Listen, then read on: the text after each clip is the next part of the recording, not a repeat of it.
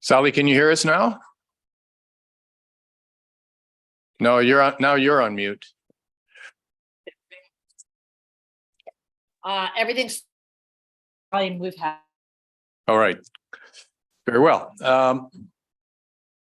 Good morning. Welcome to the October edition of the Township of Muskoka Lakes Planning Committee meeting for October 23. I call the meeting to order at 9:01 a.m. I will verbally confirm that we have all but one member of council, one being present on Zoom. I will also confirm that we have the CAO, the Director of Development and Services and Environmental Sustainability, and other staff. I will advise that the public agenda was invited through the standard email on the township.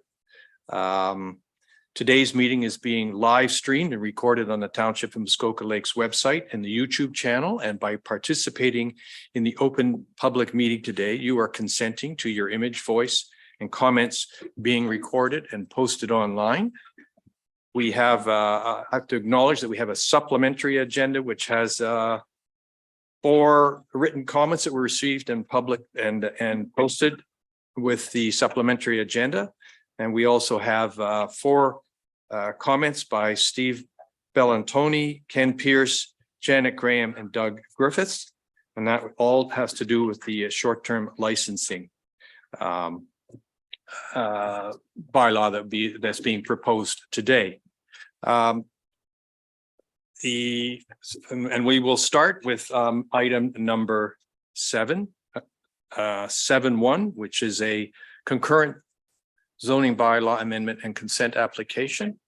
And this is B 32-23 ML zoning bylaw 23-23. And Ms. Crowder. Very well.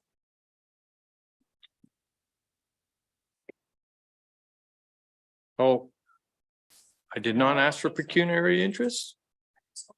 I didn't hear you. Oh, all right. Before we start with Emily, that was on my list here. Okay. All right, that's okay. Do we have any pecuniary interest on the agenda today from any of committee members? Seeing then Emily, it's all yours.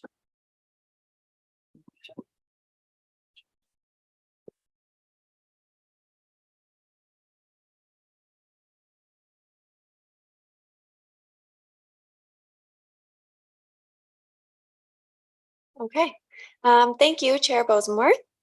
The first applications to be heard are concurrent consent application B 32-23 ML and zoning bylaw amendment application ZBA 23-23 in the name of Key Wellman.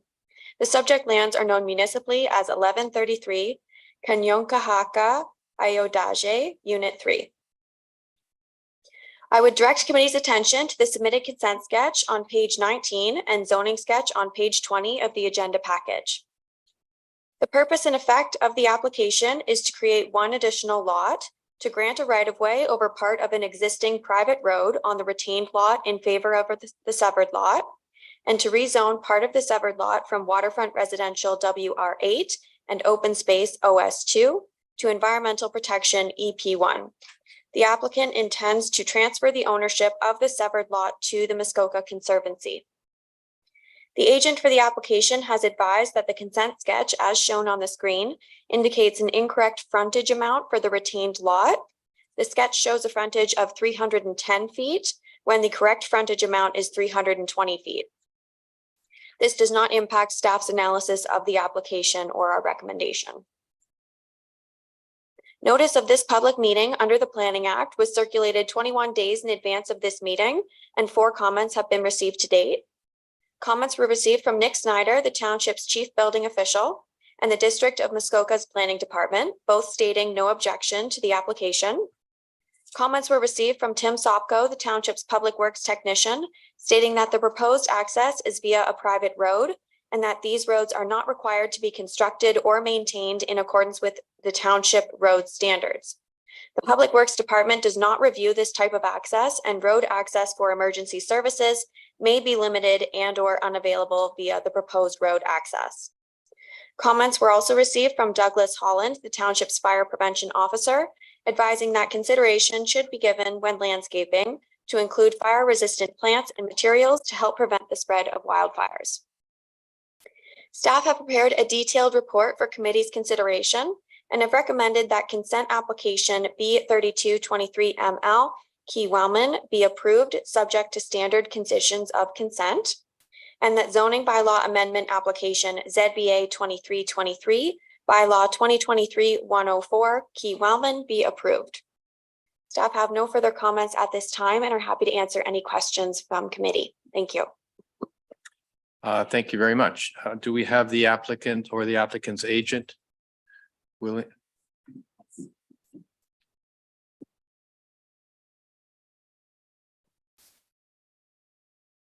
Good morning, Ms. Cope. You have 5 minutes.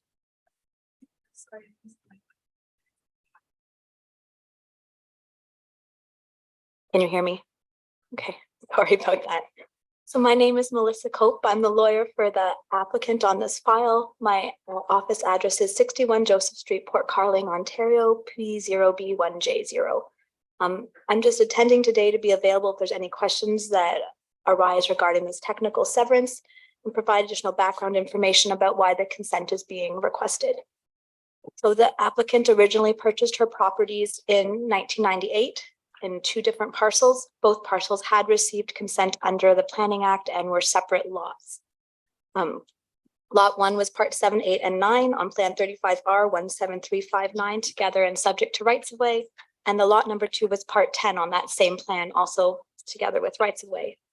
It was after her purchase that it was discovered that a portion of the Oka colonization road that was reserved in a Crown patent actually traversed a portion of the applicant's property, and that I believe it was the local snowmobile club wanted to open a trail on this section of the colonization road where there hadn't been a evidence of a road or trail when she purchased and on the surveys at the time of her purchase. So I know there was debate and it was contentious issue at the time, and that was in early 2000s. And it was decided that what would happen would be a land swap. She could retain ownership of part of the colonization road. It would be closed by bylaw, and she would give some other lands to the township for the trail. They did that, lands were swapped, and we didn't know until she was going to sell part of her property to the Muskoka Conservancy that when they did the land swap, that broke her 1998 consents, and that's why it's considered merged for Planning Act. Has always been treated as 2 lots, has 2 roll numbers, was purchased as 2 lots. And there's nothing that she did for any other reason other than give that piece of road land to the township that caused this merger, and why we're here today kind of seeing if she can have the 2 lots back. In terms of, it was commented about the Muskoka Conservancy, we do actually have a contract with them that they will be getting the land subject to the approval of the consent application so that she actually has authority to transfer the lands under the Planning Act to the Conservancy. So we do, it's contractually that's set up pending kind of the resolution on this. I do have the reference plans if there's any questions or concerns about what the land looked like in 98 and the difference between the lot that'd be going to the Conservancy now. And I'm available here for any questions. I also know the applicant had requested if there can be a consideration of possibly fee reduction in this case based on the merger happening because of a transfer of the road lands to the township and for nothing that she did with either of her parcels of land that had gotten already consent in 1998. I just want to make sure that Planning Committee knew that was one of the requests of the applicant. And I'm here if there's any questions or concerns. And I did send the different reference plans by PDF if you want me to look at them with you. Thank you very much, Ms. Cope. Is there anybody wishing to speak in favor of this application?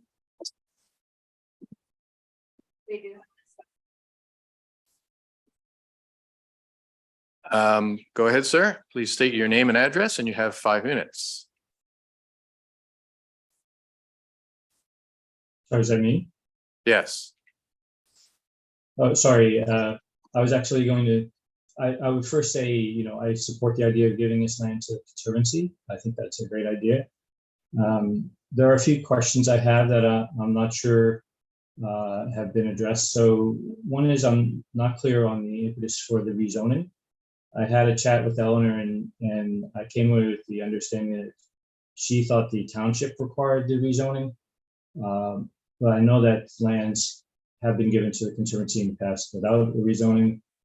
The reason I ask about that is because doing the rezoning removes the possibility of eventually potentially creating a driveway or private road through that property to my property, which is on lot 35 south of Porter Lake. So that's one question, is why rezone this? Why are we rezoning this? And I would ask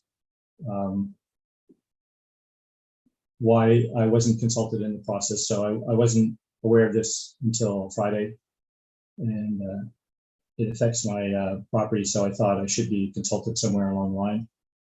His name and address. I missed it. Yeah, did you state your name and address at the beginning? Sorry, Steve Valentoni, 78 Westminster Avenue, Toronto, 96014.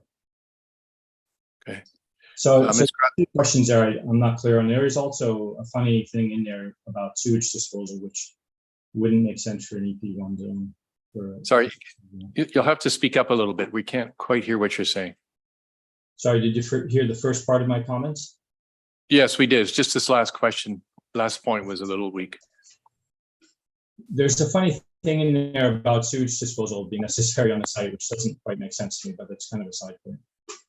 So I guess my concern is I'm not sure that rezoning this is necessary. I don't know who asked to rezone it, and doing so would prevent the possibility of eventually having a driveway to access my property through this. So there's an access question. I'm losing access, or potential access in the future. Ms. Crowder, could you comment? Through you, Chair Bosworth. Speaking to the question about circulation, the application for zoning bylaw amendments and concurrent consent applications are circulated within an 800-foot radius of the subject property. So if Mr. Ballantoni's property is within 800 feet, he should have received notice, and we can check our circulation records to make sure that he did. That being said, the question about rezoning, the subject property, when we received the application, it was to rezone to environmental protection. And during my site visit, I did note there is a large wetland feature on this property. So it does seem appropriate that the lands be rezoned to environmental protection. Also, I think it is pretty standard for lands that are to be conveyed to the Conservancy to be environmentally protected. I think that's sort of a standard approach in that regard. As far as the potential for a right-of-way over the subject lands to Mr. Ballantoni's property, I might defer to Mr. Sharp, but I believe that potential for right-of-way would need to comply with the township site alteration bylaw, but perhaps he can elaborate a bit further. Mr. Sharp. Thank you, Chair Bosworth. I believe my reading of the site alteration bylaw in this case, in the township's comprehensive zoning bylaw, I believe in this case, a driveway would be permitted in the EP1 zone, so long as it complies with all of the requirements in the zoning bylaw itself. So, for example, a specific setback from the navigable waterway. But Mr. Pink, I would perhaps just look to you, because this is a bit of a nuanced situation. And just confirm that he agrees with me on that. Thank you. Departmental discussion, Mr. Pink. Thank you. Through you, I don't have the bylaw at my fingertips, but I do believe it was set up that features like that, as long as they comply with requirements in the site alteration tree bylaw and the zoning bylaw, are permitted. I would also just clarify that I've always been advised that when lands are transferred to the Conservancy, they require it to be rezoned to EP1 so that they don't have to pay taxes on said land. So that's a pretty standard process. All right. I think we have answered your questions. So if I can just ask for a clarification, so are we saying that notwithstanding this being zoned EP1, that an access road or driveway could be put across there to reach my property? Is that what we're saying? Yes. If we can have that in the notes, then that seems okay with me. Okay. But you know, is that part of EP1 zone itself? Like the EP1 zoning permits that? Because last time I read EP1 rules, which was 15 years ago, it didn't allow that kind of thing. So, Director Pink. Thank you through you. I don't believe it's that the EP zone specifically permits a driveway. We would consider that a land use. But the site alteration and tree preservation bylaw do allow a driveway to be constructed in those areas. So provided again, it complies, I believe there's a width limitation in said bylaw. I'm on my depth here legally. I don't understand the full rules, but if we haven't noted that an access road can be put there, then I'm comfortable. All right. Thank you very much. Is there any other parties wishing to speak in favor of this application? Any parties wishing to speak against this application? Seeing none, put it over to committee for questions.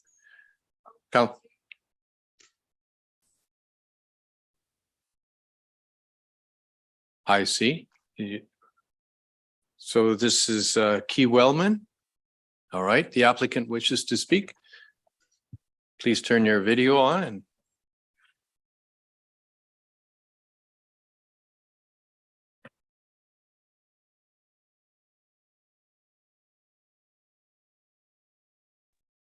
Hello. yeah, we can hear you. Do you have video and could you turn it on for us? Yeah. There we go. Good morning. My name is Eleanor Key Wellman, 1133 Muskoka Road 38, Unit 3. I believe that any driveway that would go to Mr. Bellantoni's property would have to be approved by the Muskoka Conservancy. It's up to them if they want a driveway on there or not. And how would they get to that place? Because it's a private road that is not on Mr. Bellantoni's property. It's not on my property either. It belongs to Sylvia Geist, and my access road, I have an agreement with Dr. Sylvia Geist and Mr. Joe Chesha to access my property by their road. And that agreement is for me to provide the upkeep, which I do at great expense at this point, to my property. As long as I provide the upkeep. So it's up to how that would be accessed. Otherwise, I don't know. Because there is only one road in there at this point. That is all my point. That's all I wanted to say about it. I have had this plan in mind since 2018. I did tell Mr. Bellantoni at least a year ago that I plan to give this property to the Muskoka Conservancy. So it's not a new idea. And I started this process a year ago. Thank you. All right, thank you very much. Ms. Crowder. Thank you. Through you, Chair Bosenworth. I can confirm that any proposed access to Mr. Bellantoni's property would need a right-of-way. And in those, typically right-of-ways are private matters, but in essence, whomever owns that private roadway and the Muskoka Conservancy would need to consent to that application. So Ms. Key Wellman is correct in that matter. All right, thank you very much. All right, we are to questions. Councillor Zavitz. Thank you. Through you. What I guess to Ms. Crowder, what is the fee that we're contemplating excusing or reducing, if you will? Thank you. Ms. Crowder? Thank you. Through you, Chair, to Councillor Zavitz. The fee in question is the concurrent consent and zoning rezoning fee, which I believe is, let me get the exact, I can get the exact number for you, but the rezoning fee is $2,100 and then the consent is 50% of $2,100. So I can just check and see what the total was. Supplementary while she's, thank you. And I guess the question would be then, why are we being asked to excuse that fee? Why the reduction request? No, just, you know, is this traditionally we would contemplate that, or is it, should that be part of our discussion today is my point. Councillor Nishikawa. Thank you. I'll just ask the question separately. Is there a way to split out those fees? So we heard that the properties were merged, not by choice of the applicant. And her lawyer spoke on that. So that's a separate issue for me. And we have had those come forward in the past where through our process, things happen. And so we have waived those fees in the past. I can't speak about the application for the zoning rechange. But I do recognize that our municipality has merged lots in the past. So I'm asking it, what is the separation, if the number of dollars can be separated in that way? Director Pink, do you want to answer that question? Through you, I think a committee can direct whichever separation or amounts they wish to refund. In response to the questions, it does come up from time to time where applicants will request a reduction of fees. Typically in the past, if the fault of the merger is the result of the municipality or the requirement to go through a rezoning exercise is of some error perhaps on the municipality's part, I think committee and or staff have been receptive to that.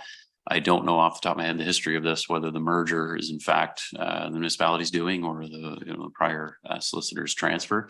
And I would like to investigate that before perhaps staff can do that research and advise council when this matters before them, and then perhaps the direction could be given at that stage. Good solution. Councillor Nishikawa. Thank you for giving me a little bit of leeway. I was around when all of this mess was taking place with the snowmobile clubs and the it was an ugly mess, quite honestly. The fact that it came out whole and in this way, I'm glad, because it was a very difficult situation to go through, and not in any fault of Miss Wellman. Anyhow, I do believe that something could have occurred at our municipality because there was a lot of confusion at the time, and I do respect that. It's not at the fault of the applicant. And I want to recognize that because it's that was a really, really messy time. Mayor Kelly. Thank you. And I'm going to keep this real quick. Merger of title often happens by operation of law when you take title to two adjoining properties and aren't considerate of the fact that if they're titled identically, they might wind up merged into one. And normally that's picked up by whoever's acting, the lawyer acting on behalf of the purchaser, who carefully or first advises, but then usually is instructed to carefully avoid having that happen. So to categorically say it happened at the fault of the township, I think it's a little premature. I think we need to make sure that staff has a look at this and can come back and tell us exactly how it happened.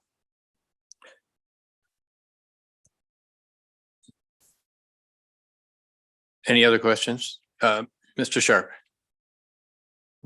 Thank you, Chair Bosworth. I do know that Ms. Cope is in the audience, and she, if anyone in my experience, is likely well versed in what happens. She may be able to lend some insight. I just thought I would. Ms. Cope, I know you were offering. Could you step up and tell us?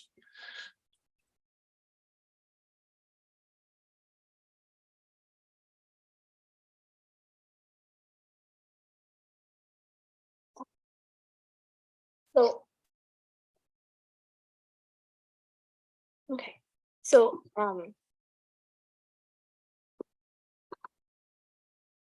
Hello. Okay, sorry. Yeah. So this is on the screen is the 1998 plan. So in 1998, I believe it was Cheshire that went through a severance process and created 2 complete lots, each having planning at consent. So both lots that Mrs. Wellman purchased had full consent on them from the municipality.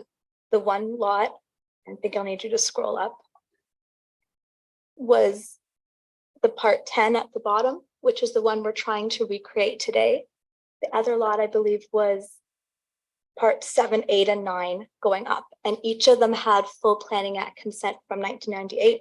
One of the file numbers was B14697ML, and the other one was B14797ML.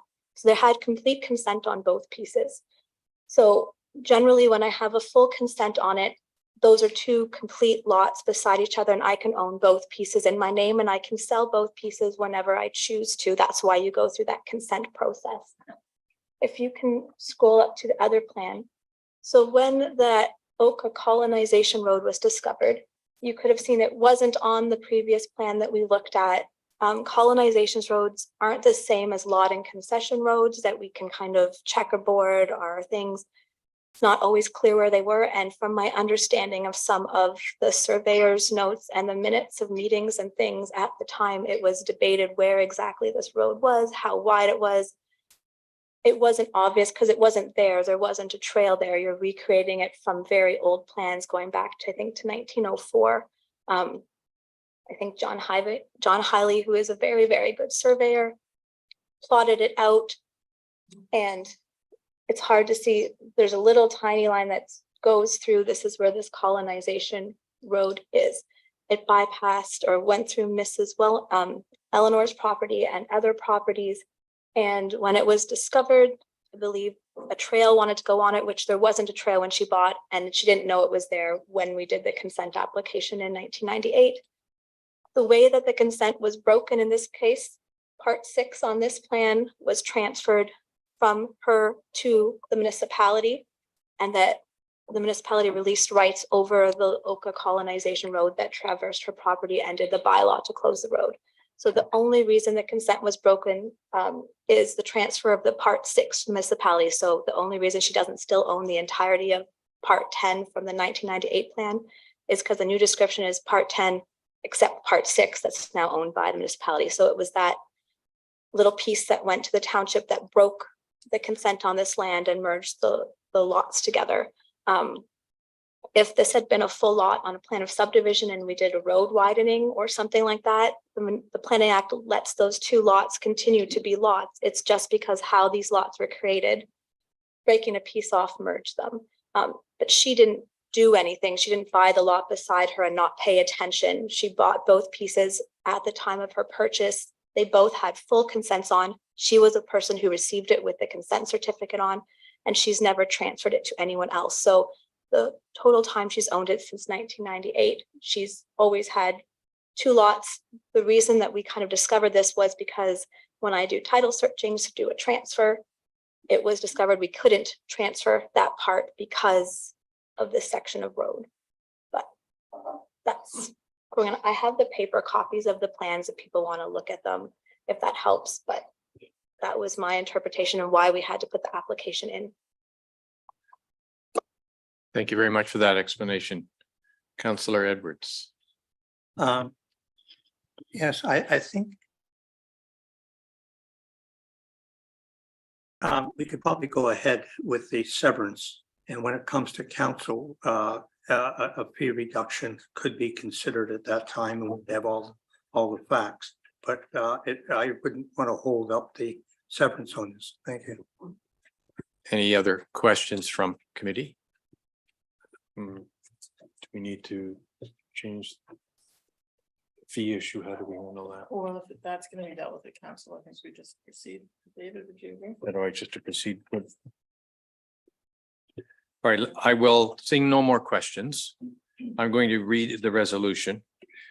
Moved by Councillor Mazin, seconded by Councillor Kent. Be it resolved, the Planning Committee recommend to Township Council the consent application B/32/23 ML Key Wellman be approved, subject to the following conditions: that a satisfactory registrable description deed of the severed lot, together with any required right-of-ways or easements, be submitted to the township along with a registered copy of the reference plan, and that confirmation be received from the township that the retained and severed lots are satisfactory for on-site sewage disposal, and that any problems identified with any existing sewage systems be corrected to their satisfaction.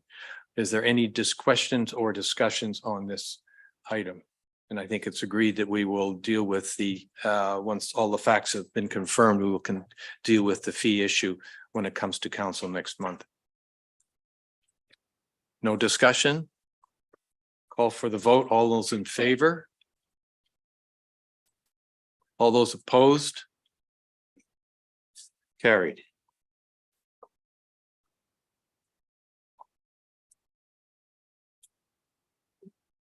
No more on that one, right? Okay, Zoning. amendment. yeah, we know, that's what I thought, it was a zoning amendment, so. And here's the zoning amendment, moved by Councillor Roberts. Second by Councillor, oh, I'm sorry, yeah. Moved by Councillor McIntyre.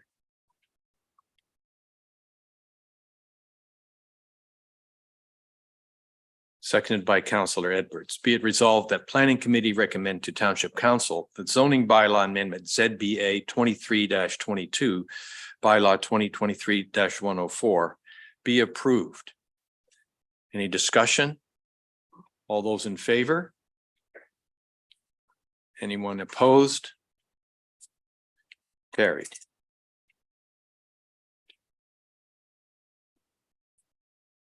Right. Ms. Crowder, today is your day. I know that. The next one is zoning bylaw amendment application ZBA 24-23. You have the floor.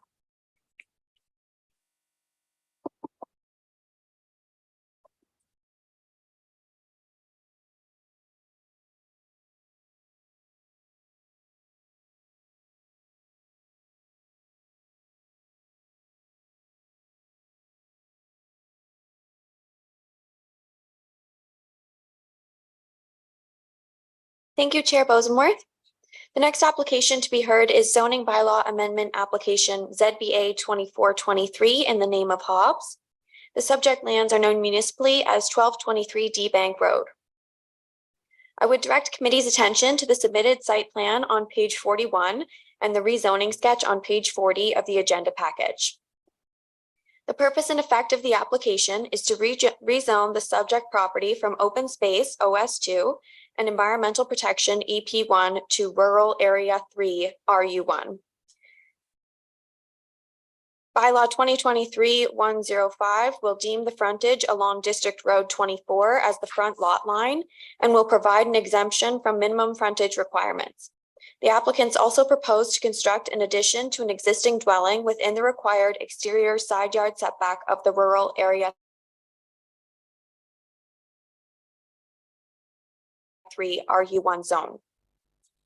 Notice of this public meeting under the Planning Act was circulated 21 days in advance of this meeting, and 4 comments have been received to date. Comments were received from Nick Snyder, the Township's Chief Building Official, Tim Sopko, the Township's Public Works Technician, and the District of Muskoka's Planning Department, all stating no objection to the application. My computer is just frozen, so bear with me.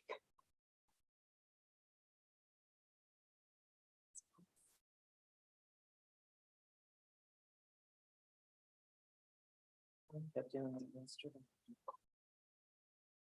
And now we're done. I was gonna say, I'll try to share my screen again. Just one moment.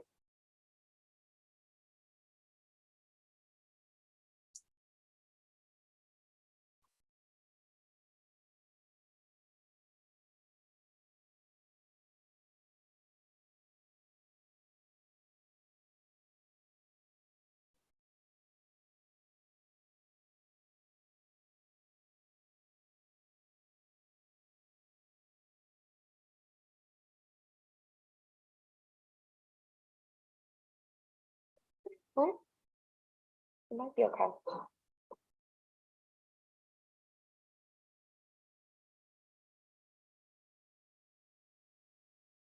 Can't see my mouse though.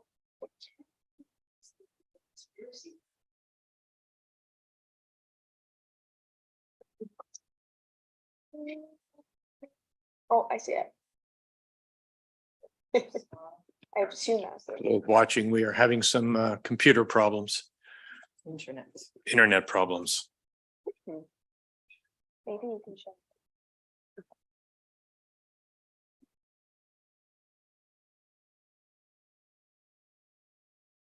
Yeah, I think if we've have certainly we have the maybe just refer to the page number if you have it. All right.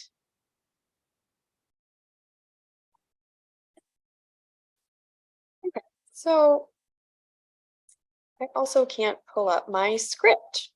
Okay. Uh, just one moment, please.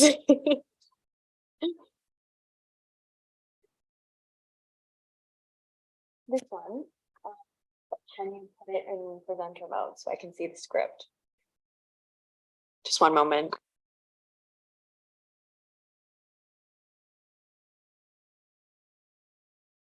Okay. Where was I? So comments were also received from Douglas Holland, the township's fire prevention officer, providing information regarding fire response times to the property, encouraging consultation with the fire department pre-construction, and advising that consideration should be given when landscaping to include fire-resistant plants and materials to help prevent the spread of wildfires. The proposed exemptions are summarized as shown. Exemption A details the exemption from the exterior side lot line requirement for the proposed dwelling addition. And exemption B details the exemption from the minimum frontage requirement to deem D-Bank Road as the front lot line. Staff have prepared a detailed report for committee's consideration and have recommended that the application be approved, subject to third reading being withheld until such time as all as-built buildings and structures located on an open original road allowance are removed or relocated onto the subject property in compliance with applicable zoning provisions. I have no further comments at this time, but if committee has any questions, I am here to answer them. Thank you. Thank you very much, Ms. Crowder. The applicant's agent, I believe, is Mr. Dennis. Yes. Good morning. Good morning, Mr. committee. Dennis. Yeah, you have 5 minutes. Yeah, I'll be quick. Lenny Dennis, Lenny D Planning. I represent the owners of the property. I think that's a fair and accurate assessment of the proposal. Certainly appreciate the efforts of staff bringing the application forward. Concur with planning to approve the application. To address the issue regarding the third reading, the owners have been working diligently to relocate and remove the small structures, and we'll continue to work with staff and hopefully have that wrapped up before the November council meeting when we can return the bylaw for third reading. Just basically, the rezoning is required to construct a small addition, a modest addition onto the side of their existing dwelling, and a detached garage. Basically, the merits of the proposal, in my opinion, it's pretty much a technical amendment. It's an existing lot, and what we're doing is just sort of restoring the historical zoning to the property, removing the open space and the environmental protection and putting it back to the rural zone. I think there's some housekeeping items, clarification of front lot line, and certainly should be no issue with respect to the setback from the road allowance for the new dwelling, as it's no longer used, and should be no impact and no public interest at stake. The EP zone is being removed. I think it's quite clear and evident in the photos that the EP is down below the bottom of the hill and not at the top. So that is being removed as well to tidy up the zoning on the property. The district have no concerns. There's been no other objections that I'm aware of, and would respectfully request committee recommend approval to council. Thank you. Thank you very much, Mr. Dennis. Is there anybody, the owner or anybody else wishing to speak in favor of this application? Nobody in the waiting room?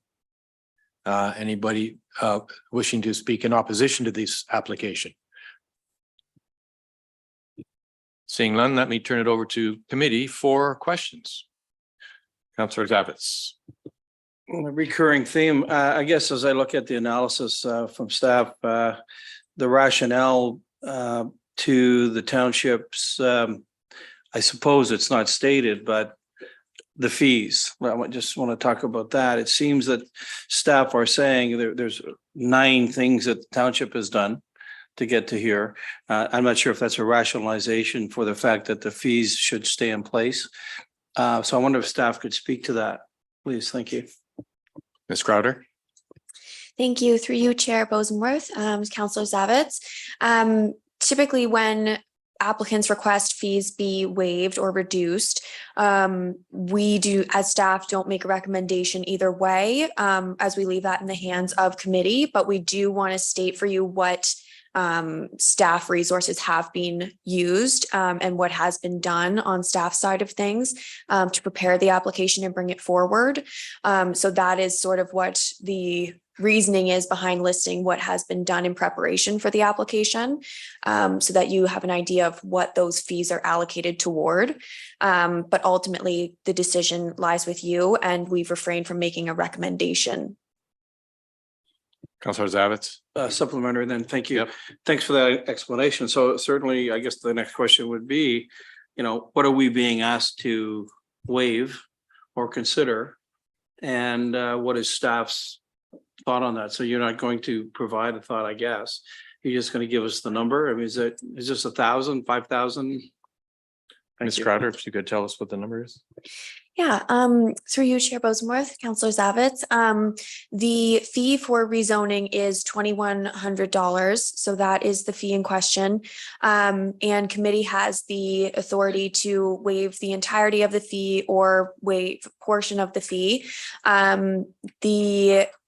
We haven't made a recommendation, but we do state in the report that it seems that these lands were rezoned in error on site. There doesn't seem to be a reason that these lands would be zoned open space or environmental protection. It sounds like at the time there was a township-wide rezoning. These lands were included in an environmental zone, an OS2 zone. So we don't see any reason why these lands have been zoned the way that they have been. They used to be RU1. So I'll leave that with you. Mr. Sharp. Thank you, thank you, Chair, and thank you, Ms. Crowder, for your detailed explanation. The only thing I would add is when the township does a township-wide zoning exercise, it's ultimately, largely up to individual landowners to keep themselves apprised of that situation and what the zoning would be on their land. I believe in the last time it occurred, there was, quite a bit of communication in the mayor's letter that would go out with the tax bill, stating that, that this rezoning exercise was occurring. So it's a bit of a tough call. We certainly do acknowledge that, the zoning was RU1 previously. It's been rezoned to S2 and EP1. It looks like it was inadvertent, so it's a bit of a tough call, I think, for staff to make, and we're really just looking for council direction in this case to assist with that decision. Thank you. Councillor Kent. Thank you, Chair Bosenworth. My question relates to the EP1 designation, which I understand you're saying was zoned in error, perhaps. Is there any reason to think there are any EP issues there? It is a nice body of water. Looks like a wetland to me, but I'm just wondering what the history might have been there. And I just want to know that you have no concerns that there isn't. Have we had an environmental study done or anything like that? Ms. Crowder. Thank you. Through you, Chair, Councillor Kent. During my site visit, I saw that there is a pond or wetland feature on the abutting property to the north. However, it doesn't look like that feature extends to the subject property we're discussing today. The subject lands are at a bit of a higher elevation. So from my personal opinion, I don't think the environmental feature extends that far. That being said, I'm not a qualified biologist. There hasn't been an environmental study done, but typically when the zoning mapping is done, it's done by aerial view. And it may just be that when this wetland feature was identified from our aerial photos, it looked like it extended further south, but I don't think there's any reason to have concern with that portion being rezoned. Can I ask one follow-up? Councillor Kent, yes. Just one quick follow-up. When I look at the picture, figure 3, so is it fair to say that the wetland feature or the lake is not is not on the same lot as the house? And who owns that? If they don't, do they own that lot as well? You can't tell. Ms. Crowder. Thank you. Through you, Chair. The pond or wetland feature is on a different lot. It's not on the subject lot. However, it is in the same ownership as the applicants. The open road allowance that runs between these two lots creates a natural severance. So the properties are both in the same ownership, but the wetland feature is on a different lot than the lot in question. Mr. Sharp. Thank you, Chair Bosworth, and thank you, Ms. Crowder, for your detailed explanation. The only thing I would add is that there is a township road allowance with a roadway separating the northerly lot containing the wetland feature from the subject property that's to the south. And I think based on our site visit and our recommendation, we're comfortable that the lands on the southerly lot that are zoned DP1 today shouldn't be zoned that way. Thank you. Okay. Councillor Zavitz. Thank you. And through you, I wonder if we, as a committee, may consider a 50% reduction in costs, unless David's putting his hand up, but I think there should be some sort of forgiveness on this piece. Thanks. Director Pink, your comments? Thank you. Not to certainly open to committee's direction as to the fee refund, but I thought what might be helpful is I can certainly appreciate or recognize that, if they're arguing the zoning is an error, we've identified that we would be supportive and don't recognize why it's zoned open space. However, the applicants would still need an exemption from the side yard setback. And that is as a result of their proposed garage and or addition to the dwelling. I'm just pulling up the exact fees here, but what perhaps could be considered, the rezoning fee is $2,100 and exemption is $1,800. So in fairness, they would still have to go through that exemption exercise. So perhaps it's a difference of the $300 for the mapping exercise that we undertake. That may assist committee's deliberations. Thank you very much.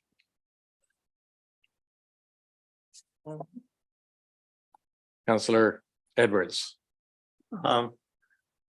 We just wanted to ask, I guess, Mr. Pink. So what you're saying is the 1,800 with the full fee, because that's an exemption. And if possible, we could have the 2,100 to make it 1,050 for that. Is that what you were saying? Director Pink, could you restate and clarify? Sorry, I'll try to be a little more clear. They paid $2,100 in total. That covers the rezoning or mapping, as well as any necessary exemptions to the bylaw. What I'm indicating is they would have needed the exemption anyway, because they're building an addition too close to the road allowance. So an $1,800 fee would have been collected regardless. But in fairness, we might not have needed the additional $300 because the zoning perhaps should have been rural all along, if we agree with that concept. Again, I don't know if we could really determine who's truly at fault for that, but zoning appears to be wrong. So perhaps we waive the $300 and just take an $1,800 fee. Straw poll on that. Okay, we waive the 300. Are there any more questions on this? In which case I will read the res. David, are we withholding third? That'll be decided at council. So we don't just read to approve it then? Yeah. So the, Ms. Crowder can correct me if I'm a little out of date on this, but I believe my understanding, we've recommended that third reading be withheld for certain structures to be removed. That can be decided in a month's time. Perhaps that issue can be entirely addressed in a month's time, and then you can give it. So we will update it in council. All right, let me read the resolution moved by Councillor Zavitz.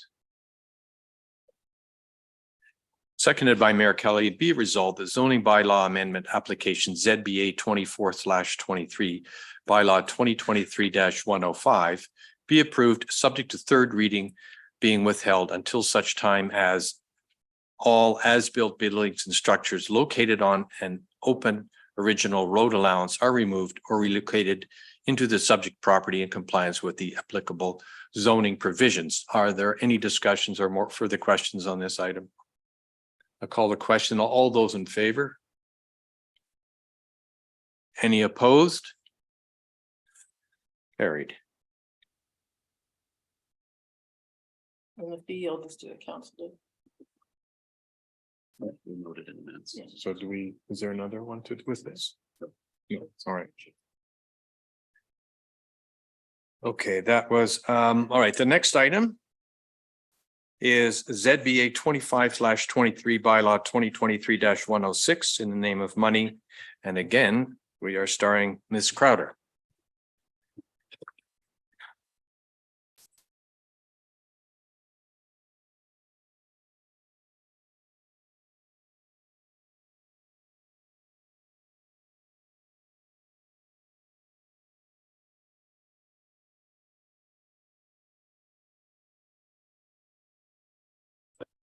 Thank you, Chair Bosemore. Hopefully we don't have technological difficulties this time, but I will try to share my screen.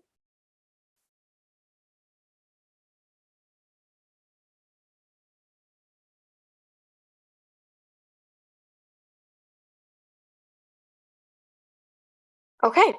The next application to be heard is zoning bylaw amendment application ZBA 2523 in the name of money. The subject lands are known municipally as 1209 Hewlett Road. I would direct committee's attention to the submitted zoning sketches on pages 64 and 65 of the agenda package. The purpose and effect of the application is to recognize an existing sawmill operation as a permitted accessory use on the subject property where it is currently not permitted. The applicants also propose to restrict the accessory sawmill use to a specific area of the property. Notice of this public meeting under the Planning Act was circulated 21 days in advance of this meeting, and 7 comments have been received to date. Comments were received from Nick Snyder, the Township's Chief Building Official, Tim Sopko, the Township's Public Works Technician, and the District of Muskoka's Planning Department, all stating no objection to the application. Comments were received from Douglas Holland, the Township's Fire Prevention Officer, providing information regarding fire response times to the property, encouraging consultation with the fire department pre-construction, and advising that consideration should be given when landscaping to include fire-resistant plants and materials to help prevent the spread of wildfires. A letter of objection was received from Shelley Raymond, Gilbert Ludlow, and Thomas Ludlow, adjacent property owners. The letter provides background history of their relationship and experience with the property, cites ongoing violations with the noise bylaw, concerns with the proposed size of the sawmill operation, concerns that an existing entrance shown on the site plan does not exist, even though it is being shown as existing, concerns that the property has not been taxed appropriately to reflect the sawmill use that has been operating, concerns related to noise, transportation, and compatibility with surrounding residential land uses. They request that the application be denied. Following the circulation of comments to committee, a letter was received from Lisa Fitzmaurice, adjacent property owner, expressing a desire for the sawmill operation to remain small in scale. Lisa expressed support for the minor amendment recommended by staff to limit the sawmill operation to the existing building and to permit open storage and firewood processing within the rest of the area indicated on Schedule 2. The letter further expresses support for the comments provided by emergency services, recommending that landscaping include fire-resistant plants and materials to help stop the spread of wildfires, and recommended that this be implemented by site plan control. Lastly, the letter requested that more limited hours of operation be discussed than what is currently permitted in the township's noise bylaw, referencing a different sawmill operation on Falkenberg that operates Monday to Friday, 8 a.m. to 5 p.m. per their listing on Google. Staff also received a submission this morning from Thomas Ludlow. Mr. Ludlow prepared a report titled Response to Staff Report, Plan 2023-172. Given the timing of this submission, I have not been able to summarize the document. However, it is my understanding that Mr. Ludlow is in attendance today and can speak to this report. The proposed exemption is summarized as shown on the screen.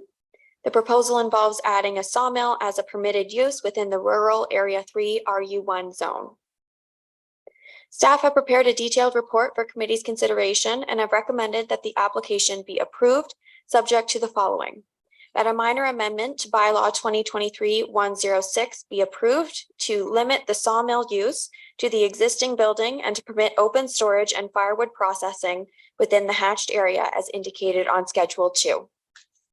I have no further comments at this time and I'm happy to answer any questions from committee. Thank you. Thank you very much, Ms. Crowder. The applicant agents, I believe, is Mr. Aldridge. Is he in and does he wish you to speak? He's present. Welcome, Mr. Aldridge. You can start with your name and address and you have 5 minutes.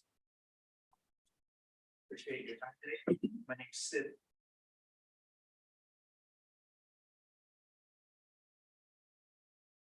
Thank you, Council. Appreciate your time this morning. We come here in regards to this sawmill that is very popular nowadays for everybody to have sawmills. Everywhere you go across Muskoka, there's one sitting in somebody's yard, their backyard or such. And in this case, this individual provides a necessary product that bigger sawmills, such as we know out at the end of the Falkenberg Road in the Bracebridge area and such, that cannot provide for materials to local craftsmen and even for different hardwood needs for different large companies such as Fowler's. Different construction companies need different cribbings and stuff like that that aren't provided. In this case here, what's happening is one of the neighbors this year, unfortunately, all of us speed. This here is happening, and he acknowledges his inconsistency with the township's bylaw right at the moment that sawmills aren't allowed anywhere in the township, small or big, commercial size or just homeowner uses. Thus, something needed to be done to bring this up to speed. We acknowledged after we received a complaint and the bylaw officer came out and said cease and desist, that we would agree to make application to make this legal. So we were speeding, we're bad. We're here today to ask you guys for forgiveness and to assist us in allowing this operation to continue. There in the past, he, as he was growing, he learned there's residue, waste, slabs, sawdust. So how do we deal with those? Well, over the years, we've learned. One of the things that different ones that did complain at one point in time at 2007, there was a complaint about a fire. At that point in time, he had requested that he could do a fire. He waited till after the fire ban and the snow was in November, which you're legally allowed to do slash burns and stuff like that. But everybody saw a huge plume of smoke and the fire department was called. So that at that point in time, we got our knuckles wrapped. We acknowledged that maybe the pile was a little too big. So since then, we've taken mitigative measures to stop this and not do that. There's no longer any burning on site, none whatsoever. He's actually befriended many in the neighborhood because he's got slabs. He bought a machine, cuts them all up into 16-inch blocks. You, neighbor, they all get free slab wood. Great way to get it. He has many friends in the neighborhood right now who may otherwise have huge heating bills if they weren't being akin to Mr. Westling's generosity of delivering that for free to them. Sawdust, everybody complains and says that's a problem. We've seen different sawmills in the past where spontaneous combustion can happen from different things like that. We've thought about these things. It's a problem. We saw this summer, we've had fire bans on just because you couldn't even go riding out with your ATV and such because a spark could ignite the bush. So sawdust could be done at the same time. We have mitigated that measure too. We've solved it. There's a local construction company that provides a aggregate and topsoil. They add that sawdust. We deliver it to them for free. They take it for free. It is removed off site to make that a safe mitigating measure.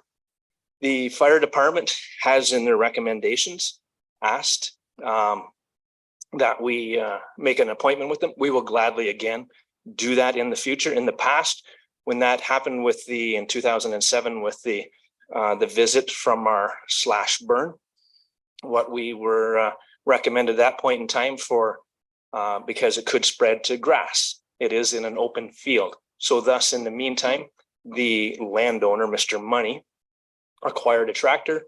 He brush hogs to a wide perimeter around the whole thing, so that if in such a case it should happen, we then are covered where we're not going to have a grassland fire. Mr. Aldrich, you're coming up on your 5 minutes. Oh, sorry. So we just wanted to show that we are working and making better. We all grow in our means and our measures. And so that's different things that are brought up about taxation and stuff. That is irrelevant to this here. This isn't part of the jurisdiction. It's federal taxes, things like that are clean about. Thank you very much for your time. If we can answer anything later on, we're glad to do so. Thank you very much. Is there anybody else wishing to speak in favor of this application? Please come forward. You can start with your name and address, and you have 5 minutes. My name is Tim Beckner. I'm at 1223 Hewlett Road. We're kind of in the middle of the Money property, kind of cut out in the front there. I have a letter. It was written by my wife. I'm going to read it the way it is. I'm not going to adjust for being in her person, or we'll be here all day. Dear Council, and to whom it may concern, regarding the proposed bylaw adjustment. I'm writing along with my husband to express support for Joan Money and the intention to rezone the area of her property to include the established sawmill, and in support of the sawmill itself and the owner and operator, James. My family resides at 1223 Hewlett Road, Muskoka Lakes. Our property is the small rectangle that appears to be cut out from the bottom of the Money property. We moved up from Bolton, Ontario, November 2020. Moving to a new town is hard. Doing so in the middle of a pandemic didn't make this any easier. We loved our neighbors in the city, and we're genuinely concerned about who we would have to live in the community with after the move. She has been a registered nurse for over 10 years, so getting a job and meeting new people was relatively straightforward. For my husband, me, a stay-at-home dad, online school navigator, hobby woodworker, and volunteer firefighter, it was not so easy. Meeting our neighbors was step one. I believe the Oxford Dictionary gives the best definition of the situation at hand. A neighborhood is defined as a district, especially one forming a community with a town or city. A neighbor is a person living next door. And finally, the term neighborly is defined as the characteristic of a good neighbor, especially helpful, friendly, or kind. Joan and Eric are each of these things. No ill will, no malice, no frustration, and no inconsistencies. They drop off blueberries and rhubarb and holiday baking. They call us when something is happening we should know about. They let our kids bike on their long driveway and visit them on Halloween. Joan and Eric are neighborly, helpful, friendly, and kind. James is each of these things as well. He drops off wood, he checks in, he visits, he offers a hand, he offers work, he offers advice and wisdom. He helps us maintain our property and supplies wood for the winter. He is not noisy, pushy, intrusive, and only asks for the same in return. The Muskoka Lakes website is another location that speaks to the issue. On the bylaw enforcement code of conduct page, it states to be friendly and be courteous. Introduce yourself to your neighbors. Be considerate. Be reasonable, and handle problems politely. The best way to be a good neighbor is to follow the golden rule. Treat others the way you want to be treated. We have known the Moneys and James since the first week we moved in, and they have been good neighbors to us. Sharing a property line with them, we have a very good idea what goes on that property. James is considerate with his work, while I can hear the mill running on a clear day. He has never started up in the morning before the kids are already awake, and always wrapping up, or has even already left for the day by the time the kids are even getting off the bus. He is considerate of those around him with the noise and the time of day, despite being able to operate louder and longer. I have no concern that if or when his business grows, it will negatively impact our reasonable expectation of peace. I have no concern that we would feel unable to exist freely outside or be unable to enjoy our quiet slice of property. I have no concern that we would not be able to find a resolution to any problem that should come our way in the future, because James is a good man that naturally epitomizes the characteristics of a good neighbor. I would like to strongly encourage the council to move forward with granting the proposed bylaw adjustment. Thank you. Thank you very much. 10 seconds short of 5 minutes. Very good.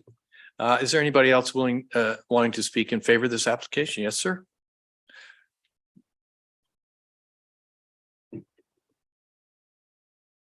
Morning, Council. Good morning. Richard Childs, 1064 Old Falkenberg Road, P1L 1X4. I'm here in regards to James Westling and giving him some character information. I've been a former employee of Fowler Construction for 47 years. And in the last 25 years, I've known James Westling.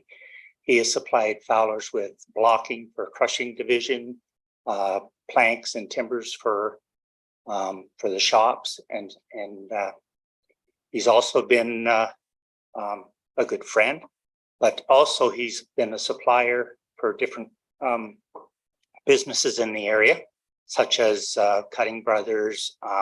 He also supplied a lot of the lumber for contractors for different jobs in the area. And one that I helped him with there was the building of some buildings at Brookland Farms. He supplied all that, so he supplies a good service, reasonable price, and I believe that for him to continue at the site would be an advantage to the community. And I thank you for your time. Thank you. Thank you very much. Is there any other wishing to speak in favor of this application? Do we have any wishing to speak against this application? All right, let's do the Zoom first.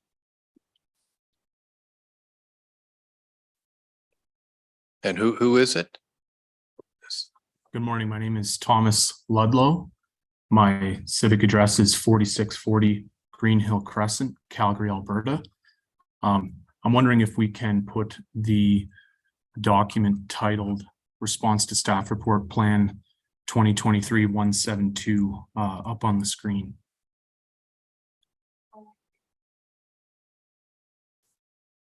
Ms. Crowder? Thank you, through you, Chair.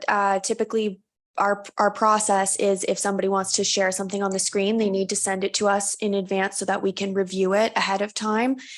This was in my inbox this morning, so we will not be able to share it. Mr. Ludlow, if you could just continue on then, please. Okay, well, I'll read the document.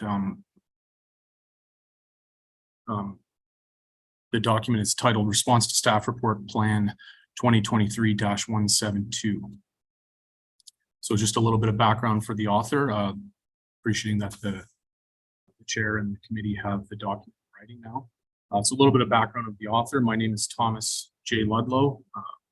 I have a BCom, Bachelor of Commerce from the University of Guelph in Real Estate and Housing, Diploma in Urban Land Economics, postgraduate certificate in Real Property Valuation, and a certificate in Real Property Assessment from the University of British Columbia, Sauder School of Business.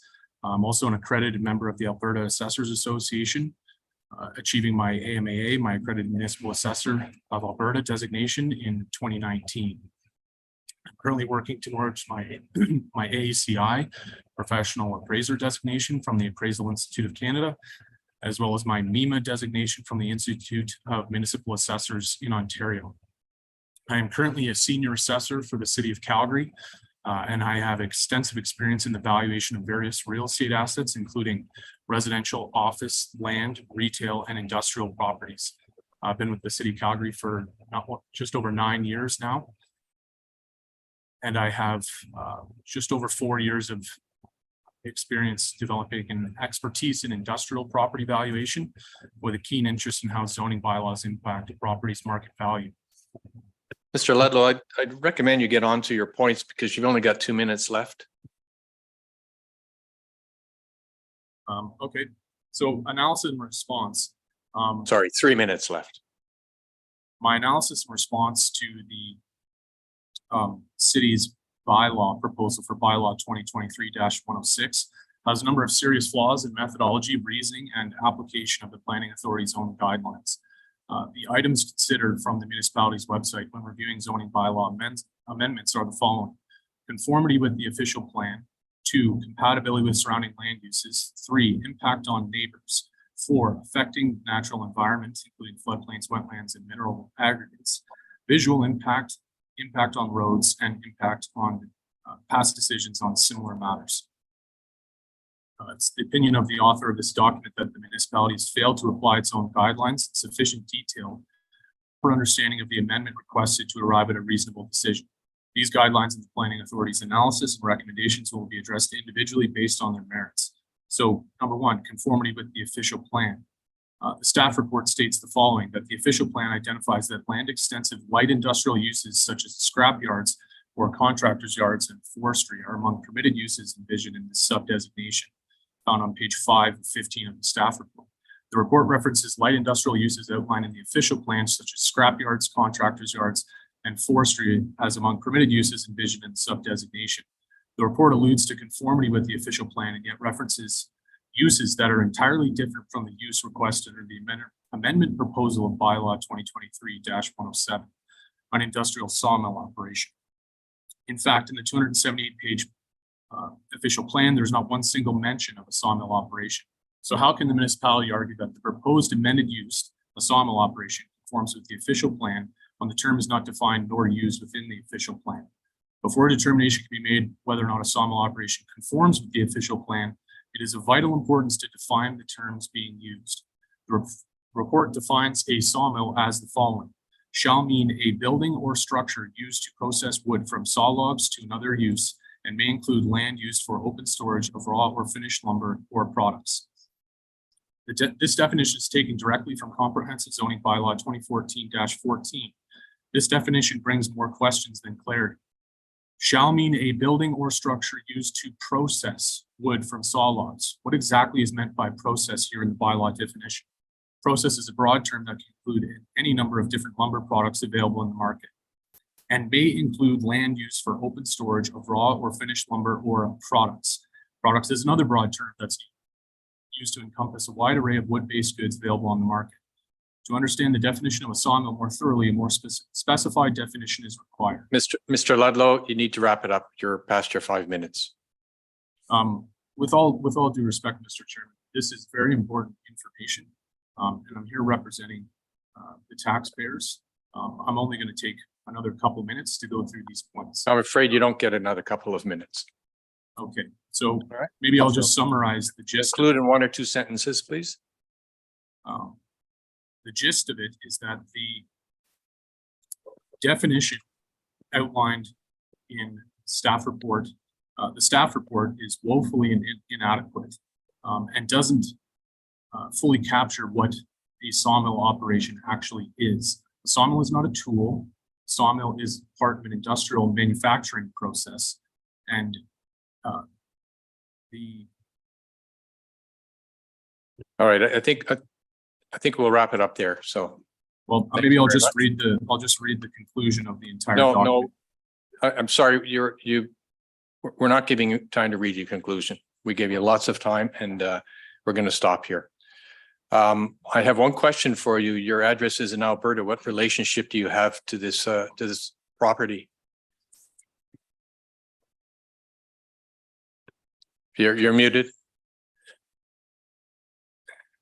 I'm the son of the property owners directly across the street, and I have an interest in 2072 Falkenberg.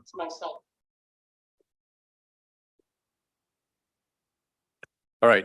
Thank you very much, Mr. Ludlow. Is there anybody else wishing to speak against this application?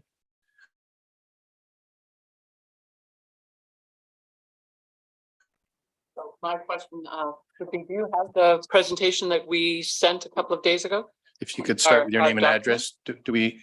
Yep, my name is Shelley Raymond. I'm a broker of record with Soltaire Realty, and my address is 2072. I live directly across from the operation. I'm here to object to the proposed zoning bylaw amendment and to recognize the existing sawmill operation currently operating at 1209 Hewlett Road. In my opinion, the proposed amendment must not be approved by the committee. And again, I'm asking, do you have any of my photos that I sent or any of the things? Ms. Crowder, could you comment? Yes, through you, Chair. We do have your letter of opposition. I did not know that you wish that to be a presentation, but I can share it on my screen now if you'd like. Well, I would like to certainly share some of the photos. We can just quickly run through some of those. Even if we don't have time, let's just share map 5, 8, and 11. I do have your photos here. Would you like me to share them or? Sure. Okay. Please. Appreciate it.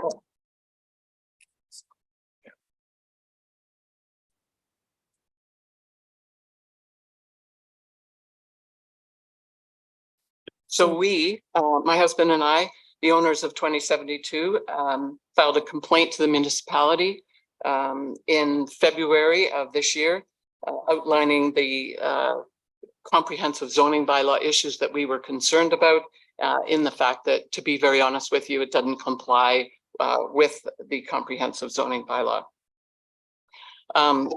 Maybe you could just go to map 2 first. I'll just talk about map 2. I was going to give you an idea of the topographic between the subject property and the complainant, but map 2 will also give us a little bit of that. I think the most important thing in map 2 is that the surrounding area is all rural area, and you can see just behind our subject property, I'm not sure, or not, just behind our property, which is across from the subject area, there's also environmental.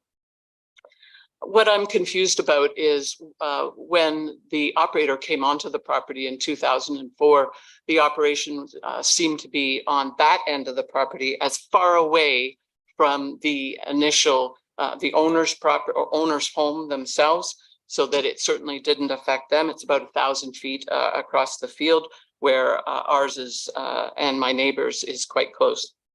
So if you look at that map, you can see that there is some industrial operation. Why wouldn't it have been recommended closer to the industrial area rather than the residential area? So let's go to map 5. And map 5, he started in 2004 as a firewood operation, and map 4 years later, this is what happened. He brought in a sawmill, and then by map, let's see, map 8, you can see the difference in how much bigger the operation is getting. By map 10, you can see that the gray area there's a triangular area there that looks like that's what the proposed expansion area is. And by map 11, we can contrast and compare the 3 maps, but you can see that it's getting larger and larger, and this does not, as the municipality has already agreed, does not comply with the zoning in the current area. So let's skip over to map 13, where there's a couple of points I just wanted to make. You can see that my property is 2072 Falkenberg Road. You can see my driveway, and it's pretty much adjacent to the entrance to the property, which, by the way, doesn't have a civic address. So there is no address on that side. You can also see on the top the existing entrance number 3, and it currently doesn't exist. It's just written into this report, but it currently doesn't exist. He's also added an existing, where he's calling it existing, but on the southeast end, which is the lowest end, in fact, he added that existing driveway. I'm not exactly sure of the date, but it didn't exist when he moved onto the property. So the impact to the neighbors has not been covered by the staff report. And I'm surprised by that, because I think that's unfair, because there is an impact to the neighbors. And this exemption expansion of the commercial industrial sawmill operation should certainly have taken that into effect. So let's quickly just go to photograph 1.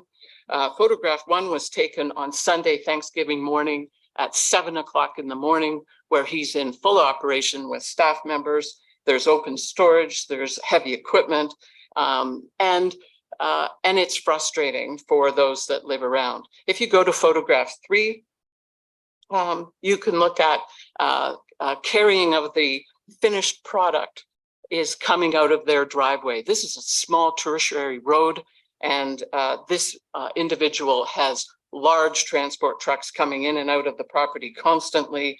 If you look at photograph 4, you can see that they're huge and they're full. And if you look at the scope, really, staff didn't identify the scope in their report.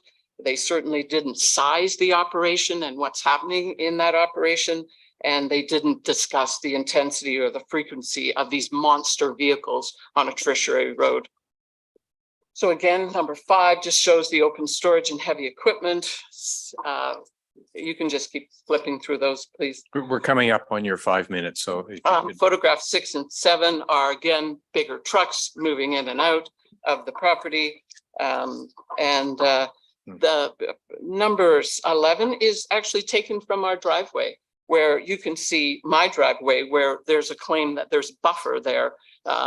Basically, most of the trees along the front have been removed by the operator simply because he's using them for gain. All right. I think, with all due respect, I've been dealing with this for 20 years, and it's frustrating that you won't give me a few minutes to just have a conversation, because I haven't had any conversation. You don't know a lot of the history of what's gone on. And I think it would just be respectful. And I'm asking you, I'm begging you to please give me a bit more time. You have 1 more minute, please. There are a lot of unanswered questions. Who's operating it? Is it a sole proprietorship or a corporation? The sign states that it's a tree service, but at the same time, is there a business registration number? Is there an HST number? There's no website. If you look at any of that information on the front of his thing, there's nothing. I've been dealing with this individual for many years. And the interesting thing is that, again, We're not looking at a sawmill as a tool. We should be looking at a sawmill as a huge operation. And that's exactly what he intends to do on a very rural residential area. I am strongly believe that the conversation about the fires is unfair, because what he's not telling you is that he lit those fires over and over and over. They weren't 6 feet long. They were 50 feet long by 30 feet tall. Thank you very much. You've had your extra time. Is there anybody else wishing to speak against this operation? This application, rather. Good morning, Chair Bosworth, members of the Planning Committee. My name is Gilbert Ludlow. My address is 2072 Falkenberg Road, Port Carling, Ontario. My wife and I live directly across from this commercial industrial sawmill operation. I'm here to voice my opposition to this proposed zoning bylaw amendment to recognize and permit the exemption expansion of the existing commercial industrial sawmill operation located at 1209 Hewlett Road. I am here to exercise my right to peaceful enjoyment of my property as granted to every citizen under the Ontario Human Rights Code and Bill 190. Referring to your proposed document coming up on the agenda, Schedule A, short-term rental accommodation, and if I may quote, purpose of the code. The purpose of the Renters Code of Conduct is to acknowledge that short-term rental accommodation premises are permitted in residential neighborhoods and that the permanent residents of these neighborhoods have the right to enjoy their own. If I could interrupt you, are you talking about short-term rentals? I am talking about your addressing the right to peaceful enjoyment of property. Very well. If I may continue, that the permanent residents of these neighborhoods have the right to enjoy their own properties without nuisance. Permanent, again referring to the same document, noise and residential amenity. No person shall make a noise or cause a disturbance or conduct themselves in a way that is likely to disturb area residents at any time of the day. Some of these activities include, but not limited to, loud music, outdoor, backdoor gatherings, activities involving excessive noise or disruptive behavior, late evening or early morning disturbances, and yelling, shouting, singing perversely loudly. Renters and their guests are not allowed to disturb neighbors or interfere with their enjoyment of their premises or the public realm at any time of the day or night. At any time of the day or night. Failure to comply with the conditions of the township's noise bylaw 20583 may result in an administrative penalty or other legal action being taken. Municipalities must follow the Human Rights Code, yet no consideration in the staff report was given or even mentioned regarding my rights as a property owner. Why are these rights not afforded to me? This is clearly referring to the Human Rights Code and Bill 190. 210 days have passed since the issuance of the compliance order, and today, 210 days these people have had to arrange and put together an argument. We've had 21 days to put together ours. There has been no regard given in staff report to the impact of the constant piercing sound of the commercial industrial sawmill operation on the neighbors or surrounding area. The buffer, as indicated in the report, might be considered a visual barrier to some extent, but the buffer doesn't provide a sound transmission barrier. Why has the staff report not taken this into consideration? The staff report has also failed to describe the sawmill building itself, containing the bandsaw mill machine. The building is a hollow steel shipping container with an overhanging roof with one wall on the south end of the container, which forms a sound amplifying chamber. Imagine a drum or a megaphone. You can't put this on screen, but the sound is amplified by the building shape and is directed through the opening in the buffer, which is the driveway entrance approximately 50 feet wide, in a straight line, uninterrupted towards my home. Every single time that machine starts up, we hear it clearly and loudly. On the staff report, page 7, figure 6, if you can get it up or not, there's a photo that shows the estimated distances from the sawmill to the nearest residential dwellings, clearly showing the line of travel of the sound traveling through the buffer opening directly at our home. In addition, all machines operating in front of this building reverberate and amplify this sound directly again towards our home.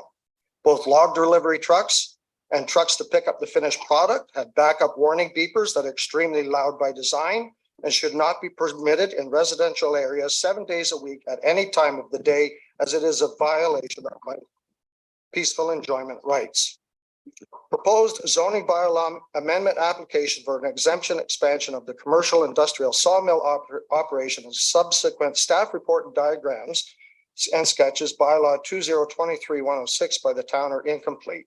The submitted drawing zoning sketch page 1 indicates the distances to the neighbors' homes as 385 feet. You might want to wrap up now. You're at the end of your 5 minutes. Again, I say this amendment application must be denied as it is incomplete and has not addressed all the issues, including peaceful enjoyment of property. In addition, I was asked that a cease and desist order also be issued to enforce to stop further operations on this property that continue to violate my rights until this issue is resolved in this planning process or the Ontario Land Tribunal or the courts. This is a continual violation of my peaceful enjoyment rights under the property. Thank you very much, sir. Human Rights Code. Thank you very much. Is there anybody else wishing to speak against this application?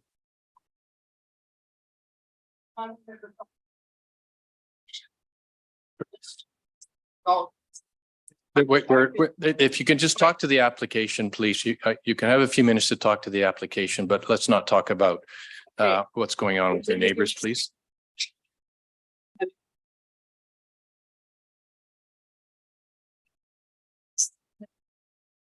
Trucks running on Hewlett Road all the time with their Jake brakes going. The beepers are going from 7 in the morning till whenever it's dark. And it most of the time it used to be 7 days, but they've addressed it to 5. So it goes from 5 days a week, Monday through Friday, and usually holidays. So the trucks start running at 6:30 in the morning and they have backup beepers going all the time. So we don't hear the mill going, but we do hear all the other beeping and sounds of machines all the time. Thank you. Thank you very much. Is there anybody remaining wishing to speak for or against this application? If not, let me turn it over to committee for questions of the applicant. Councillor Zavitz. Thank you, and through you, I guess to staff, and perhaps maybe I should start at the top. So to David Pink, our director. Clearly, staff is supportive of this application, and yet we know that in fact we don't allow sawmills. This is a sawmill that is a commercial operation that has been in force since 2004, and it's 2023. I'm how do I say this? I'm a little surprised that staff is supportive as you are, and I guess because of we as a group of 10 are being confronted with the option of saying yes and supporting a sawmill that today is illegal, and there may be more sawmills in this township, and I think there are, quite honestly. We are opening a complete Pandora's box by supporting this, and yet here's a commercial operation clearly that to say stop. Wow, that would be quite a thing to unwind that operation. But right now, that operation, by virtue of our bylaw people, that is illegal. And so anyway, to staff, to David, if I could. Director Pink, some comments? I guess in response, I would point out a few things. I mean, keep in mind, every application before you is looking to permit something that the zoning bylaw doesn't. And I think we recognize it. Let staff, Mr. Sharp, Ms. Crowder, to speak to the reasoning in the report. However, I think we need to recognize that the rural area is different than the waterfront that we deal with predominantly. It recognizes that there's a number of land uses that are usually land extensive, large land extensive land uses and home-based businesses spread throughout the rural area. And the official plan recognizes that and encourages those types of operations. I think we would recognize that staff are by no means experts in sawmill operations, and I think the neighboring property owners have raised some legitimate concerns around noise and perhaps further information on an actual definition of sawmill. If committee's concerned, staff are happy to go back and can provide a follow-up report, providing some additional comments in those regards and perhaps some additional mitigative measures in an attempt to address the concerns raised. Happy to do that. Councillor Nishikawa, a question. We haven't read the yet, but we can do that if we'd like to go on discussion. Pardon? I was not. Fine, very well, please. Yeah. Thank you. I think I had larger questions when I saw the photos. Very concerned because in past applications and in this area, we have made requests that there has to be 100-foot buffer from the road. And certainly we've had that request if they were on 118 or 169, one of the major roads. But, you know, we have asked for 100-foot buffer many times, and I'm not clear why this is not in place. And it really concerns me that there's no buffer at all on this property. It looks like there was a clear cutting that continued to happen. And therefore it will affect everybody, all the neighbors, if you don't have. So I'm just wondering about that discussion, like where that's at, or where I'm looking for opportunities of improvement, but that buffer zone is a concern for me. Ms. Crowder, any comment on buffer zones? Sure, through you, Chair, to Councilor Nishikawa. Yes, so in this zone, the required front yard setback from the roadway is 50 feet. The zoning sketch we've received shows that the area that they would like to permit the sawmill operation is 50 feet from that front lot line, and that the mill itself, the building, is 100 feet from the front lot line. The buffer, as you can see in photos, I think could be explored to be enhanced. We've basically, when the staff report was written, we hadn't received comments from any of the public yet. And I think that we've received them today and in the days leading up to the meeting, and there are some concerns surrounding noise, and a buffer may help mitigate potential impacts of noise. But we did do some research, and the Ministry of Environment and Conservation and Parks does speak to noise impact assessments. And that's something that committee may consider and staff can explore further and do some more research on. But essentially that is something that committee can include as part of this decision, is that an assessment be conducted and potential recommendations from that assessment be implemented, either through a holding provision, or we do believe that site plan can be imposed for this property because of the natural heritage features on the property. There's been some changes to site plan control, as you all know, and when it can and cannot be implemented. We think it can be in this case, but that is something that committee can explore or can ask staff to explore. Any other questions from committee? Councillor Edwards? Councillor Kent, sorry, Councillor Kent. All right. Councillor Kent. Yes, thank you. Can you hear me? Yes. Okay. Okay, I had a couple of quick concerns. First, consistent with what we were just discussing, I was shocked when I read the report that given that the township noise bylaw was not specifically written for sawmills, as sawmills were forbidden, timber operations effectively, the fact that this runs and has the ability to run from 6 a.m. to 9 p.m. Monday to Saturday, and on the weekends on Sundays, you know, I find that from 9 to 9 on Sunday, that's what the bylaw allows. The bylaw, somebody noted that another operation down the street or on Falconwood Road somewhere only operated from 8 to 5 Monday to Friday. I think noise, and I think a noise impact assessment would be very, very valuable. Number two, I'd love to find out if the driveways that were noted by one of the speakers, the one with all the photos that was so well done, are those legal, or were they just plunked in there and were never, granted per the bylaws originally. And then I'd like to find out as well whether the business has any registrations. Is this a business that's just evolved? If they can't find a website, you can't find any information on it. Like, I do question the validity of this business, even though it's been in operation since 2004. So 3 items: noise, driveways legal, and the proper business registration. Ms. Crowder, comments? Thank you. Through you, Chair Bosenworth, to Councillor Kent. Yes, I believe I can share some information on 2 of the items that you have spoken to. As far as the entrances, we have reached out to our Public Works Department to confirm first that those entrances have permits. And if they don't, if they would potentially receive permits if they were to apply for them. I have not heard back from our Public Works Department yet. So I think I would wait to comment on whether they are legal or not until we receive the advice from our Public Works Department.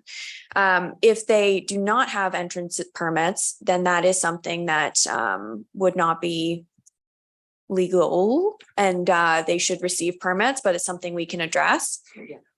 The prohibition, so perhaps I'd look to Mr. Sharp or Mr. Pink to confirm this, but I think that there might be some confusion around the prohibition of a sawmill in the township. And it's not a permitted use in this specific zone, but the zoning bylaw does not specifically say that a sawmill is a prohibited use.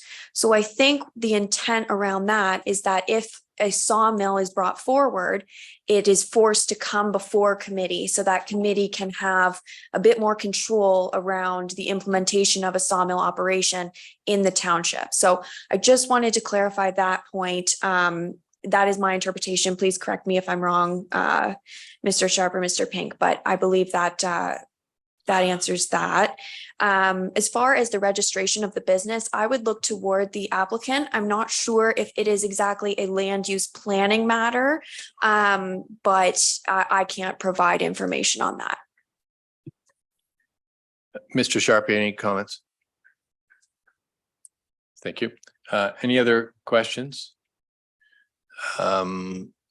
We have a couple of options here. I could read the resolution. We could have some fulsome discussion.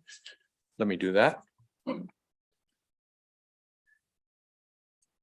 Moved by Councillor Kent, seconded by Councillor Mazin. Be it resolved that Planning Committee recommend to Township Council that zoning bylaw amendment ZBA 25-23 bylaw 2023-106 be approved, subject to the following minor amendment to limit the sawmill use to the existing building and to permit open storage and firewood processing within the hatched areas as indicated on Schedule 2.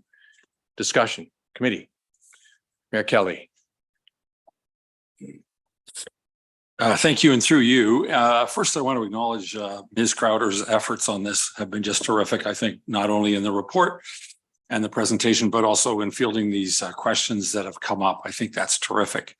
I've got two really different minds on this one.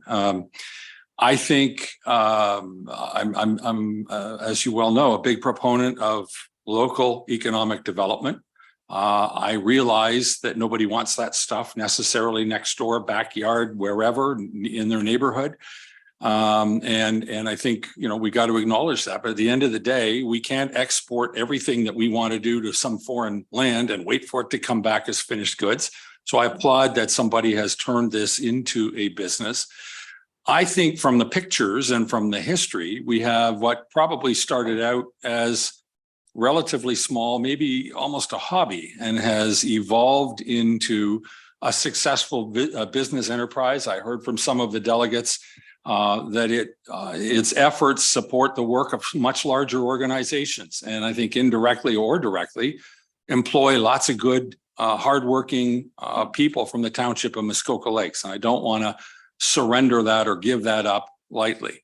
However, I also see from the pictures that it's evolved into a rather large operation, and as is the case in many business operations, as they evolve, you don't necessarily do a lot of forward planning on things like noise mitigation and setbacks and possibly siting and landscaping and anything else that can be done to maintain some peace and tranquility around what has turned into a successful business. So my suggested approach would be to pass, to defer on it today, go back to committee and ask them to come up with a proposal that could either recite or reorient or re-landscape or rebuffer or do something with the operation as it stands today and as it's going to evolve as it grows, so that it's more respectful of across the road neighbors who see it and listen to it. I also think we need to set reasonable expectations for hours of operation. A sawmill is a shrieking operation. There's no doubt about it. Backup beepers on trucks, I'm sure, have saved more lives than they have alarmed people. But still, if there's a way to turn a truck around driving forwards, as opposed to backing them in and out of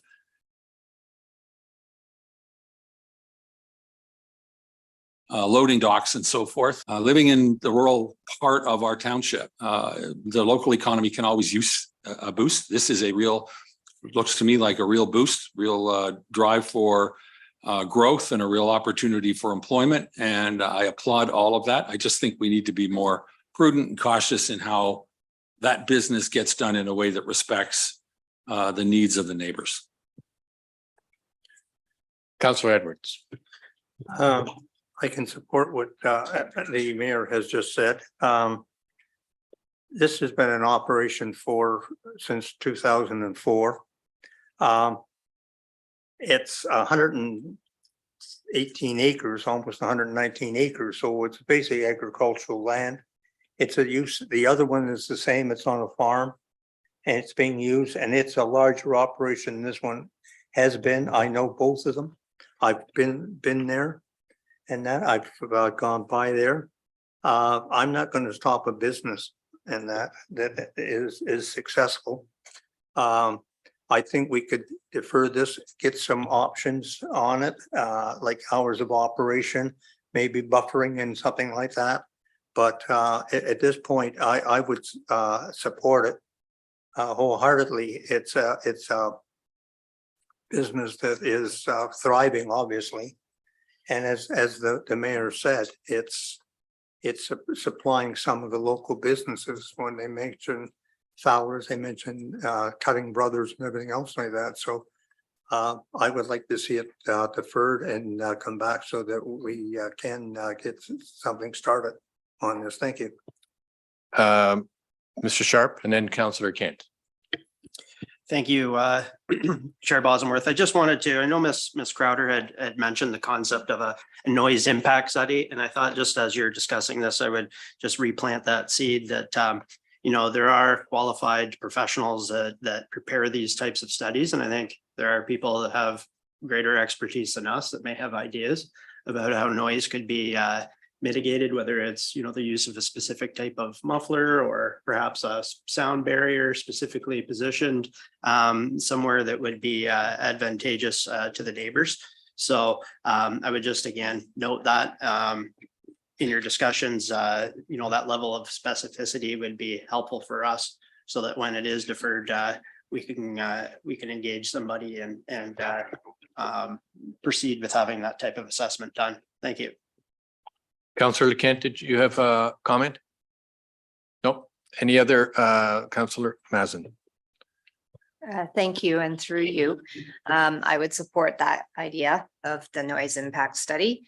And I just wanted to understand this whole thought around this sawmill. And Director Pink, you alluded to something that you could come back with. If this, if it's not mentioned in the OP and it's kind of avoided, I would almost say, in the comprehensive zoning bylaw, but we know that these exist. Is that what you were referring to as something you could come back to as part of this? If we defer it, there could be a more fulsome understanding as to sawmills, or? Director Pink. Thank you. Through you. I believe it's more details are in the written submissions that we received early this morning and late yesterday, just around the specific sawmill use. And I think one of the speakers alluded to it, just the there's a lot more than just the actual cutting. There's the preparation and preservation of all the wood. And we can certainly part of, I think we heard a number of good ideas and aspects, but I think a further thing that I was alluding to, we could look into is more strictly scale down and narrow down the actual use that would be permitted if committee or council is considering it, so that this does not grow into a large industrial type operation with those types of activities going on. It's just something, again, staff can investigate further. Thank you. And if I could just a quick Supplemental, supplemental on that, yes. because I wanted to pick up on something I believe Mayor Kelly said, which is he's those pictures evidenced a hobby shifting to more of an operational business. And I'm certainly not an expert in this area, but it could continue to grow if unchecked. And I just think that it's incumbent upon us, if we want to support local business, to understand that. So I can maybe leave that with you then to bring back in the report. Thank you. Councillor Nishikawa, and then Councillor Kent. Thank you. Yeah, this one's a challenge, and I'll say why it's a challenge for me in particular, because I do live this rural life. And I also have a real familiarity with the sawmills. Interestingly, in my little research about Muskoka in general, we were built on sawmills. We attracted people, we did all of that. However, that was 100 years ago. That was 100 years ago. We live a different life now. We do things differently. What really struck me about this particular application was the lack of any buffering. I mean, it looked like a pretty clear-cut location. That really actually quite disturbed me, mostly because I'm not sure how to put this thing back together. You can't just put a tree, like a tree there, and hope that that's going to buffer the whole situation. If I think about, even I happened to be driving in the Rouge Valley and looked at, we actually went to an old auto dump yard, right? Been there famously for years and years, but it's very interesting to see all of the type of buffering up, right? And there's not only just those fences, then there's the greenery, like there's a lot of buffering involved. That's the only way I can look at this application. There's nothing here that's protecting any of the neighbors anywhere. This is not just about a commercial operation. And it is a commercial operation. Like, even however we're rezoning things and all of those kind of things, I would suggest that there's going to have to be a lot, and I mean on 4 sides of buffering that I would want to expect to see. I would definitely want to ask for the noise impact study, please. If you need your list of asks, I really would like to see that come forward. And also as well, the question about entrance permits, I'd like to make sure that all of that is in place. And but again, I am really concerned about, I'm really stuck on the 100-foot setback, by the way, whether it's off of a not necessarily the main, but 100, that is a must for me. Councillor Kent, and then I'm going to try to wrap this up. Do you have a comment? Yes, I did. Thank you. Referring back to both the mayor's comments and Councilor Nishikawa's comments, I think that the owners should perhaps be given the opportunity to propose an alternate location on this very, very large site. If you look back on Fulton Ridge Road, and I don't know the answer to this, but where does that road go to? I see it goes to an intersection on the right, but if you look on the left, like one of Mayor Kelly's comments was a circular driveway would eliminate all the sound from the backing up and moving forward versus backing up. And they'd allow for some buffer zone back there. I realize you'd be asking somebody to move an operation, but I don't expect that this would be that substantial. I think he should seriously be given an opportunity to come back with a proposed alternate location that would sort out, if it was zoned commercial, many of the concerns of the neighbors who are farther down on Falconbridge Road near the intersection. I can't tell you what road that is on the right. I guess it's Falconbridge just continues. Anyway, I would suggest that we do that in addition to the noise impact study. Thank you. Councillor Mazin. Thank you, and through you, and I believe that I heard staff mention the ability for site plan control, and I was glad Councillor Nishikawa reminded me that there's a huge visual impact, and I think that's one of the things that the immediate neighbors were, you know, it's not just the noise, there's a visual sense to this business. So through that process, doing what we can to enhance the visual impact for the neighbors, and also, well, just for anybody on that road. And the secondary would be the noise impact. Thanks. I'm going to suggest that we consider a resolution to defer this. And I think, is everybody happy with that? Councillor Nishikawa? I'm sorry, but I also wanted to ask one other thing of Public Works. I'm a little concerned when we are directing large equipment down some of our roads that weren't necessarily built for that. And I'd like if Director of Public Works could comment on that, please. Do you want that comment now or when it comes back? No. Very well. That's what I thought. Should we take it from? All right, we've been at this for 2 hours. Let's take a break until 10 after.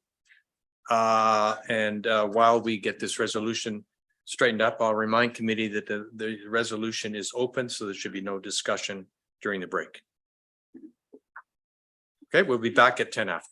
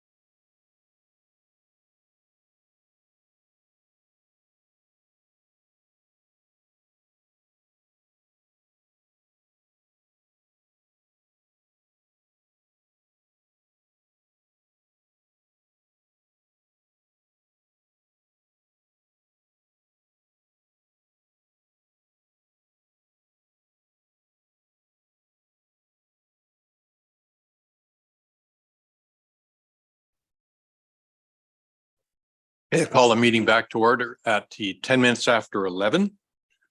We now have a new resolution to consider.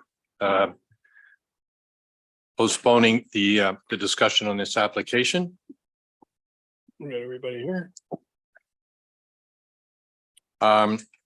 Moved by Councillor Burry, seconded by Councillor Edwards. Be resolved that the resolution be postponed in order for the applicant to submit a satisfactory noise impact assessment and other measures to mitigate concerns raised surrounding the application. Any questions from committee? Any, Councillor Nishikawa? I guess the discussion about the buffer zones and setbacks and all that, we're just going to have that conversation next time out.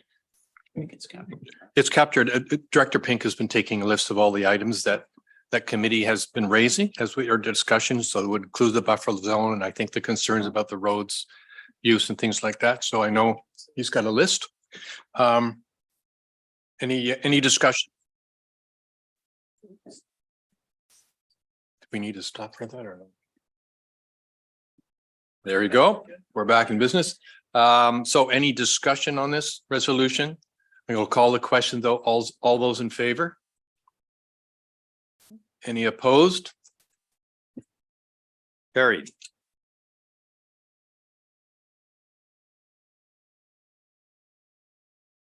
Right. Next item is a report.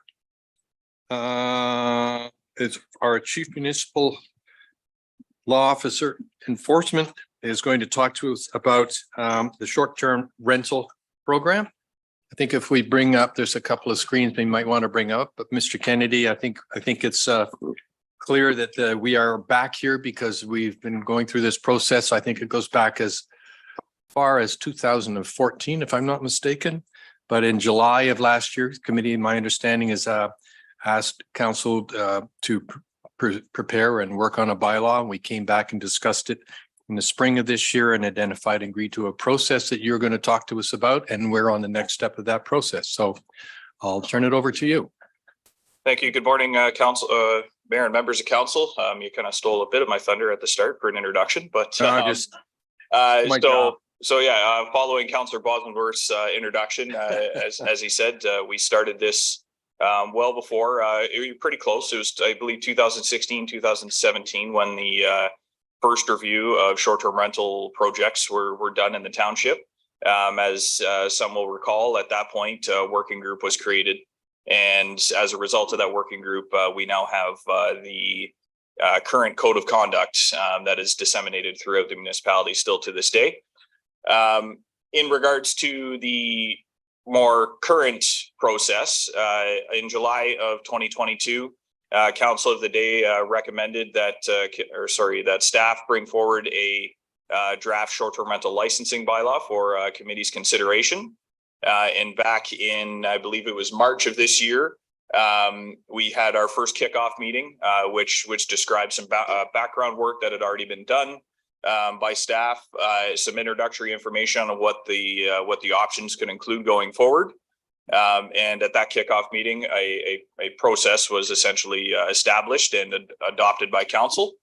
Throughout the summertime, we did the community engagement, which was the short-term rental survey.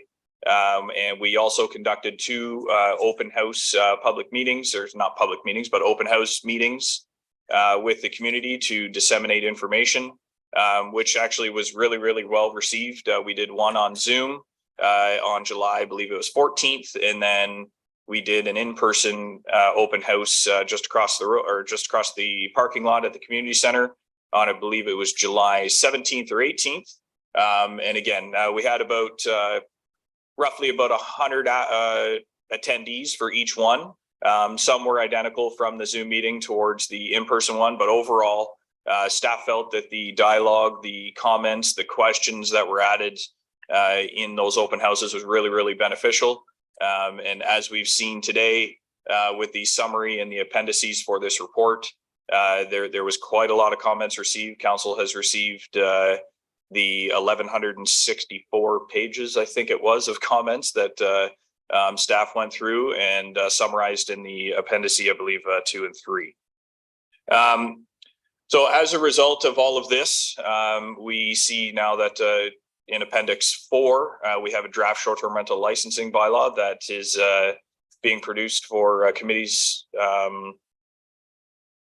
comments. And we've recommended that if council or committee is okay with what has been proposed, we recommend that it goes to a public meeting to gain community feedback on what has been proposed to committee. And going forward from there, we'd review those comments from that public meeting and anything that committee wishes to add, delete, amend to the bylaw, and then bring it back for a consideration of approval. Other than that, I don't believe there's anything else that I wish to say. If there's any questions in regards to the items in the report or any of the appendices, I'm here to answer. Thank you. Thank you very much, Mr. Kennedy.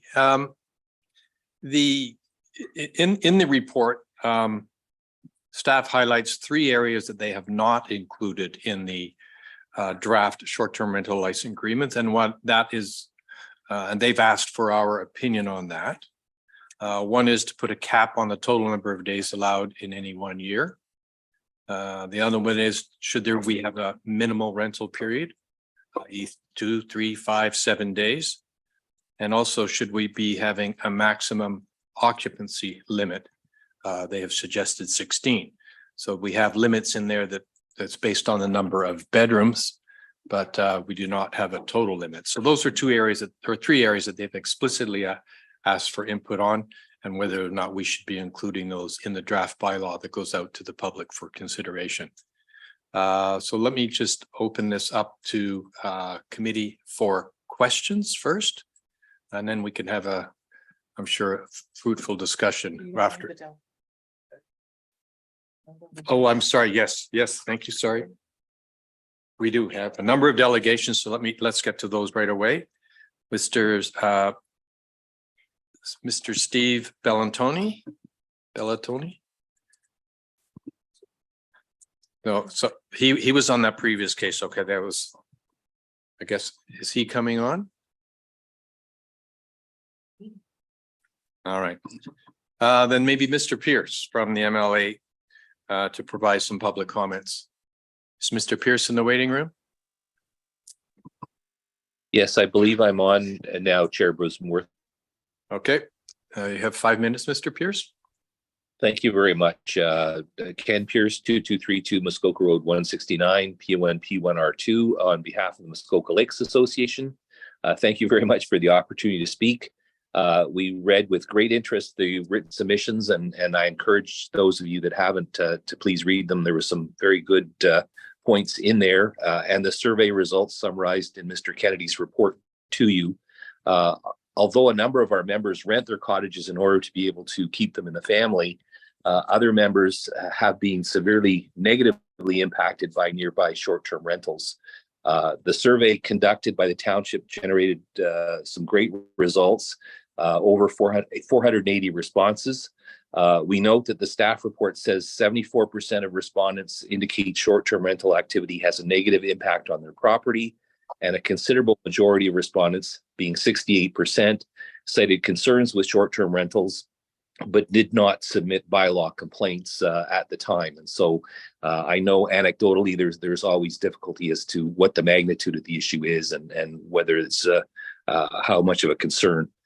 We also note staff's takeaway from the public open houses, general support for a licensing bylaw, but a clear desire not to make it too onerous or burdensome on property owners who do rent. In light of the results, committee, if it chooses to implement a licensing regime, the draft short-term rental accommodations bylaw appears to us to be well drafted.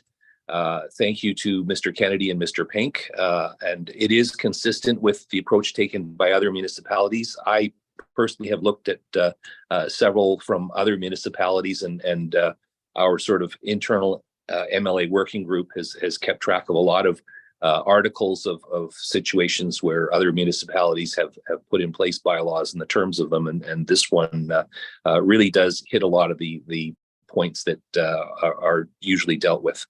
Some of these points, as was pointed out, This regime applies to short-term rentals of 28 consecutive days, calendar days or less.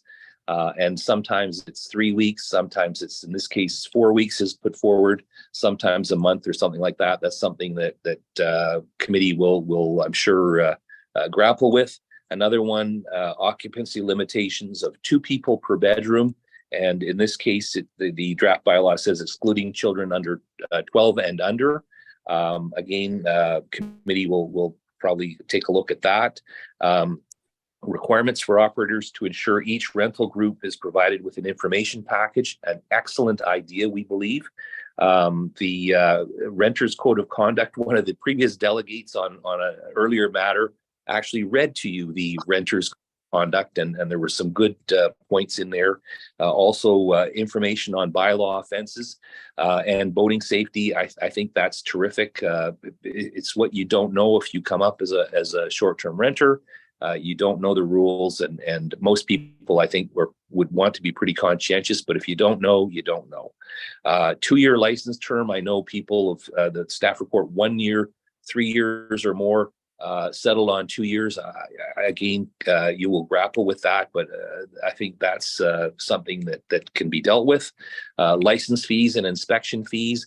I think the draft says $1,000 initially and $500 on renewal. You will grapple with that as well. I don't really know what the correct number is, and you may gain some experience with that over time if you do put in place a bylaw for this. Demerit point system that could result in suspension or loss of license. I think that is obviously a good way to go. Another option is the 3 strikes you're out, and there are other ones that other municipalities have done, but I think the demerit point system is a good one to look at. And the administrative monetary penalty system, the AMPS, I have to say we are very much in favor of that. When the AMPS bylaw was passed, that was something that we were very pleased to see, and its use here would make a lot of sense. As Chair Bosamworth noted, the staff report doesn't include in the bylaw 3 items: minimum number of nights per stay, 1, 2, 3, something else. Staff suggests 2, and that's useful to look at. We note that Lake of Bays currently has 6. Limiting the maximum number of days each short-term rental would be able to be offered for rent in a calendar year. We believe this is something that could be looked at, especially to prevent these properties becoming more, these are in residential zones now, and concern about commercial operations and becoming more commercial as opposed to predominantly residential. The maximum occupancy limit is another one. Staff has suggested 16. Mr. Pierce, we're at our 5 minutes. If you could wrap it up, please. Oh, sure. Staff limit 16. Lake of Bays is 8. We also have another one, the maximum number of units. Some jurisdictions have an overall maximum. Sometimes it's 5% of dwellings and sometimes it's 10%. We look forward to continuing with the process as it moves along, and we hope to provide some suggestions on the draft bylaws, especially how to streamline it. I just would add one point. Yesterday, the federal government, of all people, came out with a suggestion that they may be looking into legislation regarding short-term rentals, and they will have to obviously work with provinces and municipalities. But this is something that's of interest across North America and, in fact, Europe. So thank you very much. Thank you very much, Mr. Pierce. Thank you. The next delegate is Janie Graham. Yes, hi. Thank you very much for the opportunity to speak today. I know that you've received a copy of my comments already. If you can start with your name and address, so for our records, and then you have 5 minutes. Sorry. Yep, it's Jane Graham. I live at number 31067 River Street in Bala, P0C1A0. Yes, go ahead. Okay. I know that you've already received a copy of my comments, but there are a couple of things I just wanted to highlight today, and I really appreciate the opportunity to speak in front of council and the planning department. The issues raised concerning short-term rentals has been on the radar, as we just heard, for the township for a long time. And in light of current conditions and the dramatic increase that we've seen in short-term rentals since COVID, we strongly urge council to finally take some serious action and make decisions that will help our community deal with the numerous negative issues caused by these rentals. And we encourage you to do that before summer of 2024. I don't think that we can really afford in our community to have this issue continue on endlessly. We are not opposed to short-term rentals because we do understand the reason for them, and they fill a gap in our current tourist accommodation availability and lack thereof. But as a volunteer for many community groups, including Andy's House and Hospice Muskoka, I'm also aware of a number of people who want to work up here, but have had to turn down work because it doesn't pay enough to allow them to secure long-term accommodation. And we have a big concern about that. We need to do something about our rental situation so that people can afford to move up to Muskoka to support us. In addition to the planning department, what they've outlined in their recommendations, we'd like to ask council to consider a couple of things. One is, with the Renters Code of Conduct, we think it's an excellent concept, but there are a few things missing. How will the township trace and track down short-term rentals? How long will it take between the application, property inspection, and the awarding of a license? Will short-term rentals be required to post proof of license on every platform they use to promote their properties? This is something that we're seeing in Europe quite a bit. And since the township will create the Renters Code of Conduct, how do you plan to ensure that owners are providing this information to users every time their property is rented? We just heard about increasing the number of consecutive nights. 2 nights really does nothing to solve the short-term rental issue that owners like ourselves seem to encounter with people, because those folks are really just up here for 2 nights to party hard. We'd like to see it increase to 7. I know one of the arguments in the document that the planning department said was that it could have a negative impact on the economic impact for the township. But seriously, 2 nights, people are not here to buy things, they're here to party. A minimum of 3 nights might give us a chance to have some increased economic activity, but certainly 7 would, because they would then be buying their groceries and doing other things in the town to support it. A major issue in our local economic development is the inability of many of our businesses to find employees because of lack of affordable housing. I'm sure that council is well aware of that. But understaffing caused by lack of housing means businesses continue to struggle to provide the services that visitors and residents want and need. We had asked council to amend the licensing strategy to include a maximum number of days each short-term rental would be able to rent per calendar year. Setting a maximum number of days per year addresses those properties that are strictly investment properties as opposed to family cottages. And investment properties have a direct and negative impact on local employees' ability to access affordable housing because they can charge significantly higher rents for short-term rentals than they can for long-term rentals. We've experienced a significant shift in growth in the age of our population. We're seeing more baby boomers retire here, increasing Ms. the Graham, you demand have about 30 seconds left if you move it along. Okay, yep, I will happily do that. And just so you know, we encourage you to look at our collective future, not just 5 years, but 10 to 15 years down the road, considering the housing needs of all Muskoka residents and visitors. And we really encourage council to be bold and aggressive in your stance. Thank you. Thank you very much.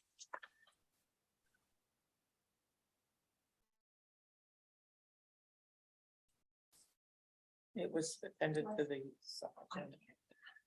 The next presenter is Doug Griffiths. Councillor Kelly, Mayor Kelly. Do we have an opportunity to ask questions of the delegate, or do you want to do all that at the end? I was going to do that at the end. Okay, fine. Yeah, because we only have 3. Mr. Griffiths. Do we have a Mr. Griffiths in the waiting room? Doug Griffiths? Yeah. All right. Doug Griffiths is here. Unfortunately, I'm on a computer that doesn't have good video, so I assume I can just go with the audio. Is that correct, Mr. Chairman? Yep. Please Okay. proceed. Yeah, Name and thank you. address and have 5 minutes. Yes, thank you. My name's Doug Griffiths. My home address is 714-327 Flesherton, Ontario. I'd like to thank members of the committee and staff for taking this time to listen to my comments. I'm a seasonal resident in Muskoka Lakes. I've been there for the past 14 years as a cottage owner. I am fully in favor of a restrictive bylaw for short-term rentals. I've seen in our cottage community a significant increase in short-term rentals over the past 5 years. It seems to be driven by two things. One is the ability to market rentals on the internet through multiple platforms. And it seems like coming out of the pandemic, some people started to understand just how valuable their cottage could be on a short-term rental. As stated in the staff report, there's a significant benefit from a short-term rental. That's what staff said. However, at what cost to the natural beauty and heritage of Muskoka through the increased utilization of our asset? Also, short-term rentals do not provide much or any benefit to the majority of cottage owners who do not rent. So we just don't see this as a viable benefit for the majority of cottagers. Nor do we hear much from the hotel, motel, resort business, but they must have concerns with the increasing number of short-term rentals in private cottages. Historically, we all could accept that occasionally cottage rentals would go out to family, friends of friends, and this was done on a week or monthly basis. And it was something that everyone could live with because most of the renters came in with the common interest of maintaining the vibe, the feel of cottage country and the lifestyle. The new breed of renters, from our experience, that's not always the case. On our cottage road, we have a few cottages, several actually, that have turned into short-term rentals. One of which it's on a public website, will rent nightly. It will rent 365 days a year, and it will rent to up to 11 adults plus children. In my view, that's not a cottage, that's a hotel. And if you look at the intent of our bylaws, zoning bylaws, residential cottage communities should not be a place that allows a hotel to operate.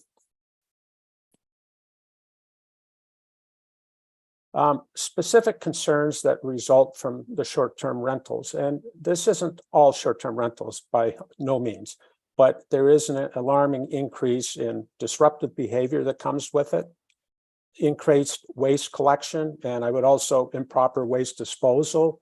We experienced put the garbage bag out the night before and surprised that it's strewn all over the place the next morning. Strain on the septic systems.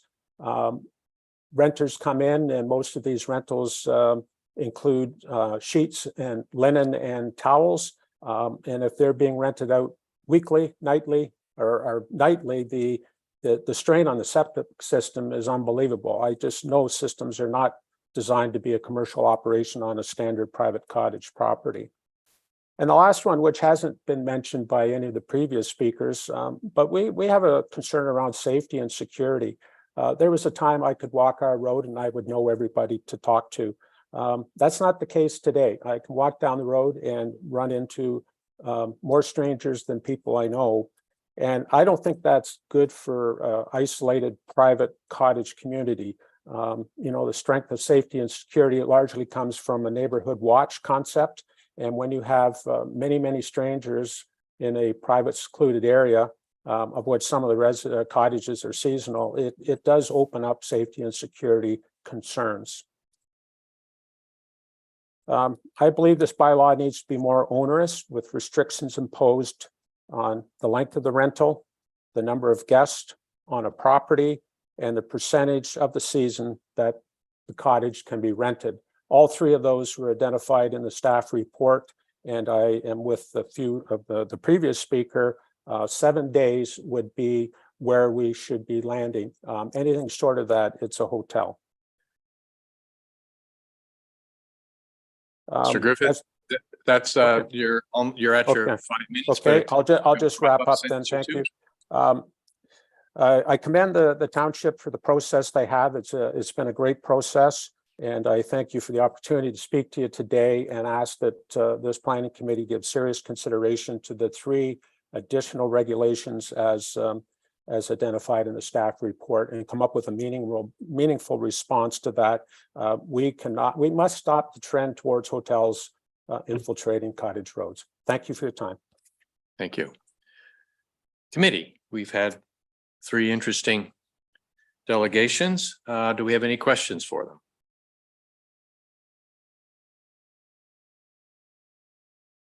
Seeing none, do we have any questions to committee to staff on the actual bylaw? Any clarifications? Councilor Nishikawa? Well, I guess some of the requests, for instance, of my question would be to you, for you to find out who I can get this perfect, of changing that length of rental and things. I was surprised when I read this about 2 days. I'm not sure. We have never been talking about 2 days, and so that I was a little bit surprised. But so when and how will that conversation? Yeah, as soon as I read the resolution, and we can have lots of discussions about all the elements that are in that draft bylaw. Councilor Masson. Question, yeah, it's fine. Thanks. I do have a question. And I think it does actually talk to the economic benefit noted in the report of short-term rentals. And, you know, as I was listening to the delegations today and thinking about how do we define what is actually an economic development benefit coming from there and the impact on our community, and how do those things kind of marry up? Because there is an impact on the levy for the behaviors that we now need to go and enforce, where be it the garbage pickup or noise violations or whatever it may be. So I don't want to complicate things, but how do we define, is there a net benefit to our community economically? Mr. Kennedy. Through the chair, I'll attempt to answer this one. I think the bottom line is we don't know the people that are renting or coming into this township. So there's a very big difference. You know, we've heard comments about the 2 days just simply partiers. Well, not everybody that comes here for a weekend is a partier. We do have quite a lot of families that come here, and historically over the last 80 to 100 years, maybe even longer, you know, people come up here only for a weekend to spend that amount of time just to relax and get away from the city or get away or come for a vacation. You have people that come over from Europe, they stay in Muskoka Lakes for 3 days, then they go to a different area of the country for 3 days, and so on and so forth. As far as the economic benefit goes, again, it's variable, because you could have some people that do in fact bring all their groceries with them and they have everything there for themselves. And you could have people come up for 7 days and have all of their stuff ready to go for 7 days, and they don't have to leave the property and they just stay there. On the other side, you have people that come up and they plan to go to our restaurants and they go to our facilities and they use our parks, they use our arenas. You know, they go boating, they use marinas as well in the summertime. So, you know, trying to get a set number of where that economic benefit is going to be very, very difficult, if not impossible. But, you know, without saying that there are people that use our stuff when they come to this municipality, well, there is people that just stay at the properties and they don't utilize anything. And yes, where you have the other side of the coin, where now staff resources are being used because there are issues with noise or there are issues with fire, you know, overcrowding and whatnot. So very difficult to get that number of if it is a economic development or not. But as I've said already, you know, it can happen.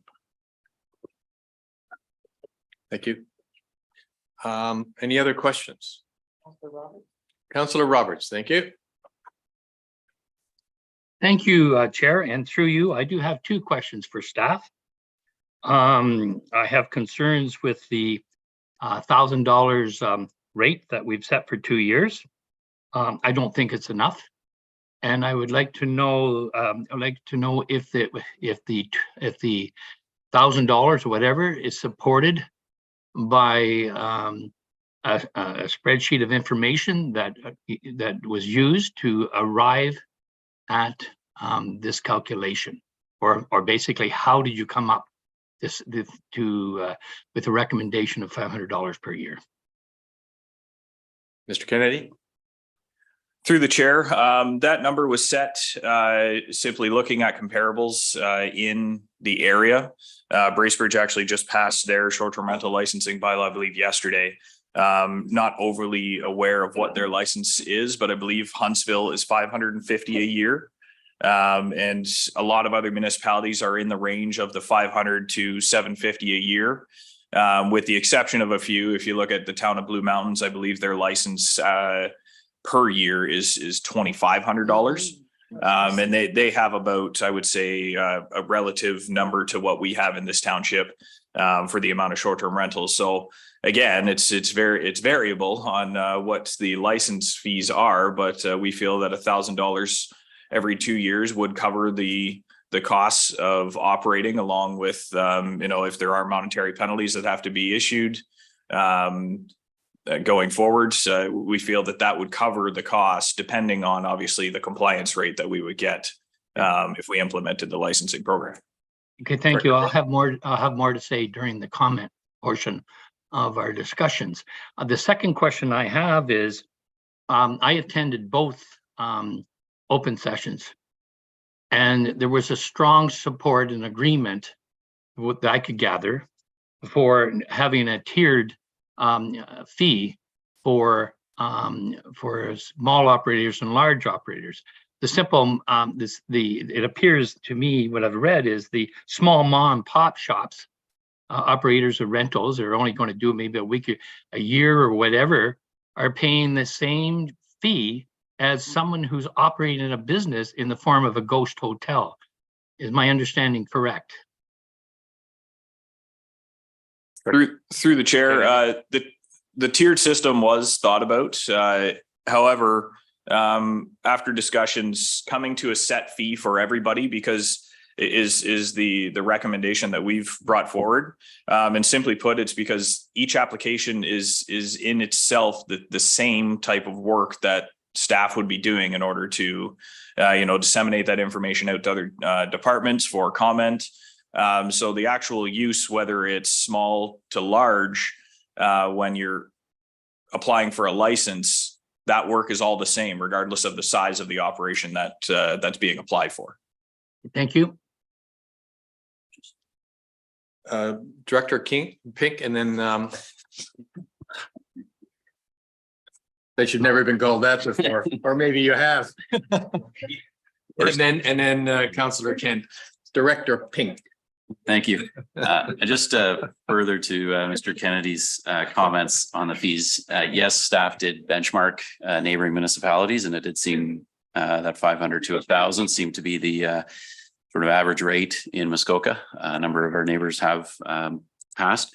However, I think we also need to look at, and we certainly did, there was not an Excel spreadsheet, as Councillor Roberts indicated, but we certainly did take a look at the work that would go into reviewing, and perhaps a higher amount was previously considered because previous drafts, or when the municipality previously studied this issue and drafted a licensing bylaw, there were multiple inspections by various departments, whether that be fire, building, electrical, etc. And there was a more intensive exercise. What you see now in the fee bylaw is there's still an ability to impose an inspection where necessary, and there's an added fee for that.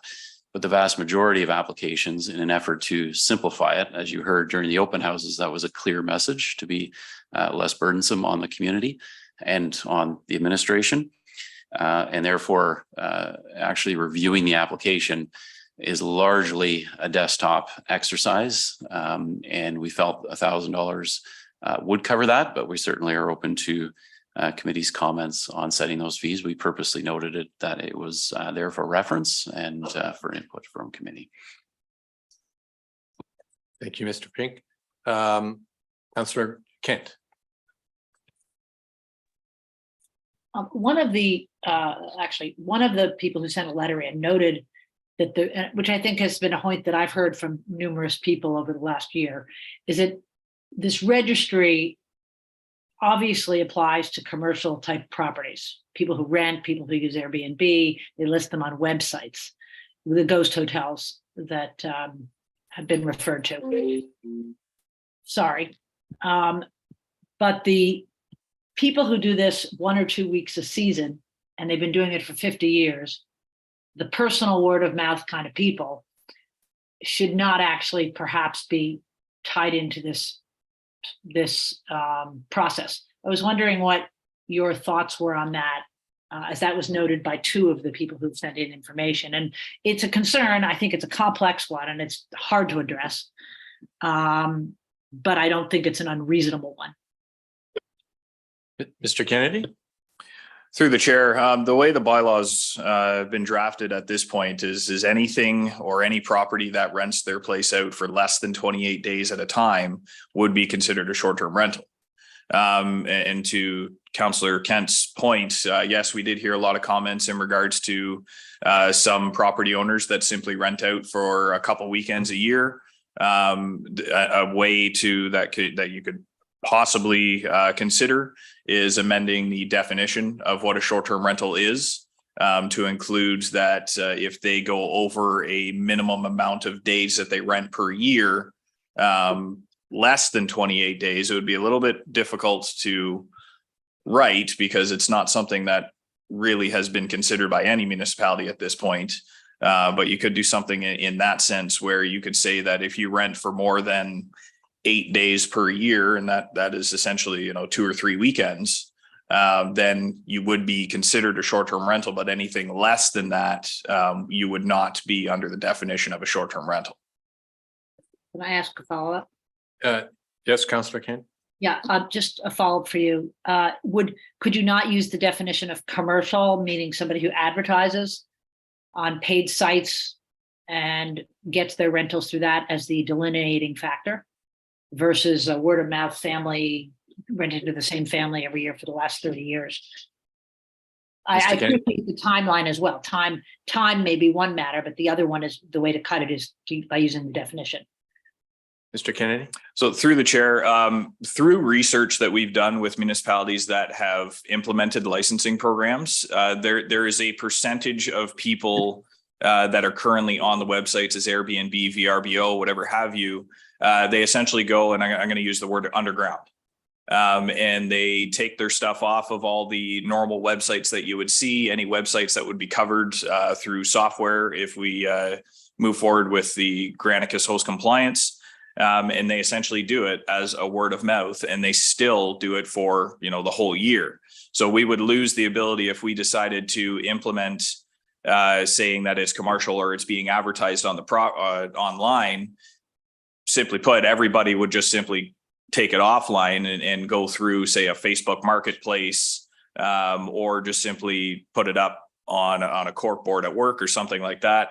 As has been done in the past, and now you're not a short-term rental. And I don't believe we would have really good success with a licensing program if we implemented something like that, where a short-term rental is only a short-term rental if you advertise it online.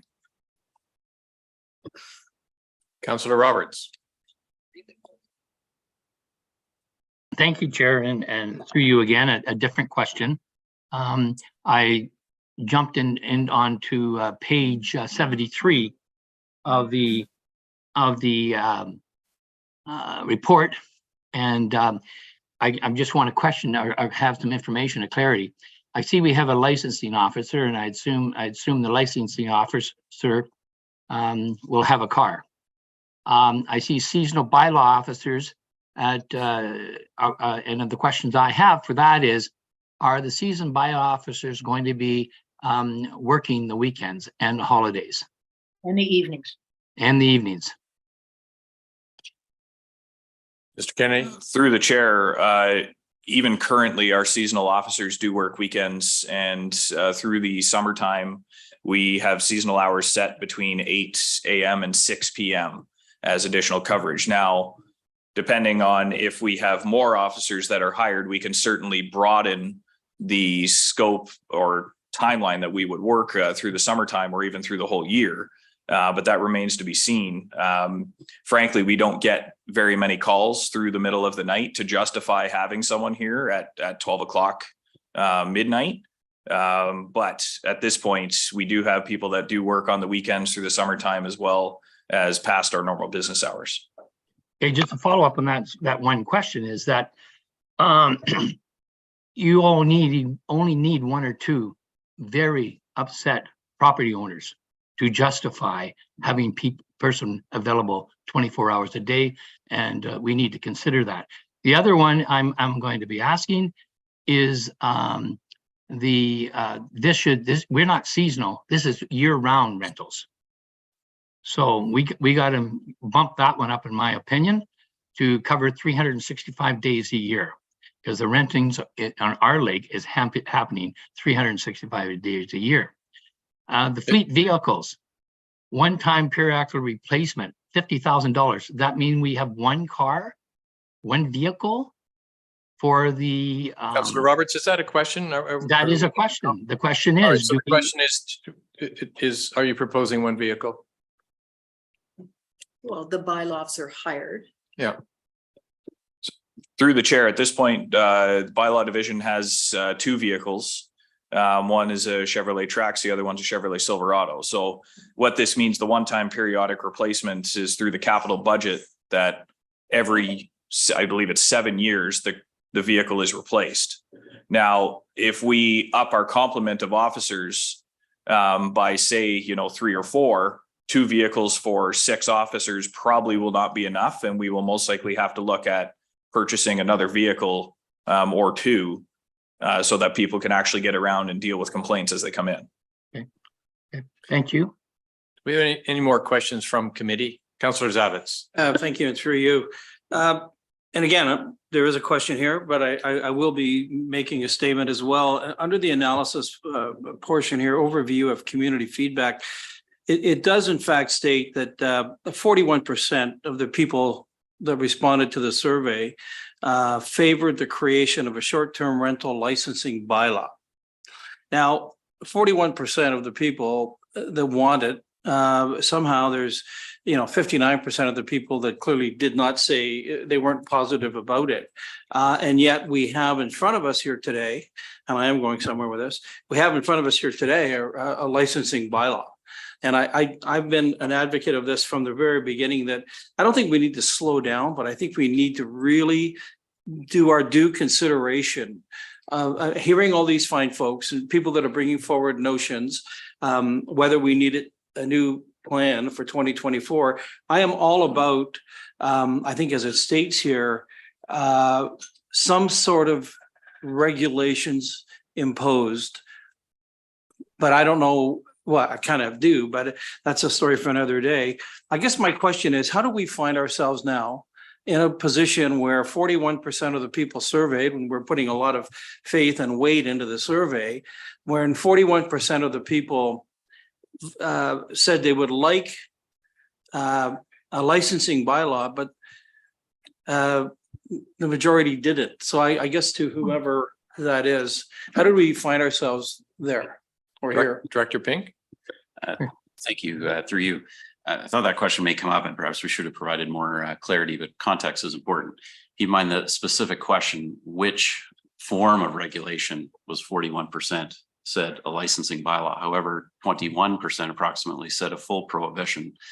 Over 12% strengthen existing bylaws, 7% a registry system. So there's various other tools. In total, the question, should council enact regulations to address? Over 70% of the community said yes, of which, again, 41% narrow down that licensing is the tool, but there are other tools. I think the licensing is frankly the balance, because you have some fairly large percentage that want a full prohibition, which I don't think council has been receptive to in our numerous discussions previously. And then you have the other extreme that are saying nothing. Licensing is sort of that middle road. We will allow it. We'll put some controls on it, try to make it reasonable, but some control, and hence staff's recommendation. I did want to just quickly take the opportunity to clarify a few things of the previous questions on the vehicles and enforcement, because I think this comes up often. Keep in mind the 2 seasonal officers, and I believe we did note it in the report that a number of those things are highly variable, and staff will be learning and evaluating and reporting back to council after we implement this program, should it be approved. And we will come back. We've suggested that perhaps 2 seasonal bylaw officers may be sufficient. It may be 1, it may be 3 or 4. We will have to evaluate. I don't want to rush to the vehicle, but certainly 1 vehicle for a licensing officer and 1 or 2 seasonal officers, together with the 2 that we currently have, is likely sufficient for the first year or 2. So it's a $50,000 one-time capital fee, and then you'll see it's replaced on a 7-year cycle, so approximately $7,000 on an annual basis to replace. But with respect to the hours of operation, again, I just really wanted to be clear. As Mr. Kennedy correctly pointed out, we do have now seasonal bylaw staff, and they are available on weekends and evenings during the summertime. But I don't want to give the impression that should 2 or 3 be hired, even if they were brought on board at midnight, we will not be sending out individual staff members to complaints that come in at 2 in the morning of large gatherings or disruptive behavior. That's not a safe environment. Bylaw enforcement is not, it's not a police force. We're not there to prevent necessarily the crime from occurring in the first place. That's great through education. However, we do not need to be there. If the complaint is documented and we have the evidence after, we will deal with the matter after, and the licensing system, through that system, they'll lose demerit points or revoke a license, or charges and violations can still be laid for whatever fraction. They do not need to be present at 2 a.m. and again, break up a large gathering. That's not the intention with the 2 seasonal bylaw officers. The additional seasonal bylaw staff is in recognition that there's over 800, 900 short-term rentals, and likely a large number of them will not apply for licenses off the bat. And we will need staff to go out and follow through with that to ensure that people are obtaining licenses and then following the rules of their license.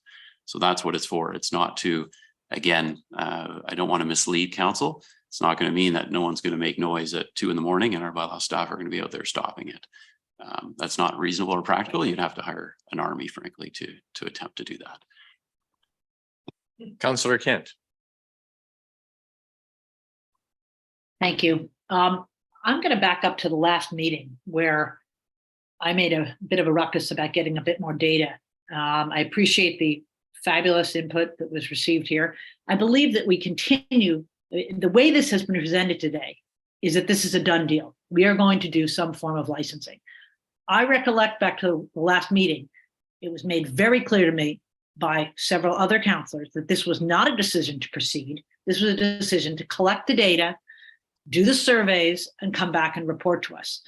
I believe that we are jumping ahead of ourselves by having a bylaw in front of us. I believe that the discussion at the council level should be one of, okay, now we've got this data.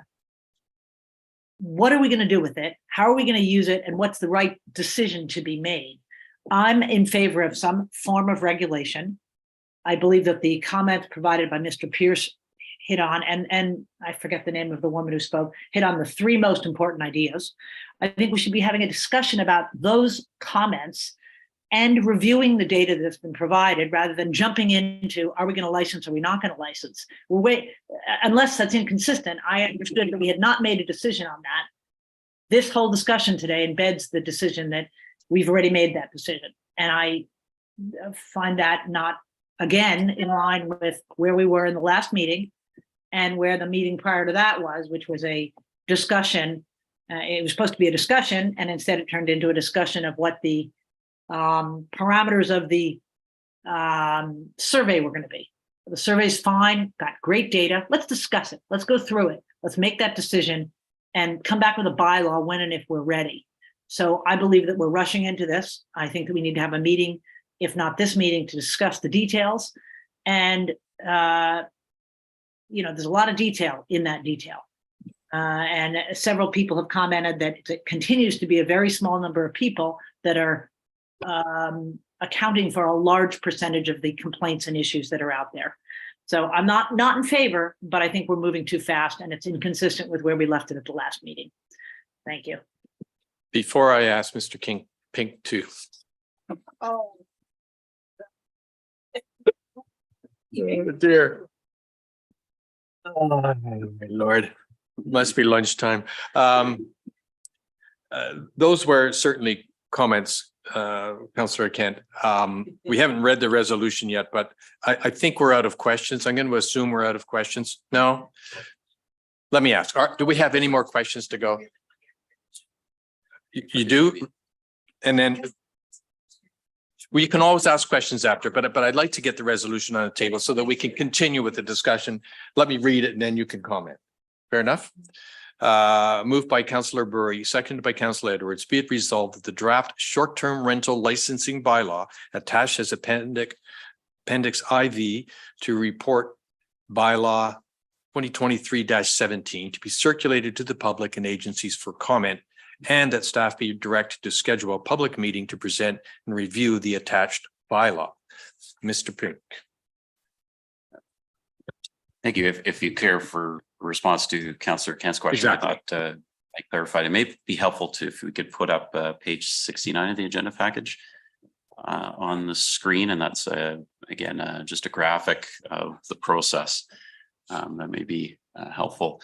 And I guess to say from the outset, Councillor Kent is correct in the sense that council has not made a decision to approve a licensing bylaw. Obviously, that's not a decision before you even today, and certainly have not passed one to date. However, please keep in mind that staff take direction entirely from council. And this started, well, again, many years ago. However, most recently, council did pass a resolution, I believe it was unanimous in July, I believe it was, or June of 2022, directing staff to include funds in the budget and to implement a process to regulate short-term rentals. Earlier this year, staff brought forward a report, and again, council approved a process which you have on your screen and an arrow as to where we are in that step of the process to consider regulating short-term rentals. So I just want to be very clear that no, council has not made a final decision, obviously.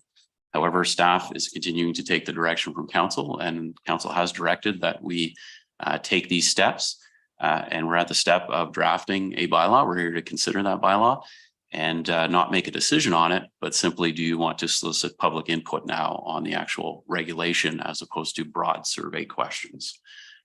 I hope that helps. Yes. Councillor Nishikawa. Thank you. This is a bit of a form of a question. Listening to Mrs. Graham's comments, it made me start thinking about like I know properties that are rented 365 days a year. Why are we not treating them the same as the discussion we had yesterday about our resorts and some of the ownership model type thing, and that they're only able to, they have to be present so many days.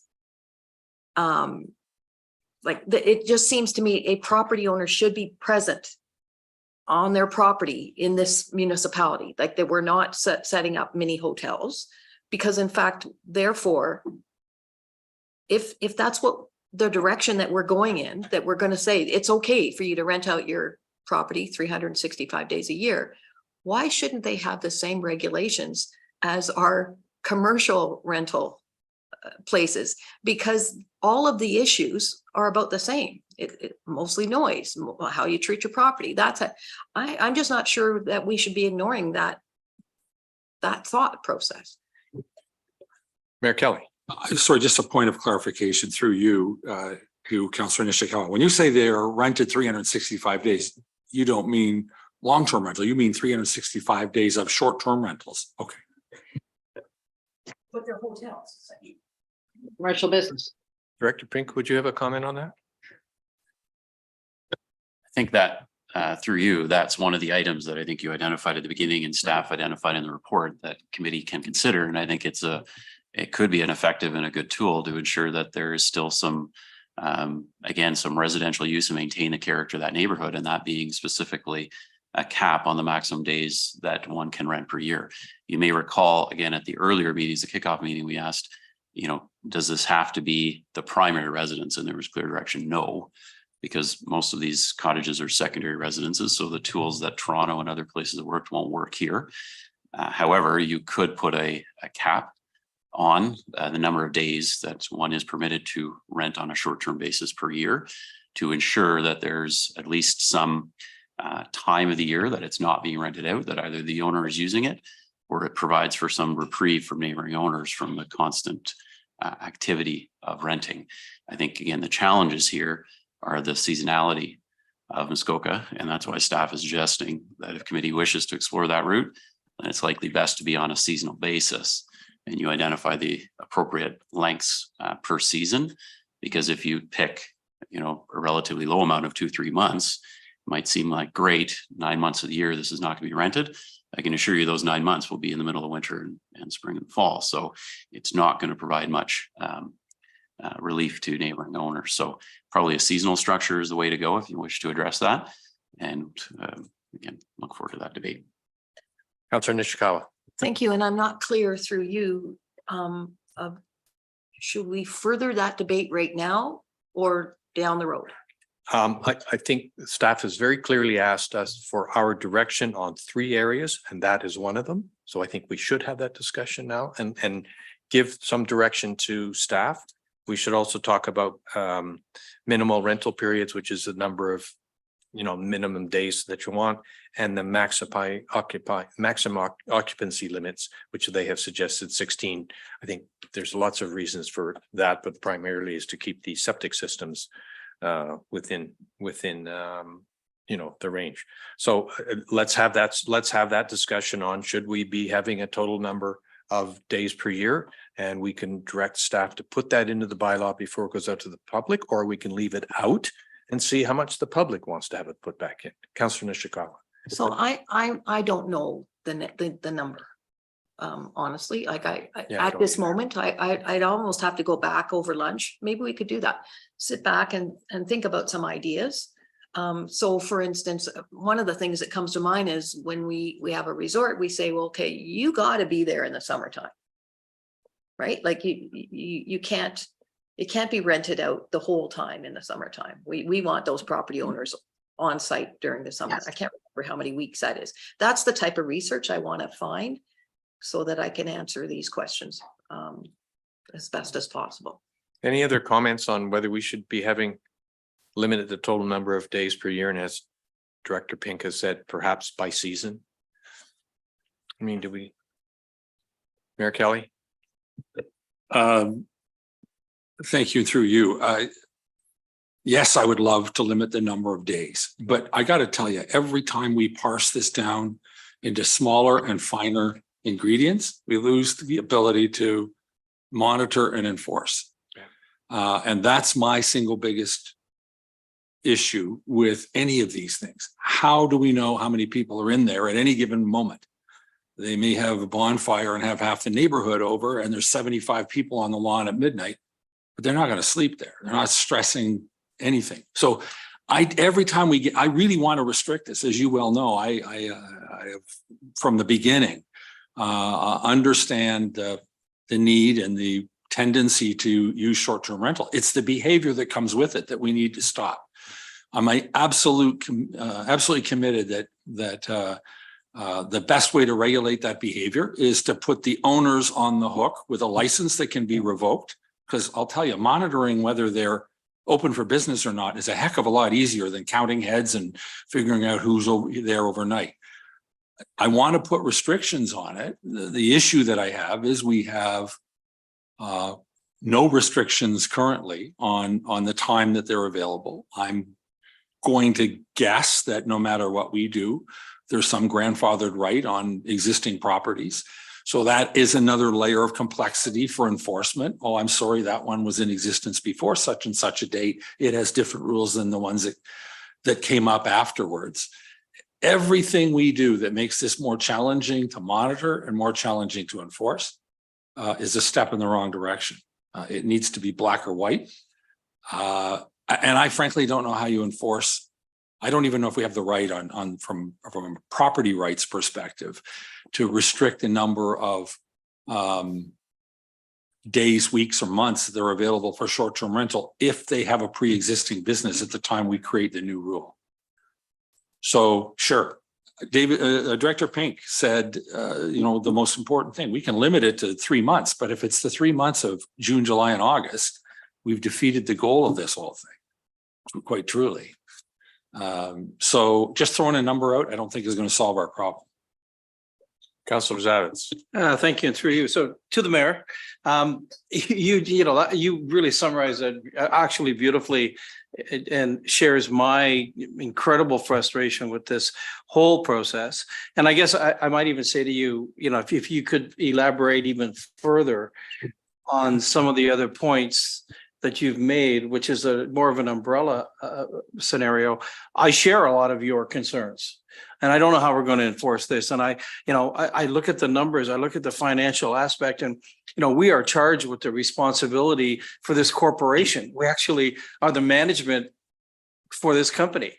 And we're here about to embark on perhaps on a process where we're into this thing for, I don't know, at least $300,000 worth of exposure. And yet we don't know how. We're actually committing to only 25% of the people that short-term rent are going to come forward. So 75% of the people year one are going to go underneath the desk, and they're going to keep doing it. And so then we're going to send these guys out to find those people, those 75% of the transgressors, and pull them out of their house, make them give us $1,000 for 2 years. So this is such a bigger thing to me that I'm really digging what the mayor's saying, because it's a huge issue. I'm caught way up here, and here we're into the minutia of how many nights, when I'm still torn, and I would appreciate some commentary if that's possible. Mayor Kelly, then our Director of Bylaws. Well, thank you very much. I'm always happy to be invited to speak. Kennedy. Mr. Kennedy, thank you. Sorry. Here's the issue. Something needs to be done. Absolutely, something needs to be done, and it needs to be done sooner rather than later. I heard somebody earlier say, I hope you have it in place by the summer of 24. I know that there were people as recently as July saying, will you have it in place for the end of summer of 23? This needs to move forward. It's too important. It's too disruptive, and it's not getting smaller. The problem is only growing as people are discovering this as an economic opportunity. The primary concern, I don't care about people who are letting their, distant relatives take the cottage for a week. They are generally going to be on good behavior. We will always have noise bylaws to enforce if somebody's there legitimately and causing a ruckus. Hopefully we'll be able to identify them and stop the behavior. It's the more and more and more of this activity that starts to look like a unsupervised commercial resort on precious, I won't say precious waterfront, because some of the behaviors, right here in town.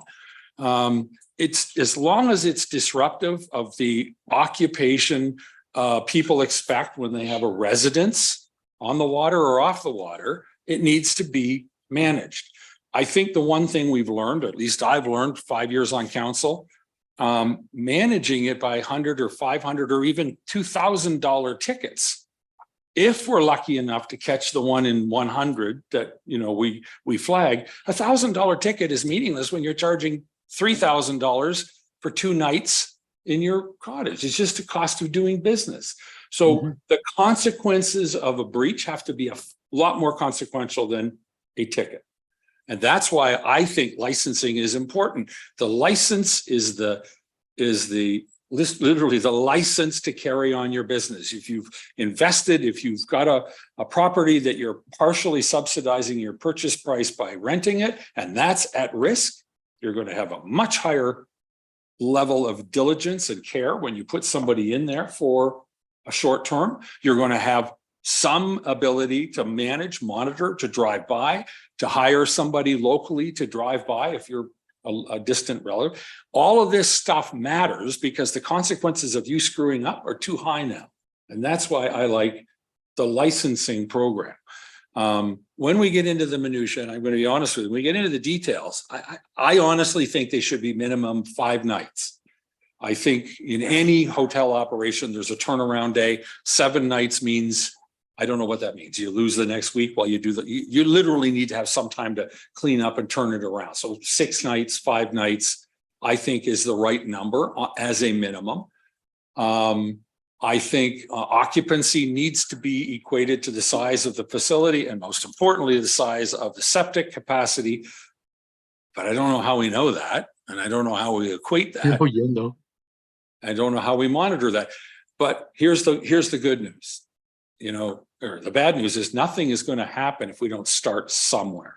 And we won't know perfectly how this is going to work for 5 years, but we're going to do the best darn job that we can, setting the rules, creating an environment where people want to comply, making sure we have the resources available to monitor and enforce compliance, and making sure that the consequences of getting caught off base are severe enough that the people that own the property want to comply. I agree with everybody who says we don't know how we're going to move forward. I don't know how many cars we need. I don't know how many people we need, but I know we need to do something quickly to get control over this. The traditional method of bylaw enforcement, I don't think is going to be satisfactory as long as we have a mill of people in and out of there every Thursday or Friday night, getting a $300 ticket on top of their $20,000 fee for a week in the residence is meaningless. It's what they pay for groceries per day. This puts bite into it. And this is where I think we need to start. Next, will be the last time anybody invites me to. Yeah, Director Pink has a comment and then Councillor Roberts. Just very quickly, I wanted to clarify just so that everyone understands the 25% that we're estimating as a compliance rate is not meant to imply that 75% will go underground in that sense and rent privately. I think there certainly may be some of that. I think all that we are indicating is that more than likely not much more than 25 or 50% will cooperatively and willingly in year one come and say, here's my money, here's my application. We will have to go pursue them. But I agree with the mayor completely that yes, every layer of complexity makes enforcement a little more challenging. But you'll notice in the financial model, we didn't go into great detail in this report. It is in the previous reports.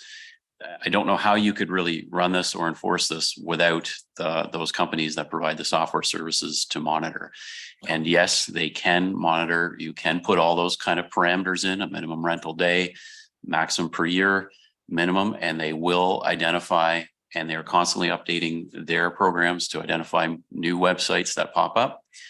And they can locate those. And then that's where the enforcement staff are needed to go out to those individuals who continue to operate or operate offside and are not getting licenses so that we can pursue it. It's not meant to imply that, again, 75% of all rentals will be driven underground on a yearly basis. I don't really know how they would realistically operate a true, nightly turnover all underground. Mr. Kennedy. Through the chair, Mr. Pink stole more of my thunder on the monitoring software, but I think he's explained it bang on. That's the monitoring software is tailored directly to what the regulations are put into the municipal bylaw. So for example, if we put say a 90-day maximum rental period per year, you're allowed to rent it out for 90 days per year.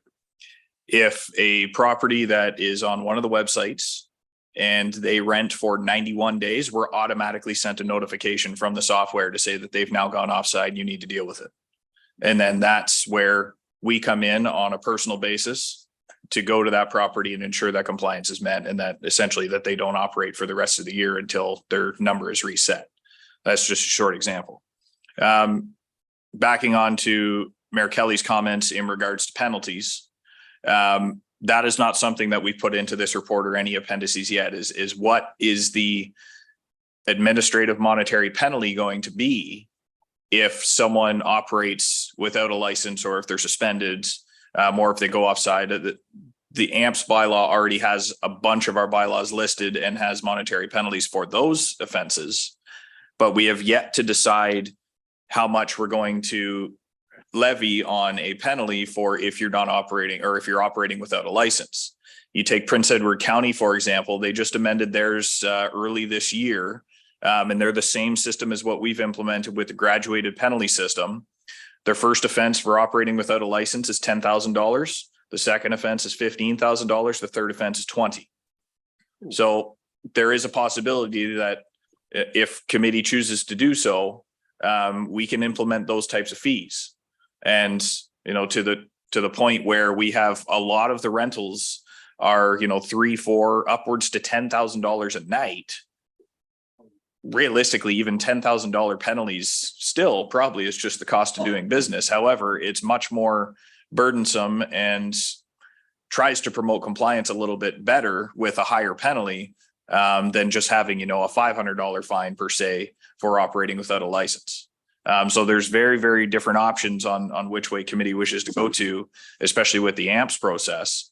But if we want to follow suit to be more on a compliance-based and hard-based system, I would suggest that Prince Edward County is the example that we look at in regards to what the fine amounts would be.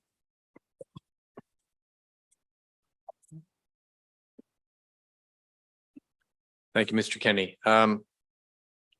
Councillor Mazin, then Councillor Nishikawa. Thank you. Down. Sorry, I thought you'd taken your hand down. Mr. Roberts. Councillor Roberts. Sorry, I was on mute and not on mute. And yeah, I had my hand up. I have many points I want to discuss, but there's two that are really key to me and I want to bring up.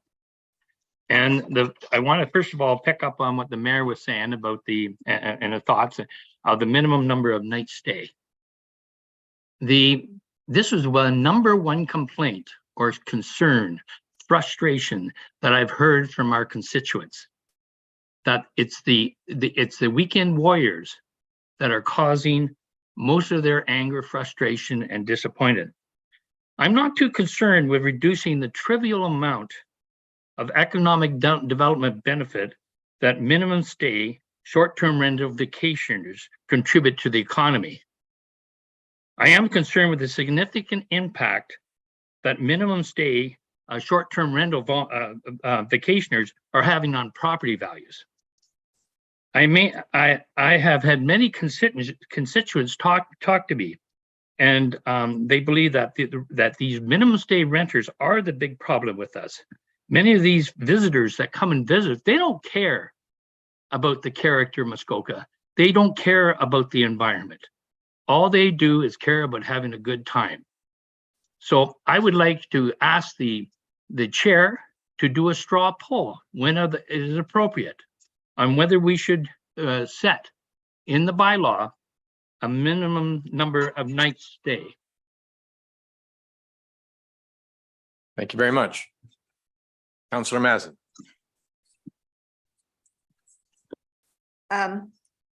Okay, so I've heard that there's three things that staff, sorry, must be lunchtime. Staff is looking for direction on. One is the possibility of exploring made a Muskoka Lake solution on a cap on the number of days based upon season. And I think it's an interesting concept if we know that we can monitor something like this and enforce it, to explore. And the thought being that those who are really impacted by having these next door, knowing that there is some ability to mitigate, even for a period of time, some relief from maybe the activity, not even the behavior, the activity next door. I think it warrants us at least seeking that input from the public. So that would be my thought on the cap. And so if it's by season, or if we want to do summer and then everything else, I kind of leave that up to either staff or the rest of the committee to talk about. But, from the people who are directly impacted, I think we owe it to them to at least explore that as an option. The second one, I've heard about the minimum days and would like to concur with Councillor Roberts. This probably is the biggest thing that I have heard as well. It is the turnover, the quick turnover, and the kind of that activity that comes along with all of that turnover. And I don't know what that magic day is. I don't think it's 2. I suspect it probably is somewhere between 5 and 7. But I think we need to put maybe something out to the public and get that feedback. And then the third thing is the maximum occupancy. And I think given that has been a question, I think this is difficult for us to understand, right? As a resident, it can become pretty quick where you have families coming together, which is our vision statement. And very quickly your numbers can be high for periods of a season, right? So I do think if I could, I just ask staff to understand again, the number of 16, how you get to that and how we think we can enforce something like that. Through the Mr. chair. Kennedy.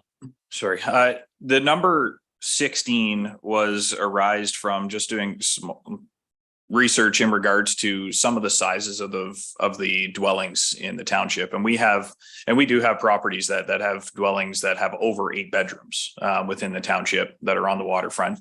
But predominantly, I would say that the maximum is around the 8 bedrooms for some of these 7,500 square foot homes.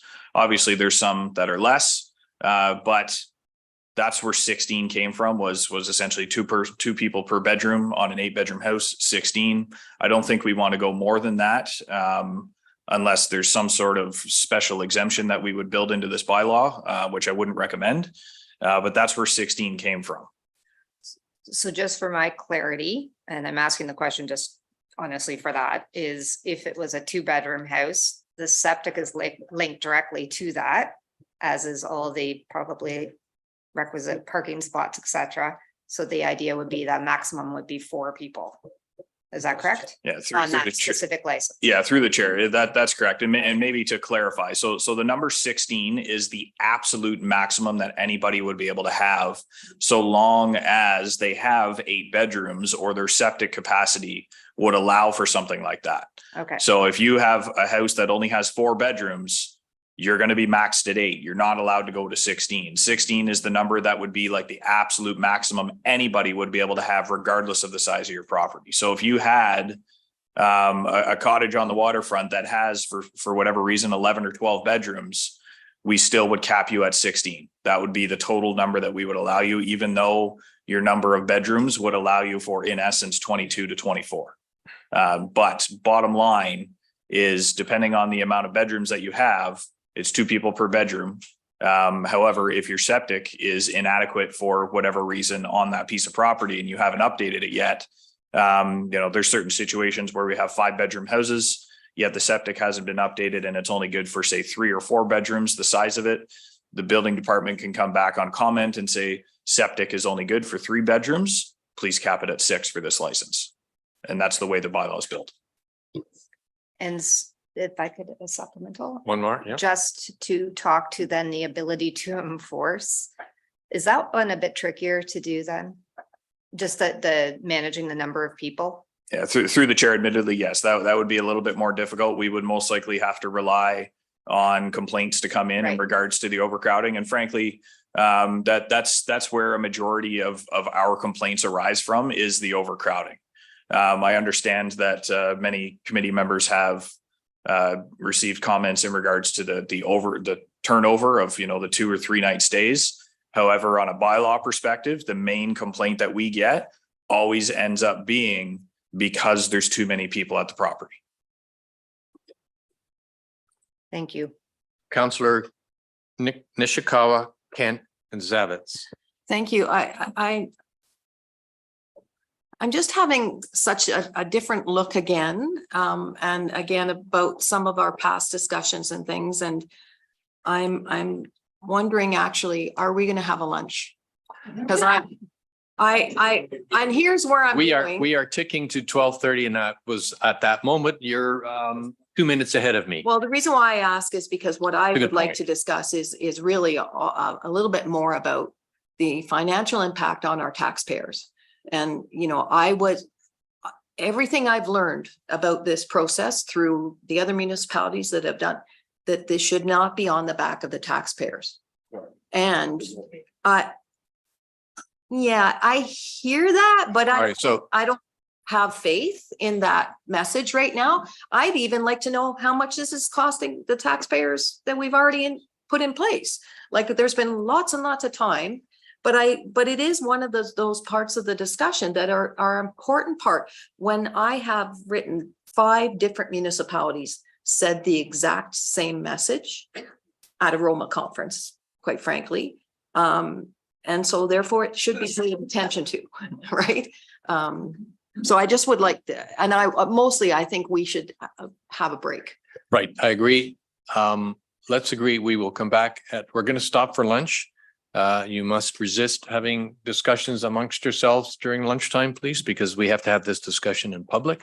We will return at 1:30 and continue the discussions on this application or this bylaw before us.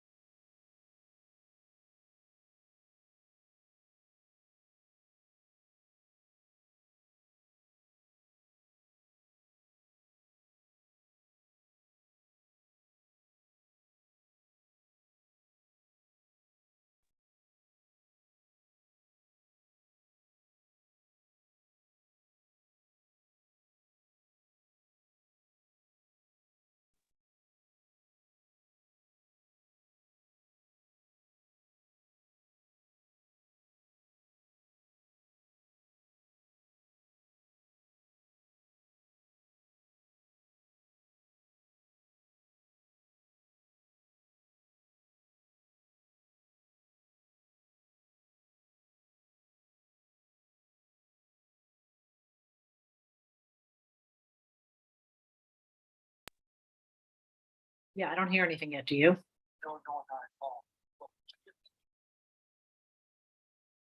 Can you hear us, Councillor Ken? They're just muted, so. All right. Okay, we will bring the meeting back to order at 1:33 p.m. We are discussing the report on the short-term rental bylaw. And we are in the middle of discussion. I remind everybody what I think we must accomplish this afternoon is answer staff's 3, and I think there's really 4 questions, and I'll just go through them again. Do we want to put a cap on the total number of days allowed in a year? Do we want to put a minimal rental period? Do we want to deal with maximum occupancy limits? And I think, David, I think it's fair to say that it would be good to discuss what I call the friends and families, which is, could we have an exemption for people who are only renting 2 weeks or 3 weeks a year in total, and give them an exemption, which is what one of the things Ms. Director Pink suggested. So, we could go through that in order, and then that's not to preclude anything else that we might want to adjust or put back into the bylaw. But those are I'm going to call them 4 items that staff would like direction on and like to get through them first, and we can add others. Is that fair enough with committee? Seeing no objection, but no agreement, we'll go ahead. So the first one is, should we put a cap on the total number of days allowed in a year? And Director Pink had suggested we perhaps should do that by season if you want to make it meaningful. So I open to comments around the committee on that. Do we want it? We'll probably do some straw polls here to get a direction of whether we want these put into the bylaw before it goes to the public. Councillor Masson.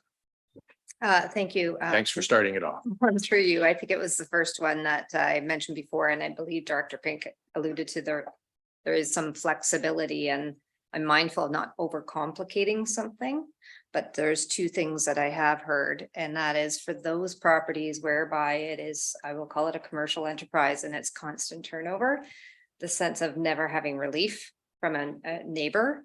I think it's something we at least need to acknowledge. And I don't have the answer, but it sounds like there's a possible option that we could consider whereby we say in the summer months, for example, you have to be owner present 2 weeks out of the year, or whatever it may be. And it sounds to me like we can enforce it, but or monitor, enforce, however it is, if we can.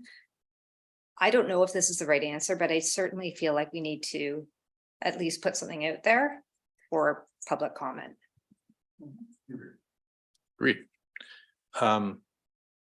Any further discussion on that point? Because I think you've captured that very nicely. We are putting it out for public comment. We are recognizing its importance.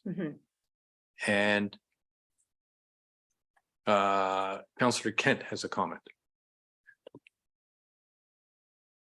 Further on Council Mazan's comments, I think that we absolutely should do a maximum number, but it should be, I like the idea of 2 seasons, summer, or April, June, July, August, and then perhaps the rest of the year as the second season. So however we want to capture it, I think we should have some thought given, which David Pink was very erudite in discussing, are 2 seasons, but the off season being, distinctly different than the summer. And I would say the maximum should be 1/3 of the time should be unrented. And I would like to see maybe some conformity with that. Councillor Kent, did you say 1/3 should be unrented? 1/3 should be unrented, which I don't know how closely we can tie it into some of the discussions of condominium stuff that we were having, but either this is a commercial property or it's not. If it's not a commercial property, then it has to be a residential property, and the residential property would have to be rented some period of time. So I guess there's a balance point. What is the right amount of numbers there? But my first gut would say 30%. So 1/3 of the summer. Mayor Kelly. I'm going to suggest that that's a pretty good start. I might suggest that it's 50% occupied, 50% rented during June, July, and August, and 2/3 rented and 1/3 occupied for the rest of the year.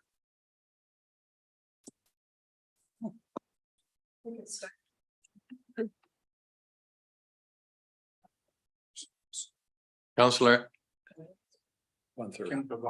Roberts, you mean? No, I said Councillor Roberts and Councillor Edwards. Quickly, I agree on the 50% that the mayor proposed. Councillor Edwards? The only thing is, if you're licensing them, we're going to control them, the attitudes and everything else like that. Do we have to put a thing on it? Because some of these are year-round rentals. It's the same as a hotel.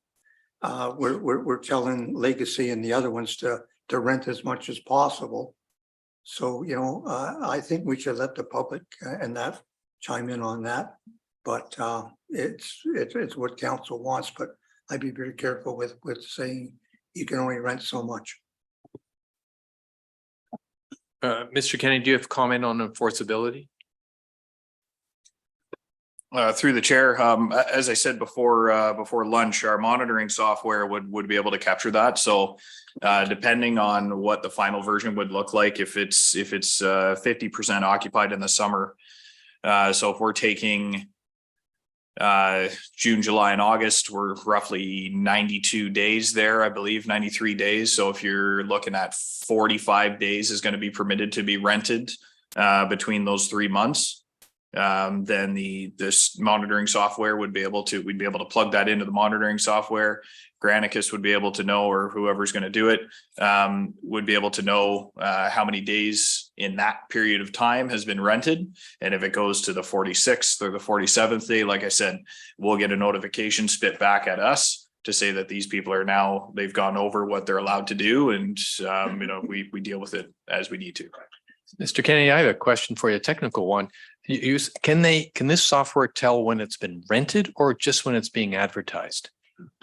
Through the chair, this software does know when it's actually being rented. They will have information on every booking that is done, so long as they're on one of the websites that they've been able to capture. Mayor Kelly, thank you. Mayor Kelly. Just for clarification, actually, from Mr. Kennedy. So would it be possible if we said 45 days can be rented during the summer, that could be 10 weekends, 10 3-day weekends or 10 4-day weekends? I'd want to avoid that. Well, through the chair, I think if we're using this in conjunction with a minimum number of nights per stay, and say we have 45 days allowed for the 3 months. However, a minimum rental period needs to be at least 5 or 6 nights. You're looking at a couple weeks in those 3 months that are going to be allowed to be rented through the year. So if we have 45 days, but no actual minimum number of nights per stay, then yeah, conceivably you could have a rental every single weekend. Well, so let's, I could do a straw poll on how many feel we should have a cap. Oh, sorry, Councillor Kent, thank you for reminding me. I just had one follow-up question. And this is maybe, I don't know the answer to how this works. If somebody objects and they say, well, this is my business, what happens if we say to them, well, then go zone yourself as commercial? They then have, what happens if somebody really is it's a commercial business for them? What happens to that person? If they actually went to get zoned, would that hurt them or hurt them or help them? Director Pink, can you answer that question? Through you, they could apply to rezone their property, and then they would not have to require a license. They wouldn't be a short-term rental. They'd be zoned as a resort or a hotel. Right. And if they were zoned as a resort or hotel, what does that mean they can do? They can do it. Let's go back to the discussion of yesterday. They can, through the chair, again, a resort zone or a waterfront commercial zone would allow, we would encourage constant turnover throughout the year.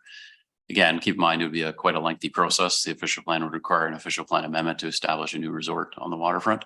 Right. Okay. If they go through that process and council agrees, you would have a new resort. Right. So, okay, just sorry for the question, but that was my thought up process. All right, thank you. Who was next? Sorry, thank you, Councillor Edwards. Okay, if you make them licensed for 45 days, then they start going underground with it and renting the other 45 days out on the board at work or something like that, how do you control it? I think if we're licensing them, if there's violations, we take their license away after 3 strikes or that. But I think if you're going to license them, they should be allowed to run it as a business. All right.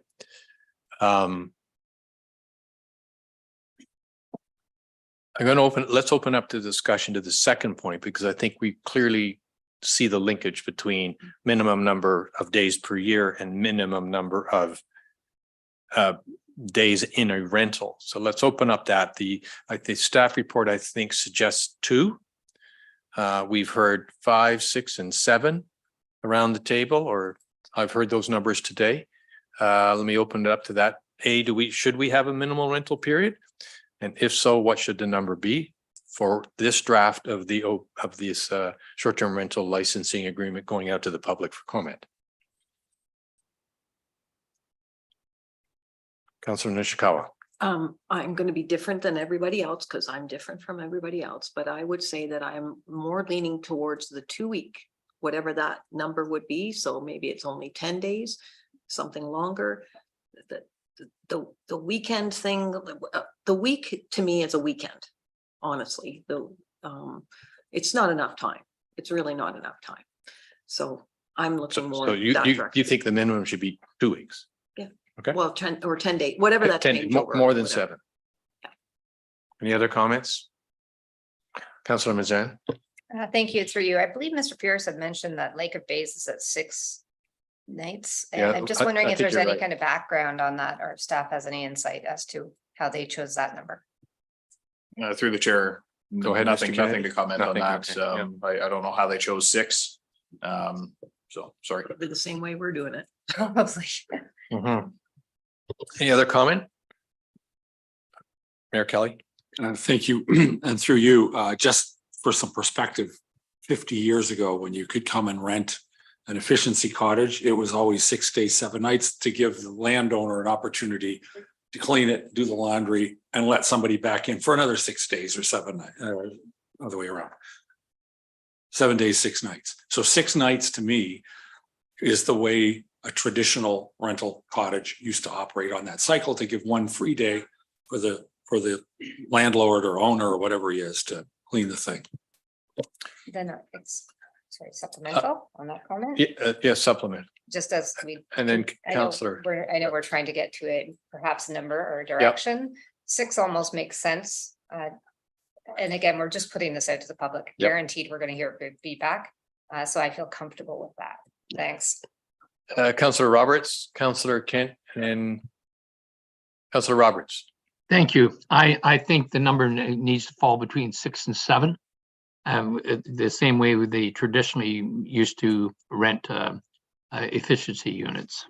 6.5 it is. 6.5, yes. Councillor Kent. Just to clarify, I think what you meant, Mayor Kelly, was 6 days and 7 nights, so that it's Saturday to Saturday or Friday to Friday.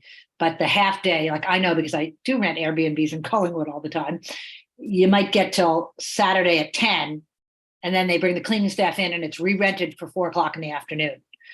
So these guys are in a business, they got the cleaning staff all set up to come in advance, and that's generally, so I think minimum 6 days, 7 nights.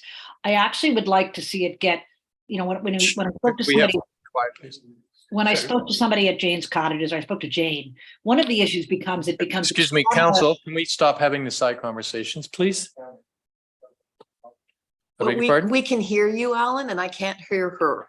There's no side conversations in this committee, please. Okay. Councillor Kent. Yeah, sorry. Just my only point was, when I spoke with somebody at Jane's Cottages, one of the issues with going to 10, and I'm not sure I disagree, I think 10 might be the right number.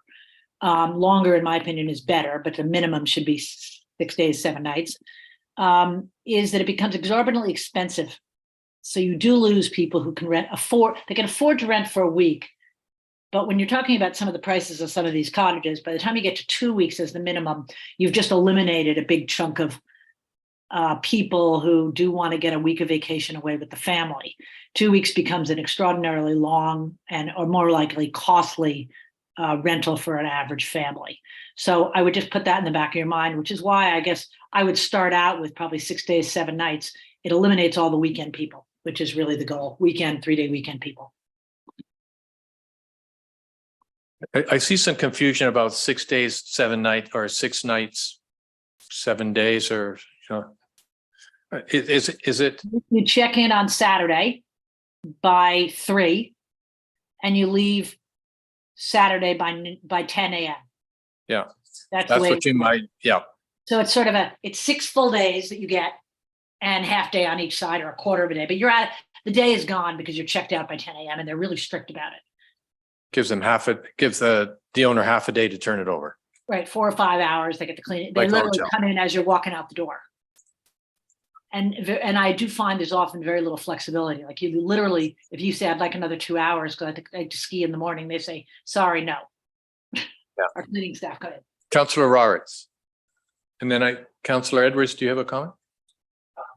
Well, I was going to say 7 days because you used to check in Saturday afternoon, check out Saturday morning. Councillor Roberts? Sorry, I left my hand up. All right. Okay, we're having a heated debate about whether it's 6 days or 7 days. How about 6.5? 7. Let's do 7. We're just putting it out there. I think that from an operational point of view, at least it's somebody who's renting it for 3 or 4 weeks in a row, at least they get a rental every night under that system. Was that your intent, Mayor Kelly?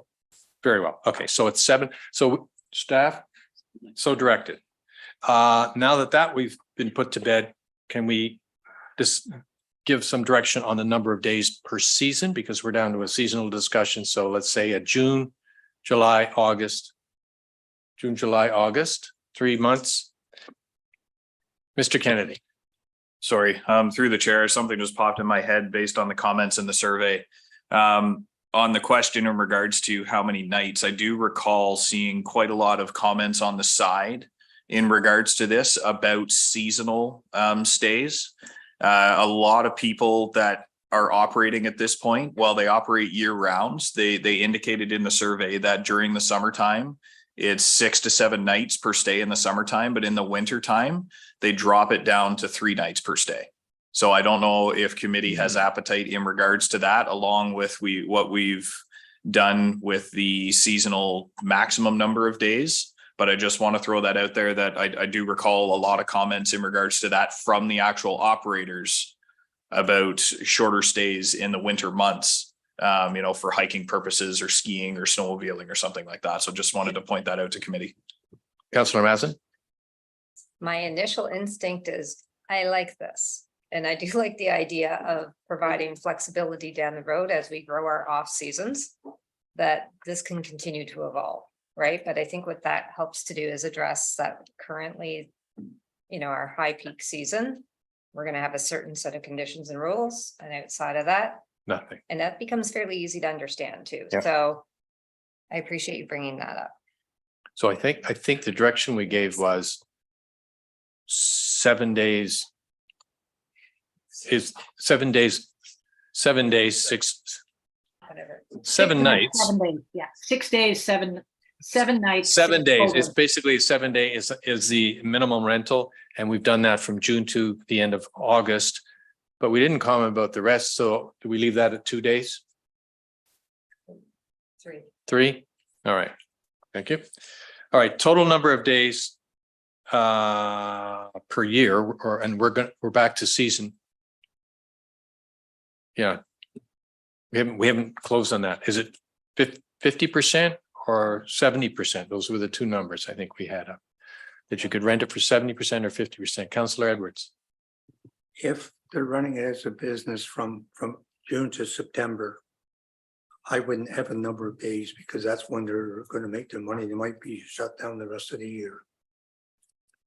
If they're paying license fees and Why everything we're else trying to like that. create business cases. Councillor Nishikawa, would you like to speak next? Sorry, this keeps going. I'm sorry, that was not respectful of me. But I've been listening and I'm hearing we're trying to create business cases. Like we're trying to create a business out there. And that concerns me because that's not our role. And that's the way the conversations have gone. Like what's going to work best for their business? Who knows? But I don't know that that's my job to determine that. And so I wanted the conversation about how we were going to protect our other landholders. I didn't want to hear about how we want to make things better or easier for these people. I wanted to go the opposite. And that's what my frustration is. I apologize. Thank you. Any other comments? 50%, 70%. Councillor Mazan. So 50% of so this would say that if you have a rental property that for 50% of the summer season, you would have to have it as your personal use. For the other And 50%. the other 50 you could rent, correct? I need to think about this. Thank you. Mayor Kelly. It's really a question. Isn't the maximum number of night visits or whatever they're called, stays, really governed by the 50% in the summer and the 2/3 in the off season? Doesn't that automatically create a cap? Or am I missing something? Well, we had the minimum stay, which we've said is 7 nights. So now we're dealing with, but during the summer, we don't want it 100% rented from beginning to end. We want you to have minimum 7-day rentals. Yep. For up to half the period, right, or up to 70% of the period. Right. That's what we're discussing. What I'm percentage? sorry. I thought we already closed that. Okay. No, I because thought we didn't land on a number. Okay. We came on to the second point because it's somewhat related. Back to the point where we could have, if you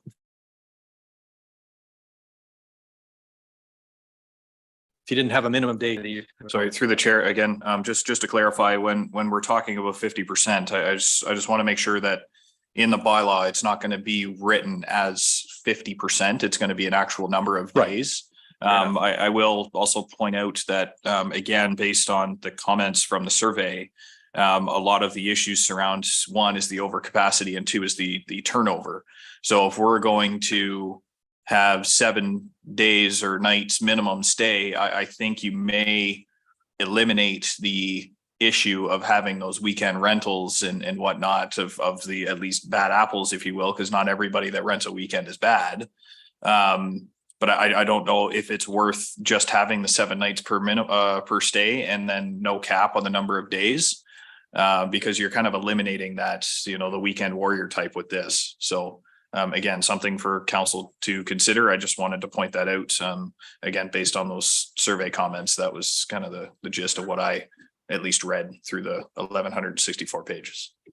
What did those say about the character of your neighborhood? Because if it's rented 100% during the summer, it is having an impact on the neighborhood and the community. And I think what we're dealing with right now is how many days should you actually be using it as a cottage, your own personal cottage, instead of essentially running it as a hotel during the summer. That's really what we're issuing. Can you tell us what the comments were about that? Yeah, and through the chair, that's a good point. However, based on the comments, I don't recall many or if any comments in regards, like there were comments in regards to the community character of being an issue. However, I don't recall anybody in the actual comments that really went into detail on how it screws up the community character. So there was nothing really in detail in those comments about that. It was just that was one of the leading issues that people had, was the loss of community character but at the same time, I do feel it was because it was the nightly or 2-night rentals is why that was the issue, not the 7-day or 7-night rentals.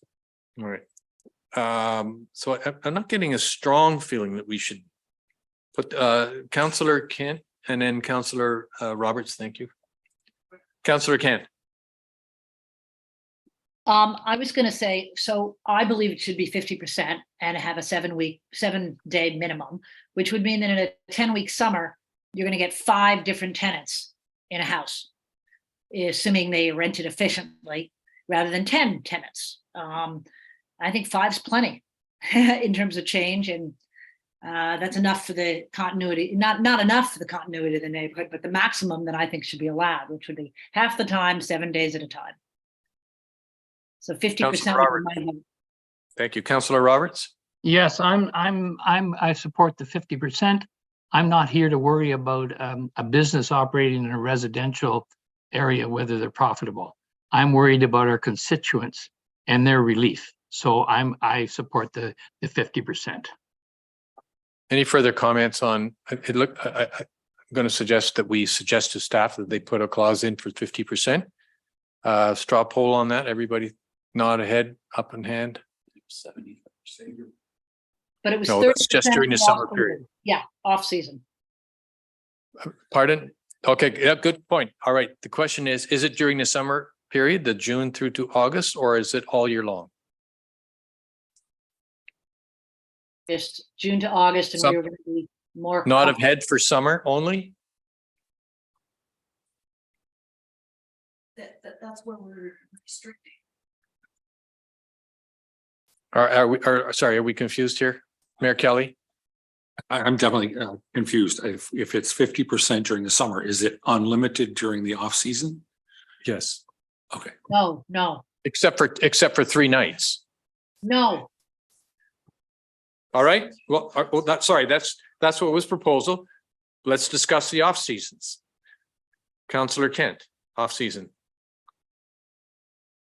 Should we have a percentage? I thought you had opened this by saying it was going to be 50% occupancy in the summer months, so June, July, August, and then maximum of it could move up to like 70% in the other seasons. I didn't say that, but that's what we're talking. Let's talk about the non-summer months. Should we have any limits on what percentage can be occupied? Comments, please, in order. Anybody got a feeling? Councillor Nishikawa. Same 50. Not the same 50, but the same 50. The other 50. Councillor Edwards. Some people only get 3 weeks holidays in the summer. So then their place would be sitting empty for 2 weeks. If we went 70%, that's 7 weeks, and then 3 weeks for to use their own and that premise. I don't worry about the rest of the year. Not getting a huge warm feeling that we need to have a restriction for the rest of the year. Councillor Nishikawa. I just, maybe I should just put this statement out for my feeling is that I don't believe that residential properties are meant to be rented out year round unless they are rented out to one property, like renter. That's a different topic. But when we're talking about our waterfront residential, I don't believe that, again, that we should be trying to create opportunities for people to form a business around their home. And that's why we're in this problem with the housing market, right? I just don't believe, I think we almost need to force people to start using their properties. I think that there was a comment earlier that rang with me, and that was that in the off season, we're actually trying to encourage people to come, and therefore putting restrictions in might make it a little harder. And we are talking about the off season. So Mayor Kelly. Through you, and just one quick comment. Councillor Nishikawa mentioned waterfront residential. I think this is not confined to waterfront residential, especially if part of what we're trying to do is protect real estate for affordable and attainable housing. It's off waterfront that matters. That's number one. Number two, this is a document that we're putting out for discussion to the public. If it's 50 in the summer, 70 in the off season, I'm certainly happy to put that out and see what everybody thinks. Shall we go with that then? Straw poll. Councillor Kent, did you want to make a comment? Yeah, I did. I'm sorry. Am I open? Go ahead, please. I was going to say, if you go back to Councillor Nishikawa's comment, if we've minimized it, everybody can use it for 3 days at a time in the winter. They could rent it every single 3-day weekend and still be under 50%. So I think 50% all year long would be the right way to go, because your tourism is generally going to be maybe Christmas week, maybe a holiday week, and every weekend or 3-day weekend. But it's not going to be like people don't take a whole week and come to Muskoka generally, apart from the holiday weeks in the season. You can still be under 50%. And my theory is if somebody doesn't like it, then they can go zone themselves as commercial. Councillor Roberts? Thank you. My thoughts are, I still want to, in the wintertime or in the off season, we'll call it, I don't want to see 3-day rentals. Because that's what our biggest issue is, with people renting a place and having a stag or a stagette or a big bash. Thank you. I'm going to suggest that we give staff the direction that it's 50% rental, summer season and off season. Everybody all right with that? And remember, we're just proposing a position. Yeah. And to the public, and they can comment. Mayor Kelly. If I may, to thank you through you, as long as those are 2 separate seasons. In other words, it isn't 50% year round. It's 50% of the first 3 months and 50% of the back 9. So Mr. Kennedy, through the chair, maybe just to clarify. So we're going to go 50% through June, July, and August. So as I said before, it's roughly 92, 93 days, because I think there's a couple 31s for the months in there. So it would be 45 or 46 days that you're allowed to rent in between those 3 months. Thank you. And then for the 50% in the off season, I'm not going to do quick math here, but for example, it's 100 or, well, what do we got? 92. And then, yeah, like 270 days for the rest of the year at 50%, you're going to be about 130 days, 135 days allowed to be rented. So that's what would be in the bylaw, would be you're permitted to rent up no more than 45 days between June, July, and August of each calendar year. And then from September till May of the next year, you're allowed to rent no more than 135 days. That's how it would be written into the draft bylaw. Right. Okay, we're closed on that. Maximum occupancy limit was another point that staff was looking for direction on. Mr. Kennedy was very clear earlier today how we got to the 16 number. So that's the one that's being floated. 16 people overnight, I presume that means, or does that mean at any time? Through the chair, that would mean at any time. At any time. Yeah. Thank you. Does council, or sorry, committee, let's have your opinions on that, please. Councillor Mazin. Not sure if I have an opinion other than I might suggest that I don't think I have an answer on this one. There seems to be some kind of methodology in behind the scenes to try and come up with some kind of an occupancy based upon the size and scale of a piece of property as to what you would be licensed for, how to monitor and enforce it. I think that one out of all of these is going to be tricky to do. But I don't think it's a bad thing. Like, it's like if you have a boat, you know, that you can get 8 people into it or 15 or whatever the number is, there's a capacity. So it's anyway, I'd be willing to put this out knowing that we're going to get feedback. Mayor Kelly. And thank you, and through you, I must admit I'm a little confused about what we're keeping track of. Because if somebody throws a bonfire and the whole neighborhood shows up, are we going to ask the 19th person not to come over? I just don't know what, I mean, the count only matters in terms of who's renting for the period, who's using the facilities for the period, who's parking in the driveway for the period. And I'm not much of a partier, but I'm pretty sure we've had more than 18 people on the front, you know, at front of our place from time to time. Thank you. Councillor Kent and then Councillor Nishikawa. I have 2 issues here. If you take that eight bedroom place that was referenced before, so that's 16 adults, and then you add in what could be an unlimited number of children, anybody under the age of 12, I think that means you could have 20, well, you could have over 20 people, 25 people, 1 kid per family.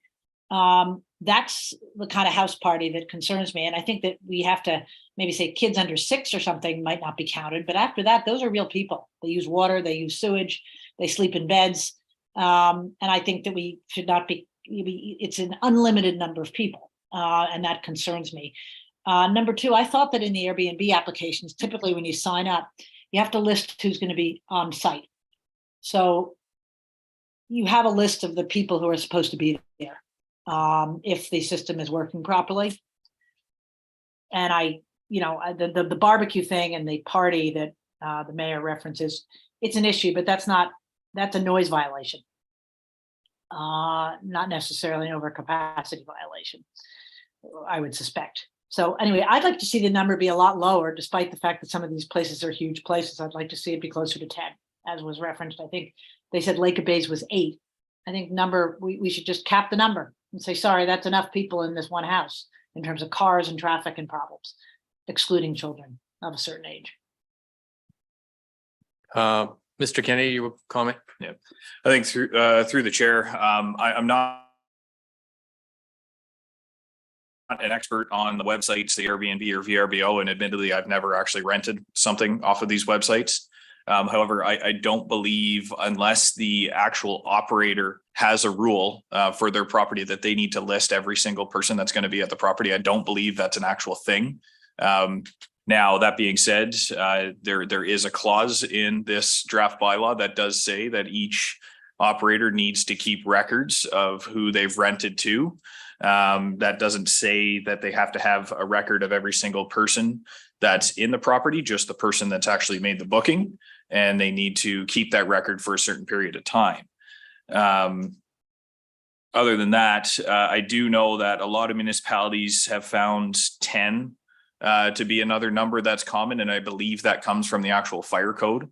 There's something in the fire code, if I recall, speaking to our fire chief, anything where the occupancy is greater than 10, there's a certain requirement under the fire code to have a fire suppression system throughout the building. I don't know if that's more just commercial or if it's anything, but the fire chief did notify us of that in the fire code when we circulated this before it came to this meeting. So he recommended the number be 10. Councilor Nishikawa, you had your hand up, I think. Well, I think I'm not going to come up with a number, honestly, because my experience with specifically 2 properties, and one we were heavily involved, Councillor Zavitz and myself were very involved with a property that was, so the difference is being in town. You know, the lots are very much smaller. There's a lot more involved. But in fact, having a 3-bedroom house when there's 15 people all weekend long, partying on the sun deck and all of those, and literally now we're only talking 5 feet between buildings, by the way, because in town it's a very different thing. So that was my first experience, and also all the cars that came with them. They were blocking laneways and things like that. My other experience, and this is ongoing, I drive by it all the time, is that there's a 2-bedroom house that was sold during COVID for very large bucks, specifically to be rented out on 169. That is a 2-bedroom house that they've now converted a cabin into another facility, added into I've raised this issue because, and in fact, I know Mr. Boss was involved a little bit and made the comment, you're only 2 bedrooms, like you're only allowed so limited. There is on average 6 to 8 cars there when it's rented. And it's not just like it's every time I drive by every day, there's that number. So it's not those just arriving for the bonfire. So those are the ones that I'm concerned about. And I don't know how you nail those down other than that we start squealing, right? Because that's the whole thing, right? And I just happen to know the circumstance about that particular property. But I don't even know if that guy was ever going to come forward and say that he's got a rental either, because he would not, nothing about it would match the application form kind of thing, right? So I don't know, that those are the ones I'm concerned about. And I'm not sure that we're capturing. Mr. Kennedy, then I have a question for you. Yeah, through the chair, I think, I don't know if it's a point of clarification or maybe I'm misunderstanding Councillor Nishikawa on this one. But this limit is for properties where they would otherwise be able to go above and beyond 16, but we would still cap them at 16. So in that situation with the 2-bedroom house, that if they come to us for a short-term rental application and it's indicated on the form that it's a 2-bedroom house, they're capped at 4. Done. You can't go any higher than that. Then we deal with it through other avenues of enforcement if that's the case. But I just wanted to clarify, like, if you have a 3-bedroom house, you're capped at 6. If you have a 4-bedroom house, you're capped at 8. That's as simple as that. Unless when we bring these applications over to the building division and for whatever reason, there's a red flag in regards to the septic, or if the septic is not an adequate size for what they've indicated, then building will have the opportunity to bring comment back to us and say, no, this septic is only good for a 3-bedroom house, even though it's 5, and they're going to be capped at 6. So there are avenues in this bylaw so that we can further limit the occupancy based on septic capacity as well. Mr. Kennedy, a question for you. I presume we don't have a lot of houses in the township that have 8 bedrooms or more. We would have some, but not a lot. And so I would suggest that maybe we don't need a limit because we already have a limit based on bedrooms. And if they've got 9 bedrooms, then they can sleep 18 because they've got a septic for 18. And we're probably talking about, I want to get a sense, are we talking about a fairly small number of people? And maybe we have for all intent and purposes, we have a cap of 16 because most houses don't have more than 8 bedrooms. Yeah, through the chair, fair point. I don't believe there are that many places in the township that have, more than 8 bedrooms. There is a select few that are out there that do. So if that is an option, if we don't want to have an overall limit, then I would suggest to committee that we don't put something in. That was just one of the comments that was received back from the survey. So we felt that it needed some more discussion through committee on whether or not we wanted to put something in there, or if we just want to leave it out and leave it how we have it with the capacity limits at 2 per bedroom or septic capacity. Councillor Zavitz, then Councillor Kent. Thank you, and through you. Later on this afternoon, we're going to be reviewing the whole septic inspection scenario. And quite honestly, I was really disappointed in what I read. I think what's interesting is, these 8-bedroom cottages, and I think we should be looking at washrooms, to be quite honest, instead of beds. The idea that, we have 7 bedrooms in our cottage and 2 bathrooms. So what limits me from having 14 of my family there in 2 washrooms? One has a shower, one doesn't. My point is, if you put this house that Councilor Nishikawa is talking about, I can bet your butt that there's 7 bedrooms in there and maximum 2 washrooms. And that to me should be if we're going to get into this, that should be the defining, to my mind. I don't care how many people you sleep. They can't all go to the washroom in a facility because that septic's this big and we know it's in trouble. And to me, that's where, and again, I look to planning. Do we assess home size and septic size based on beds or washrooms? It's on both. Well, that's my point. Thank you. Councillor Nishikawa. We'll ask staff for the answer, please. Councillor Nishikawa. Mr. Pink. Perhaps if I could, our deputy chief building official is here and perhaps can speak to the building code requirements. Thank you very much. How septics are sized. Thank you. Sorry. No, thank you. And through you. So maybe a good way to start this is a point of clarification. So in a short-term rental bylaw, obviously you can regulate this however council or committee chooses. When it comes to the building code, the size of a septic system is based on bedrooms, square footage, and number of fixtures. So for instance, if somebody were to come in and they have 6 bedrooms and they say, look, I have a family and I have 5 kids sleeping in those beds and 2 adults in the other one, or I have 2 adults in every bed, it wouldn't actually affect the septic sizing. Now, if we're providing comments based on a short-term bylaw requirement or through our licensing, that would be based on whatever requirements you put in. So if you've indicated that's 2 per bedroom, we'll come back and state that. The only enforcement there, though, to be clear, would be through the licensing bylaw. So for argument's sake, if they come back and say we have 14 occupants and that's what we're going through, as long as the building code design meets the septic system, we're going to say the septic is adequate from a building code act standpoint. I couldn't issue any orders from a building code standpoint, but that could impact their licensing. So just to peel those 2 pieces apart a little bit, hopefully. Councillor Zavitz and then Councillor Kent. Thank you. Supplemental. And to that point, so our place was built in 45, because this, I think this is relevant to this particular example. Built in 45, new septic was put in 93, so that's 20 years old. Just had it pumped out, it's in good shape. So we, we care about it, but I can tell you that on our shoreline, there's a few others that don't. And, our house is good size and it was built by my grandfather. And so at the end of the day, quite honestly, I think we have too many bedrooms we can sleep too many people for the 2 washrooms and the size of the septic. Here, I throw myself out under the bus. But the point of the matter is, I think that is a very standard condition that we live in this township. And if Sandy were here, yourself, I think you're going to find that those are the buildings that are being rented, not the $50,000 a week, 8-bedroom, 9-bathroom places that I've seen. I think you're going to find out of 800, there's an awful lot of these places that are being rented.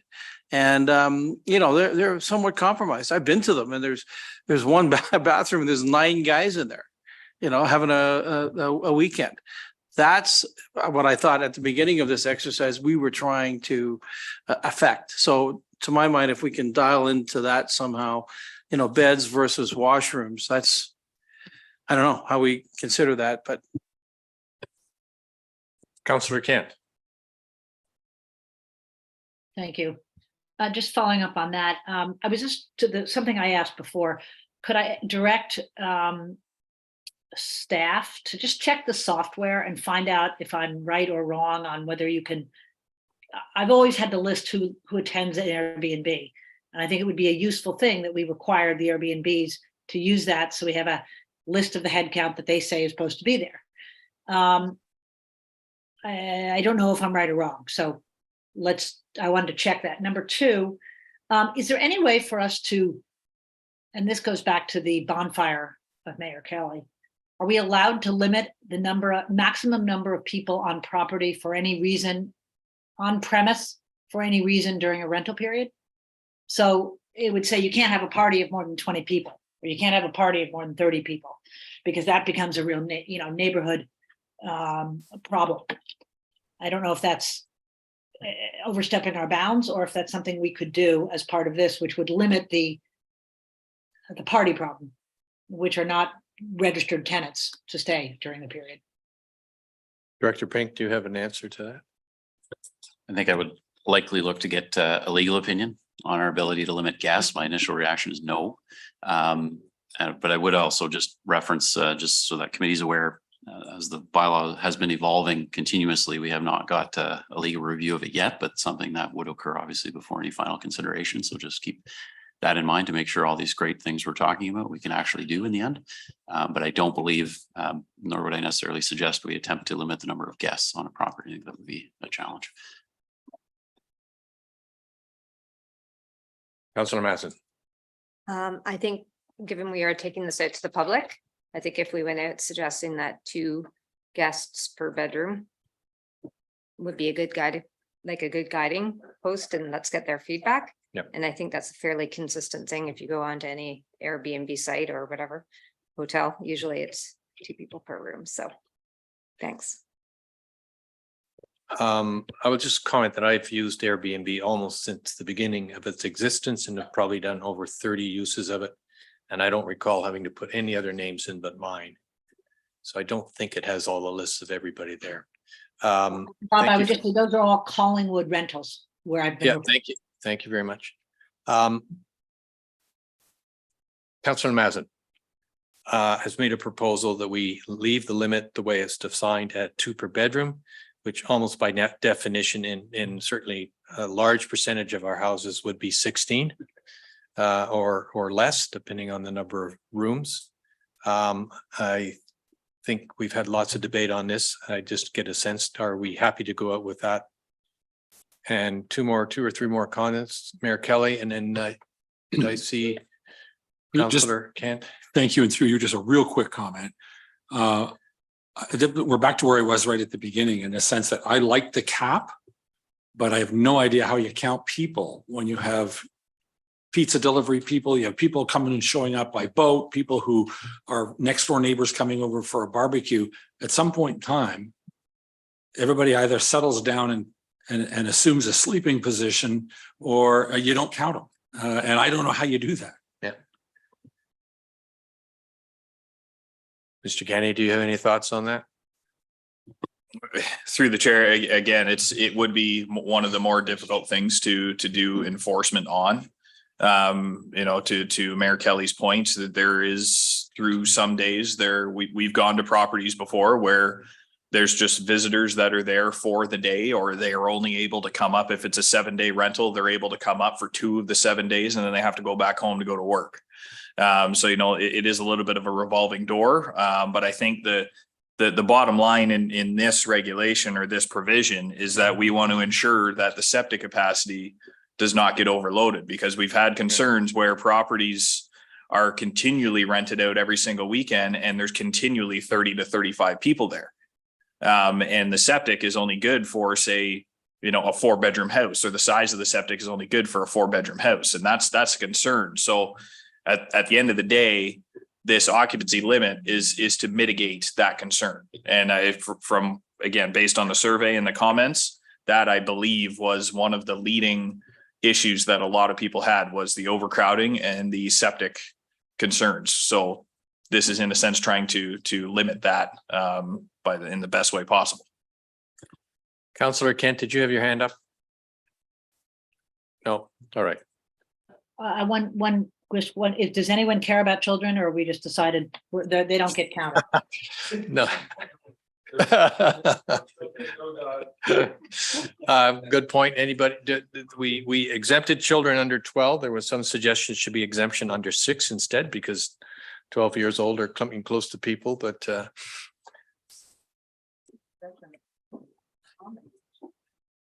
I guess not. All right, we'll leave it at 12 and get public input on it. Chair Rob, I was just going to say one thing. If you go back to where we were originally, which was 2 per bedroom to a maximum of X, that would could include little people.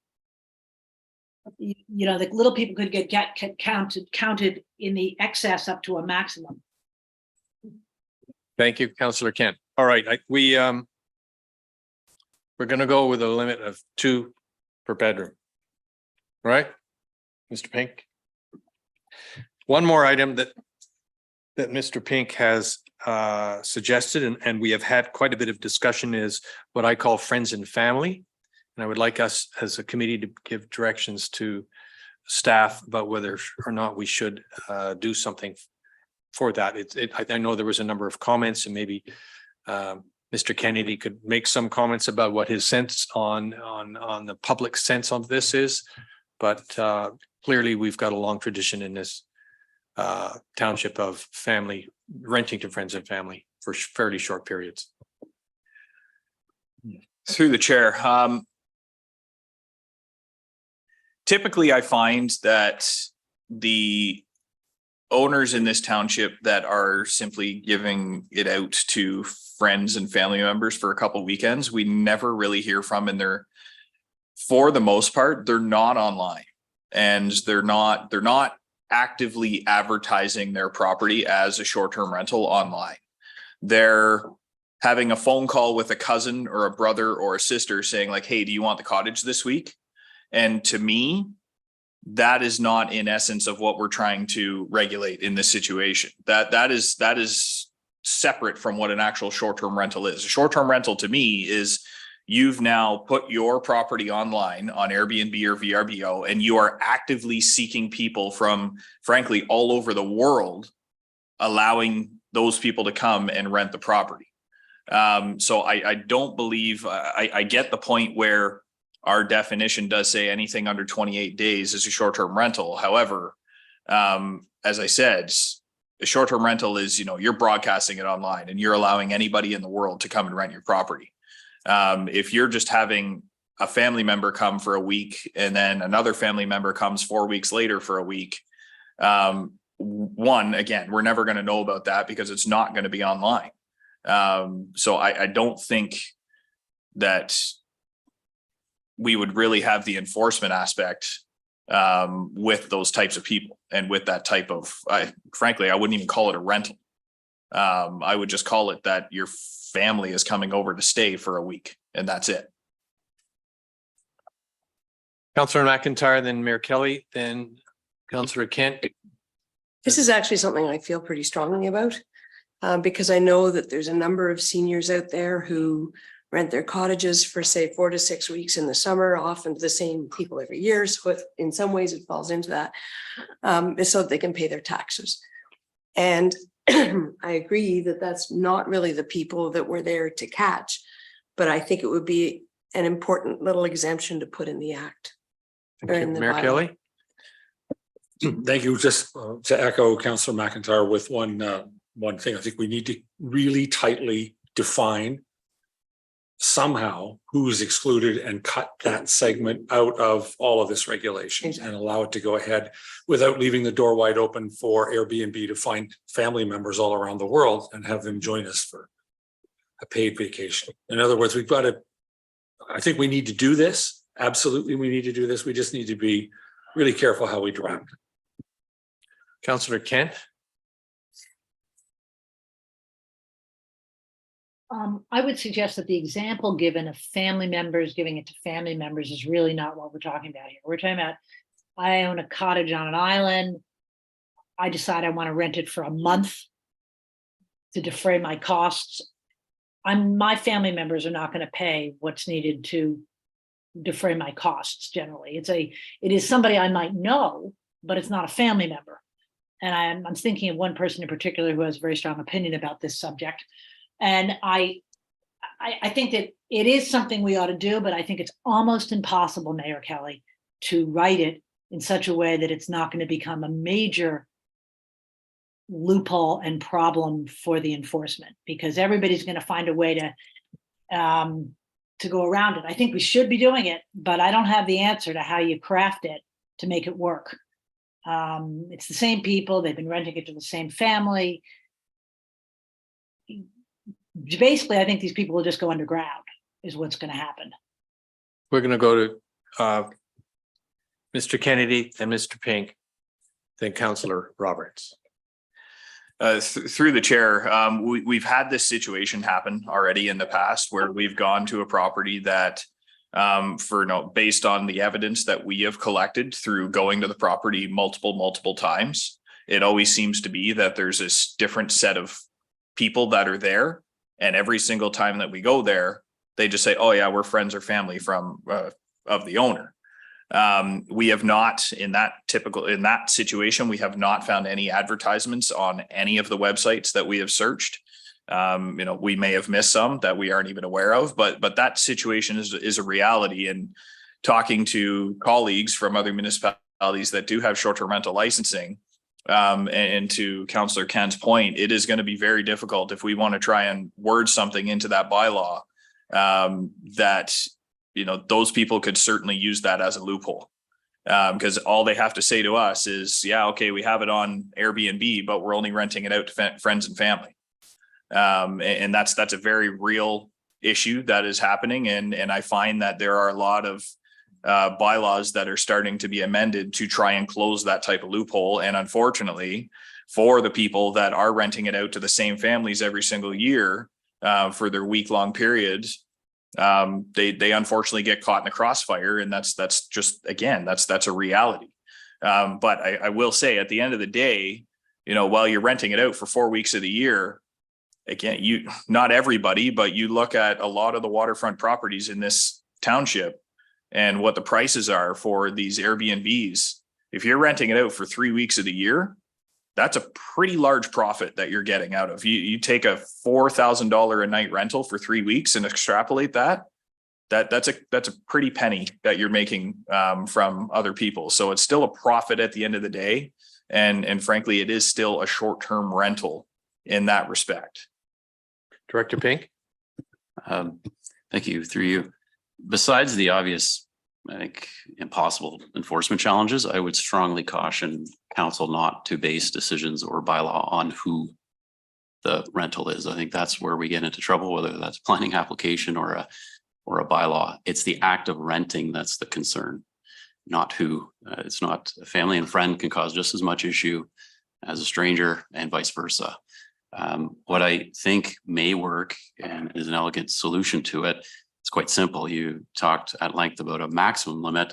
I think we can also put a minimum amount. So in other words, it's not who you're renting to, but should you only rent, whether it's 2 weeks, 3 weeks, or 4 weeks a year, then you are not considered a short-term rental. Therefore, you do not need a license.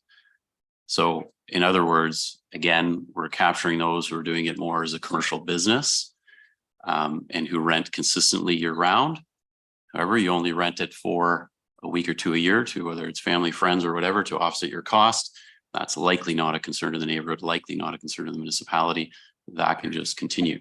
I think, again, the discussion probably should be around what that magic number is, because obviously we've had a lot of other numbers set. And if we set this one too high, we're really, our fees suddenly go from something to zero because we've narrowed our window extremely. But I'll leave the debate as to what the number is. I would likely suggest off the top of my head around 2 weeks is probably maybe 3 is your limit. But keep in mind, we're only limiting, 4 weeks in the summer. So you're starting to narrow your subset quite a bit. Councillor Kent. I think that's a fabulous idea from Director Pink, but I would add to that it should be one consecutive rental for a period of 3 weeks or something. Those people could be excluded. They do it once a summer. I'm not even worried about Christmas right now. Once a summer for 3 weeks. Those are not short-term rentals. So it's got to be consecutive is the words I would put in there, rather than 5 people for 3 days each, getting you to the 3 weeks.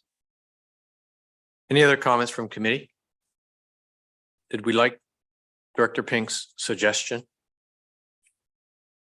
Got a little straw poll, please. Hands up if you thought Mr. Director Pink's idea was a good idea. 1, 2, 3, 4, 5. Thank you. There you got your direction, Mr. Pink. Director Pink. 2 weeks is the... 2 weeks, I think that's a good point. 2 or 3. 2 to 3. 2.5.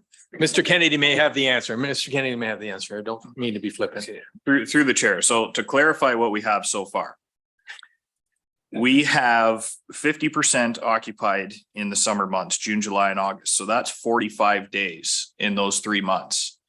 Now we have a 7-night minimum stay in there.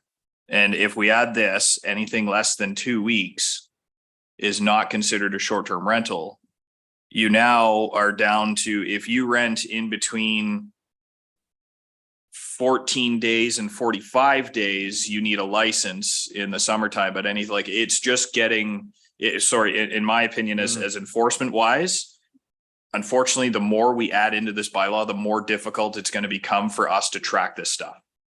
And with us limiting this and really, really shrinking things down, one, it may confuse a lot of people in the public on what actually is needed for a license and if you are a short-term rental or not. But with all these added things, with anything less than 2 weeks is not considered a short-term rental. Like I said, you're looking at 45, 14. So you're looking at anywhere in between 31 days or more to 45 is where you need that license. So I just want to caution that, like I said, the more we add, the more difficult it is to, one, write this so that it's going to be coherent and understandable, and two, so that the public understands who needs a license and who doesn't. Councillor Mazin. At risk of confusing things a little bit, I'm trying to put myself into a logical situation. that if I was the scenario, and again, I know we can't focus on the user, but I'm not using a platform to market and sell my commercial property. And I'm a historical, sharing with friends and family kind of approach to my property. I'm not going to be captured in this monitoring system that we are embarking on with this program. So arguably there's probably a good portion of our population who won't be monitored, right? Because they won't be participating in this action. And arguably, one could say that unless there was an issue on said property, they might just continue to go about their business day to day. Is that right? Director Pink's now you're making me nervous. Okay. So one could argue that this could help us capture any problem properties because it would be complaint based at that point. I'm not trying to complicate things. I'm trying to bring a practical reality to this situation. Because I'm hearing we can sit here and try to make this thing as perfect as possible. And then we're going to have implementation of this. And it's two completely different situations. Mayor Kelly, Councillor Edwards. To respond to Councillor Mazan's suggestion, I think if I understood correctly, then we have a situation where a property owner would be obligated to register, but would choose not to and fly below the radar by continuing the practice of letting friends and family rent it. And I don't know how we make that okay, especially when all it would take is a phone call from a neighbor saying, come and look, there's people here who don't live here. So just to qualify, I'm not saying one way or the other. I think we have to be thinking practically and implementation of this group, right? And I think that adds a layer to this of probably a reality that might happen. Director Pink. Thank you. I think what Councillor Mazan's saying, and I believe Mr. Kennedy and myself likely said it in the past, again, the issue we're trying to solve, we would never publicly condone or say that you should not obtain a license. However, if family and friend, you utilize your cottage for a week or two in the summer and do not get a license, we likely will never become aware. It would never pursue or try to enforce that type of provision. That's not, again, the intent of this. I think Mr. Kennedy raised the exact concern that I raised. I think we can enforce it. I think the software can differentiate those. But again, if you limit the summer so strictly and have a 50%, yeah, you're getting very narrow, as I identified. Perhaps one of the solutions, and I was actually going to raise my hand and suggest I like consistency. I always find it very interesting that we struggle to have our commercial operations be commercial and our residential. It's like people just want to break bylaws here. And I was going to suggest to be consistent with our official plan in the Minetta OPA, those policies actually limit to just July and August instead of June, July, and August, but that will shrink your dates even more. Perhaps what we can do in this bylaw, although it's not consistent, really the cottaging season, correct me if I'm wrong, is really May long weekend until a week after Labor Day, perhaps. I think if you stretch that out, you are gaining more time so that that 2-week minimum does not eat into, and you have a bigger window there. And I think that's really the period where most, again, people come up to cottage and the rental periods are at their highest. So perhaps stretching those seasons out. And I think those discussions did occur during the Minetta OPA. I think we simplified it with July and August. But I believe it was actually the OLT situations with a few resorts. And I believe we came up with a definition that it was a week before the May long weekend to a week after the Labor Day weekend. And I don't want to reopen the debate, but another potential way to soften it a bit is if you loosen the 50% a little bit to add a little bit more use in that period. Then again, you stretch that window out bit by bit, and perhaps that's the sweet spot. Councillor Edwards. I agree with Mr. Pink. I think we should stretch the season out. That's what I was trying to say before. And I've had friends that have a cottage that used to rent it to friends. They were friends with all their neighbors, and they'd say, you know, so-and-so are coming up for a week or something like that. They knew the people coming up because they come up year after year. So they've never had a problem with it. And most people that let their friends and families do that, do the same thing. So I don't even think they have to be licensed at that point if it's just friends. It's the ones that are advertising it and running it as a business we're trying to capture here. Councillor McIntyre. My concern is, what do I tell my constituents? I mean, I have one particular constituent that I know they rent their cottage every year for 4 weeks to the same people. So do I say, there's this bylaw, so you may need to be careful and go underground and make sure you keep a low profile. Don't make none of your neighbors phone bylaw so that they show up and arrest you. It's really hard because, you know, they're doing it to pay their taxes and they do it every year. So they're not the population that we're trying to catch, but I also don't want to put them in a vulnerable position, I think is what I'm trying to say. Councillor Zavitz. Thank you. Through you, you know, we can't have it all. And, you know, when whoever rents your place, that money is green and purple and orange, and it's the same money. So, you know, to give people, I guess we're in fact inferring a discount or some sort of special dispensation. I don't know how you're gonna do that. I mean, the people that are renting for just a month get the same $15,000 as somebody who's renting for however many weeks. So I don't know how you differentiate, and that's what's getting us into, I think, into the weeds with this thing is friends and family. That's one Yeah, thing, what but are we trying to do? Sorry. well, what are we trying to do? From what I'm hearing, everybody wants to license this thing and, you know, come down on it and get a view inside it. That's what I understand. So I don't know why we're contemplating a discount to a particular group. I mean, that's where we have all the trouble. How do we do that? All right, so we have a couple of points underway here. One is expanding the season a little bit to allow those the total number of rental days to be a little bit higher because we are shrinking it down. And I think I saw a lot of nodding heads about Ms. Director Pink's proposal. Is that fair to say? So let's revise it to that. The season expanded to a week before May 24th to a week after Labor Day. And now the only open question is, do we have a friends and family policy or not that's based on number of weeks on rentals, not who is renting it? And Mr. Kennedy has advised against that. But we do have a reality. And if you don't put it in and the people are flying under the radar, now they're non-compliant. As Councillor Zavitz said, we can't have it both ways.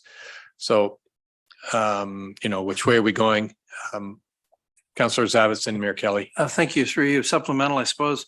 So, ultimately, the licensing piece was, so for $550 a year, if that's what it is, 1,000 or 500 a year, those people will pay the 500. And, they get the rest. So, my point is, contemplating this discount structure for a particular group, I think that's a difficult thing. Mayor Kelly. Thank you. Through you, and I'm going to take the opposite on that one. If in fact we want to find a way to allow the old-fashioned kind of short-term rental to take place, the only obstacle to having them register is the $550 fee, it seems to me. As long as the registration process is really goof-proof, easy to access, quick to file, you send in your check. And maybe to key off of the words of Councillor Zavitz, we do look at a discount 12 months out. If you can show that you only rented it for 3 weeks and that there was no bylaw complaints, you get 2/3 of that refunded or credited to next year. Somehow it becomes simply the cost of registration is more reflective of the lack of input from us. We don't have to track and monitor. We don't have to respond to bylaw. You're not actually consuming $550 worth of our time. You're filling out a form. Somebody's entering it into the system and truly put the onus back on the landowner to come and show I complied and I only did it for 3 weeks. Councillor Edwards. I still say that somebody is not advertising it and they're doing it to friends and family. And that would be under the radar anyway. And unless there's complaints, I wouldn't bother them. If there's complaints, then you say you have to get a license. As simple as that. But Councillor Kent. Thank you. And then Councillor Roberts. I would just go back to, if we are going to try a friends and family carve out, the way Mayor Kelly suggested, I think if you say it's once a season for X number of minimum of X number of days consecutively. So it's one person. I rent my island every July to ABC renter. It's not necessarily a family member, but they've been doing it for the last 10 years. But it's only once, because if I rented it to 4 people for each different week, I got to get caught. It's the point is the longer duration with only one tenant that would allow it to be a carve out, in my opinion. The minute you're renting it to multiple people for shorter duration days doesn't capture any carve out. It's one tenant, one consecutive period of time, once a season. And you know, Mr. Councillor Zavitz, I think you know exactly who I'm talking about here, but they're a good example of what we're, you know, the kind of person we're dealing with. It's a different, slightly different group than what Councillor McIntyre is addressing, but the only way to solve it, I think, is to have it be consecutive. Councillor Roberts. Thank you. From what I understand, you'd never be able to enforce or prove that family and friends are paying.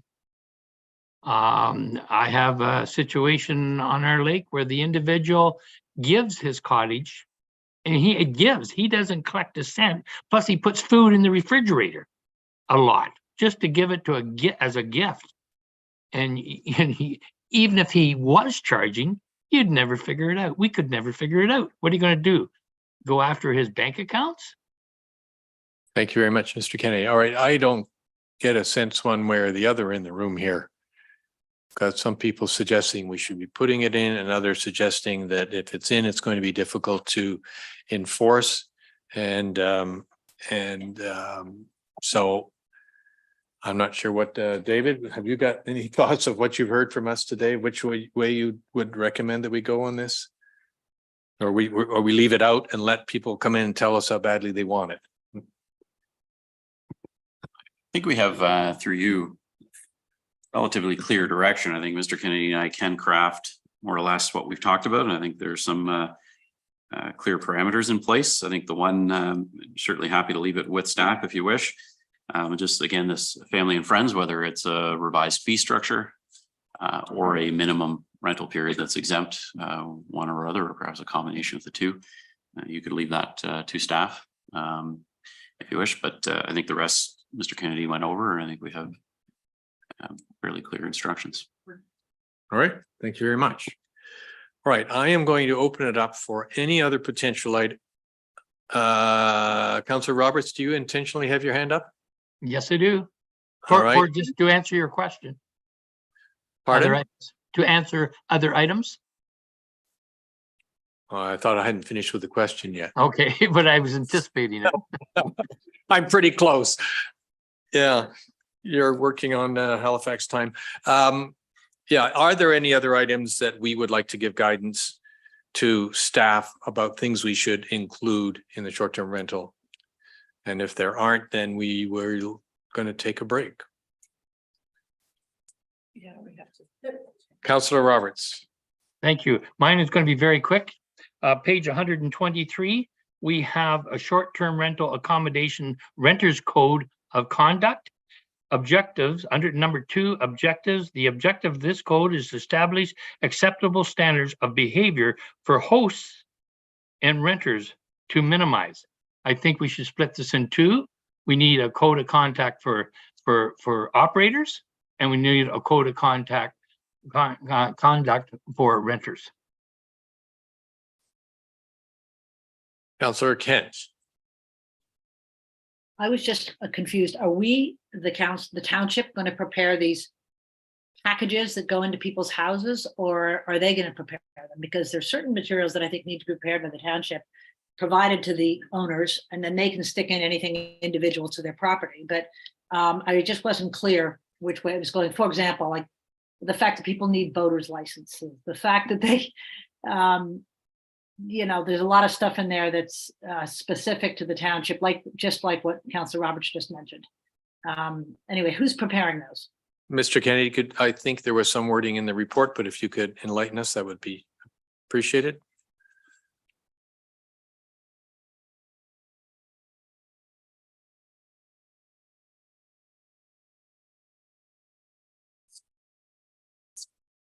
Through the chair, if we look at section 6.3I of the draft bylaw, there are 9 different things that they would have to provide to each of the renters that are coming in. And a lot of it is going to be stuff that the owner has provided to the township, such as the contact information for the responsible person, the floor plan, the non-emergency line for the OPP in the area.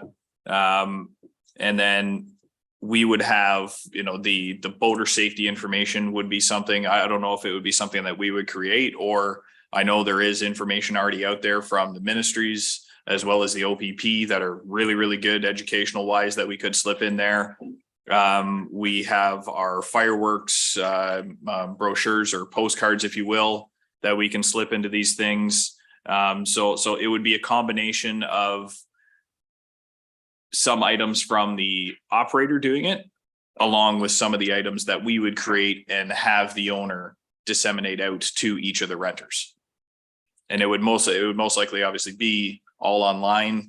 We would just have a copy of what each of those informational packages would be. But we don't want to limit it so that it's just the municipality giving this out, because there are a lot of situations in the municipality that I know of with operators where they have specific house rules, if you will. And we want to be able to still at least, allow them to have the house rules on top of all of the other stuff that we've required in the bylaw. Thank you for that complete answer. Councillor McIntyre. Just want to follow up on the comments from Councillor Roberts and add my other little pitch to it. I agree completely. That document that is supposed to be for hosts, and it's very confusing. I think it could be drafted in a better way so that it's really clear. If you're a host, these are your responsibilities. If you're a renter, these are your responsibilities. And together we're going to create this wonderful partnership. I think it could be drafted in a better way and not quite so confusing as to which is the parts that are applying to the renters and which are the ones applying to the host. And that just brings me to the other point, which the other problem I had when I was reading the bylaw. I found it really difficult in a lot of ways to understand it. It's just very wordy. I think it needs to be trimmed down and cleaned up and put in a way so it's much easier to understand. There's just, it's not, so I'm assuming that at some point a lawyer is going to see it, and maybe that's what it takes to make it a little more, to flow better and to be more understandable. But I think there are some issues with the drafting. Thank you very much. Those are my comments. All of which I think can be handled as we move along this road. And so we will take those as suggestive hand. And if I could just pause for a minute, I'm going to get some procedural advice here. Make sure we're on the right track.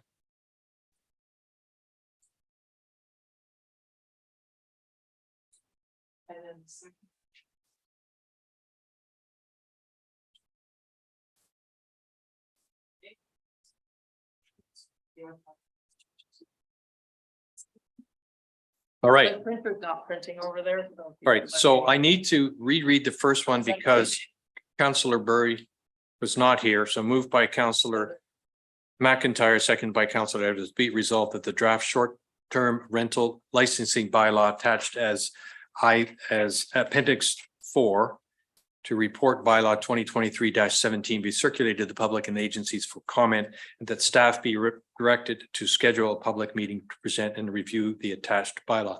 Do I get that approved now and then? No, read amend it? this next. All right, so moved by Councillor Nishikawa, seconded by Councillor Kent. Be it resolved that the resolution be amended to add words as amended and after short-term rental licensing bylaw. So this resolution reads to add as amended after this, because they've amended it from what was published in the agenda. Based on Because of this? No, based on the discussions today. over the Discussion, phone. okay, so what's doing that's including the. Because the that's points. different than what. So we vote on this one? Yeah. All right, any discussion on the resolution that I just read, which is the amending one? All those in favor? Carried. Oh, sorry, all those against? Still carried.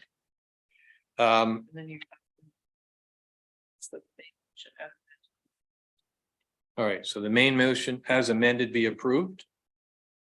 Any discussion? All those in favor? All those opposed?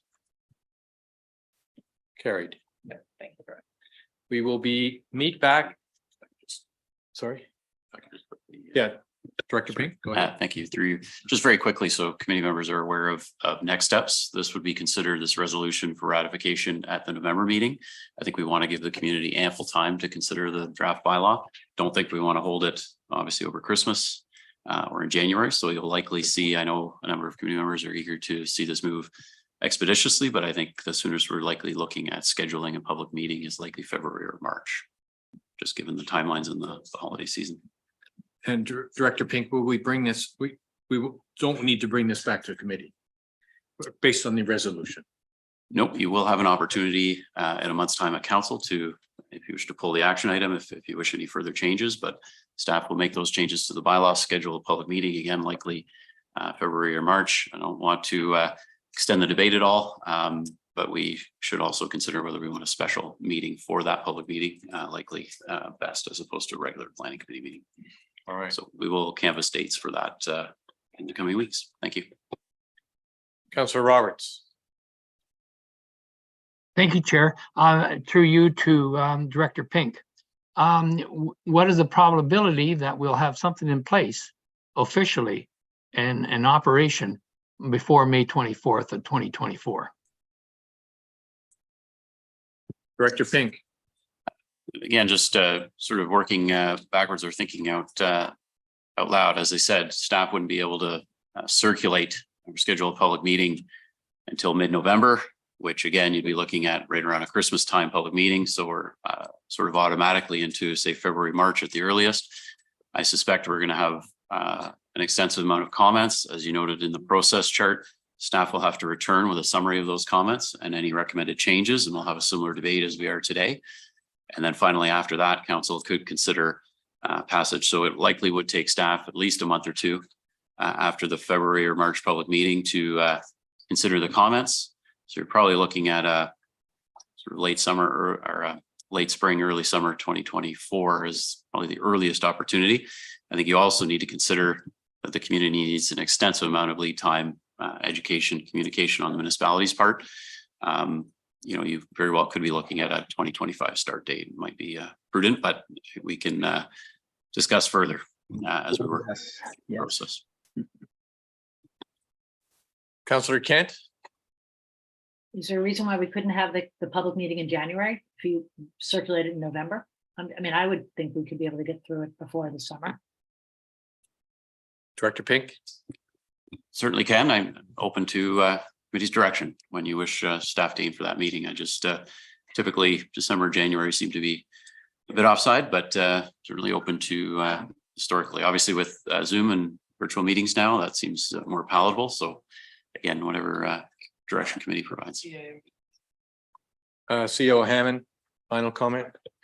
Thanks, Mr. Chairman. Good afternoon, committee. So just further to Mr. Pink's comments, I think committee should be aware that with vacations, et cetera, over Christmas, it's usually a scramble for us to get agendas together in January for the regular meetings.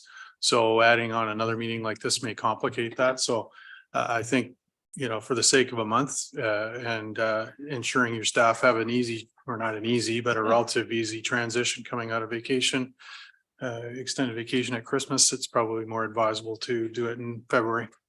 Thank you. Thank you very much. That's it. We are going to take a break until 3:15. And when we're back, we'll be hearing about the septic re-inspection program.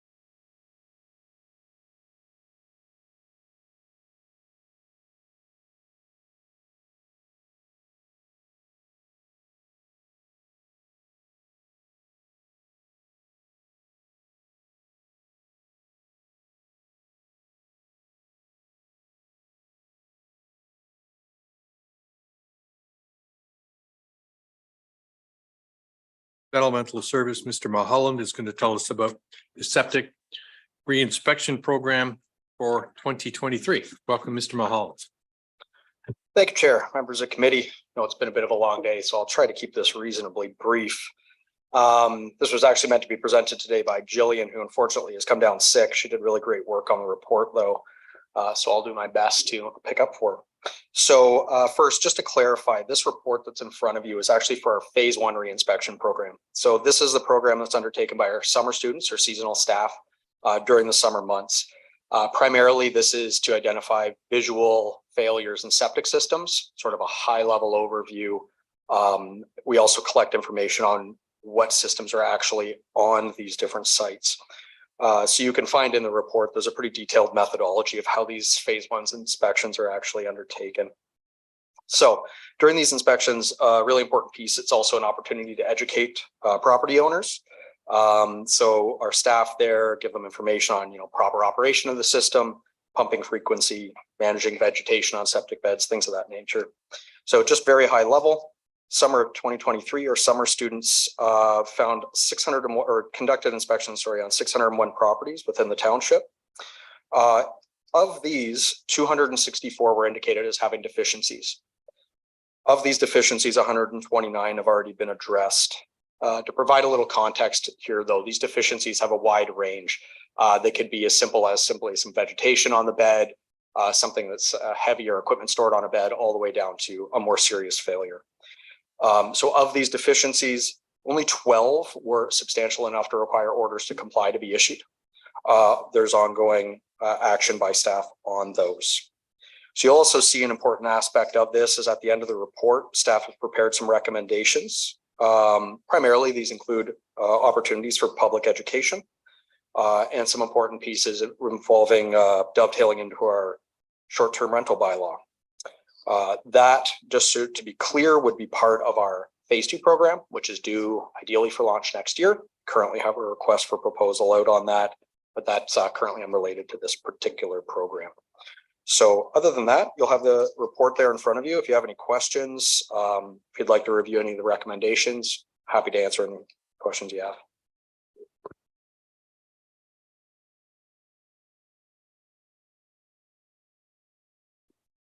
Yes, High Lake.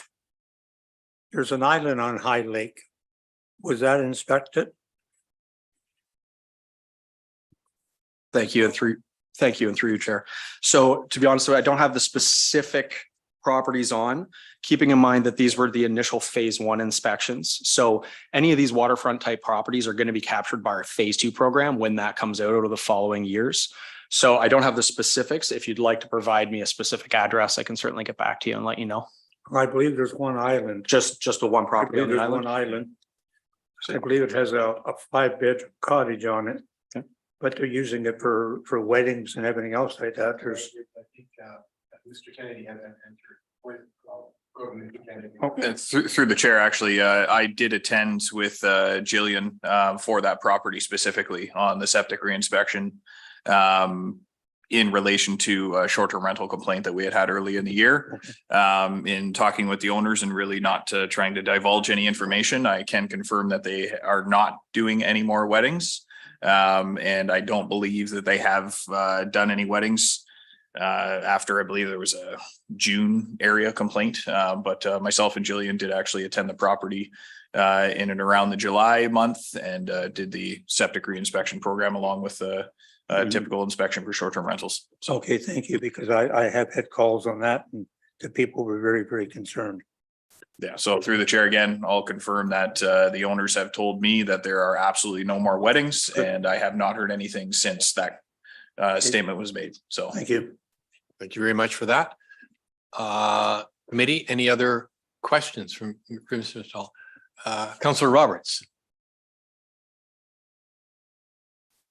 You need to Just unmute. pausing for a second. It's not a question. I'll wait for comments. Sorry.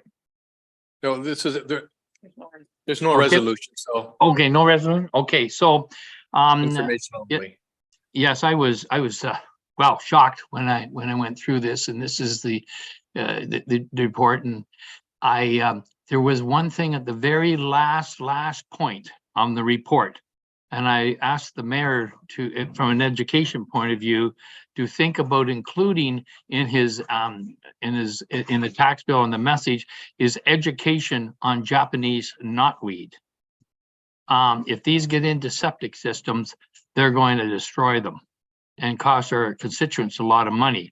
So I think that we need to have some sort of communicating education on what to do with Japanese knotweed to eradicate it, or to ensure it doesn't get into our septic beds. And so just ask the mayor to take that into consideration. Thank you very much. And I see the mayor is taking notes. Any other questions or comments? Mr. Mulholland, I have one. Do you view these as, are you encouraged by what you found? Is it disappointing, the degree of issues? I mean, can you give us a sense, you know, how is this in the grand scheme of things? How is it compared to previous years? I don't know how many years we've been doing this, but can you give us a sense on how we should be feeling about our septic population? Septic system population, not the septic people. Sure. Thank you, Chair. So first, yeah, we've been doing this actually for 20 years, so far before my time. This is actually quite typical.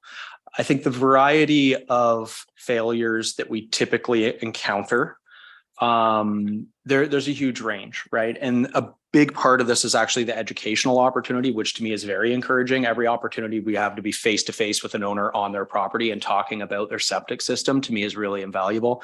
As far as the actual deficiencies and failures, I think it's more or less par for the course. We have an awful lot of septic systems in this township. They age. And they need replaced. And like so many people, myself included, first coming up here, first property you own with a septic system, it takes some time till you really get your head around what happens when you flush your toilets. And so these systems kind of take abuse and they need to be fixed. Until you learn these things, you're parking your car in the wrong place, you're storing heavy items on them. So as far as the actual deficiencies go, I think this is pretty much par for the course. A great deal of them are maintenance related, cracked lids, vegetation, things of that nature. As far as say the 12 properties that we issued orders to remedy on, it's probably very much on par with every other year that we've dealt with this. Quite frankly, often when there are really catastrophic failures of these systems, it comes to our attention via other means already anyways. Obviously, it can be pretty visual when these things happen. Neighbors call property owners. So this is sort of a good supplemental thing. Personally, I'm more encouraged with this program as an educational opportunity than necessarily an enforcement opportunity. I think when we get into our phase 2 program, which is going to be coming out, that sort of shifts gears a little bit there. And that'll be a much more hands-on and invasive inspection that we're doing there. So hopefully that helped answer your question. Councillor Zavitz. Thank you. And through you, you know, this is only going to become more important to the township as septic systems. You know, you used to be able to do a septic system for $18,000. Now, you know, they're 45,000, and that is going to be a factor here. You know, people are going to take a new kitchen with new appliances instead of replacing their septic, out of sight, out of mind. So, you know, I champion this program and certainly hope that, you know, we continue to every year do more, look at more. Everyone's got one, and you know, cautionary tale there. Thank you. Very well. I see Councillor. No. All right. Thank you very much, Mr. Mulholland. We will move on to the next item. That's the first item of 2 in unfinished business. It is zoning bylaw amendment 26-22 and bylaw 2022-94. And once again, it's with our Ms. Crowder. Thank you, Chair Bosenworth. Just share my presentation with you.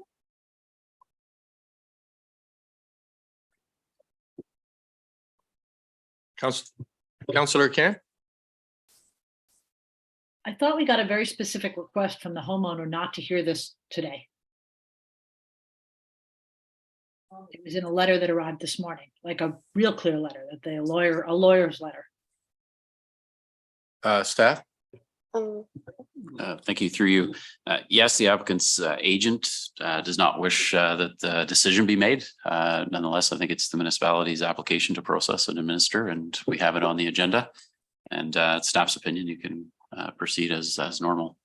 Well, I thought it was a lawyer's letter, not an agent. I thought it was their lawyer. And I'm distinguishing just between the planning agent. Yes, through the chair, it was a lawyer. I sort of refer to them as their agent still, but it's a lawyer, I believe, yes. Thank you very much. Both of you. Ms. Growler. Thank you.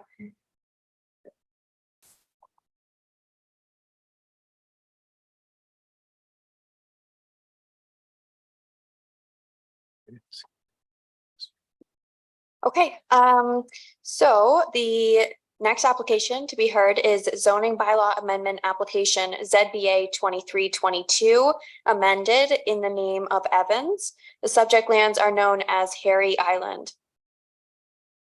I would direct committee's attention to the submitted site plan on page 162 of the agenda package.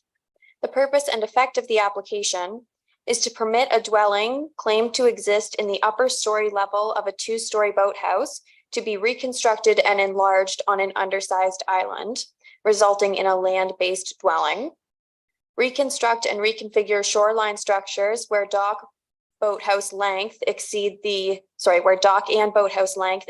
maximum permitted in a restrictive -R water body zone, and to permit a new septic system leaching bed distribution pipe within 100 feet of the high water mark.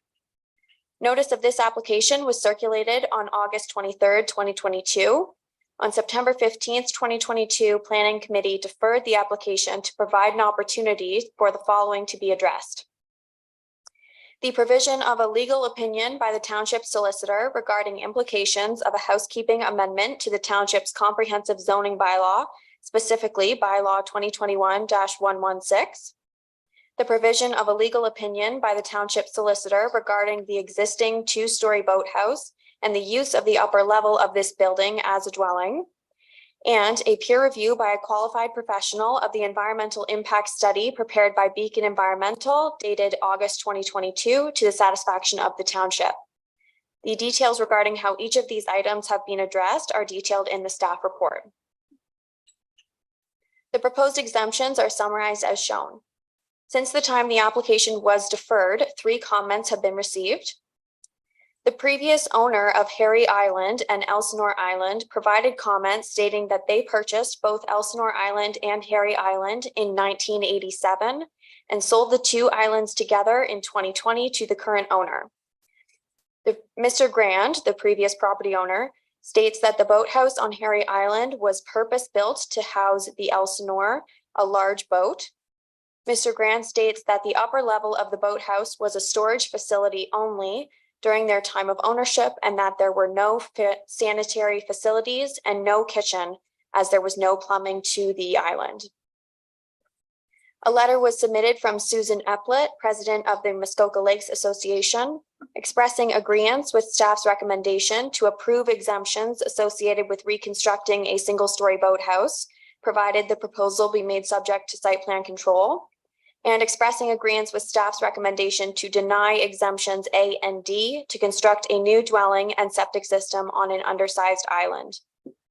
Finally, a letter was received from Scott Hutchison of 9 Hutchison Robitaille LLP, requesting that a decision on the application be deferred until such time that a decision is made on the building permit appeal. Staff have prepared a detailed report for committee's consideration and have recommended that exemptions B and C to permit the reconstruction of a single-story boathouse and dock to exceed maximum permitted length in zoning bylaw amendment application ZBA 2622 amended, bylaw 2022-094 Evans be approved, subject to the approved development being made subject to site plan control to implement the environmental impact study prepared by Beacon Environmental dated February 22nd, 2023, and peer review response by Hutchison Environmental Sciences Limited dated July 19th, 2023. And that exemption A to permit the reconstruction of a single-story boathouse and dock on an undersized lot and the reconstruction and enlargement of a dwelling on an undersized lot and exemption D to permit the installation of a new leaching bed distribution pipe within 100 feet of the high water mark be denied. I have no further comments at this time, but I'm happy to answer any questions from committee. Thank you very much, Ms. Crowder. Do we have the applicant's agent in the waiting room? We do not. Any communications from the applicant's agent? Very well. Ms. Crowder, do you have a comment? Through you, Chair, I was just going to try to answer your question there, but I have not heard from the applicant's agent. So I don't have anything to provide there. Thank you. Is there anybody else in the waiting room wishing to speak for this application? It's not a public meeting. Sorry, it's not a public meeting, so shouldn't be asking those questions. Very well. So I guess we have questions from committee to staff. Councillor Nishikawa. I don't understand. Like, there's a lot of the A's and B's and C's and things, and I'm not, what I haven't kind of got clear in my mind, other than denying the whole application. So we have some items that staff are recommending approval and some denial. And I find it challenging to recognize how to do that, like how you can approve any part of anything when the major part shouldn't be approved in my mind. So I just need more clarification. Ms. Crowder. Through you, Chair Bosenworth, to Councillor Nishikawa. In essence, this proposal in front of us deals with two main elements, one of which is reconstruction and reconfiguration of a boathouse and dock to provide relief from the maximum length permitted in what's called a restrictive water body. So that's sort of one component, and that's what deals with exemptions B and C. So staff are recommending that those be approved today. The other side of this proposal is exemptions A and D, which essentially deal with the construction of a dwelling on land on Harry Island. Staff have received the township solicitor's opinion that no lawful dwelling exists in the boathouse today. And so therefore, we do not support exemptions A and D, which would be to construct a new dwelling on land and a new septic system on land. Hopefully that helps, but I'm happy to provide further clarification. Councillor Nishikawa and then Mayor Kelly. Thank you for that. I would not be approving the recommendations that the staff have brought forward.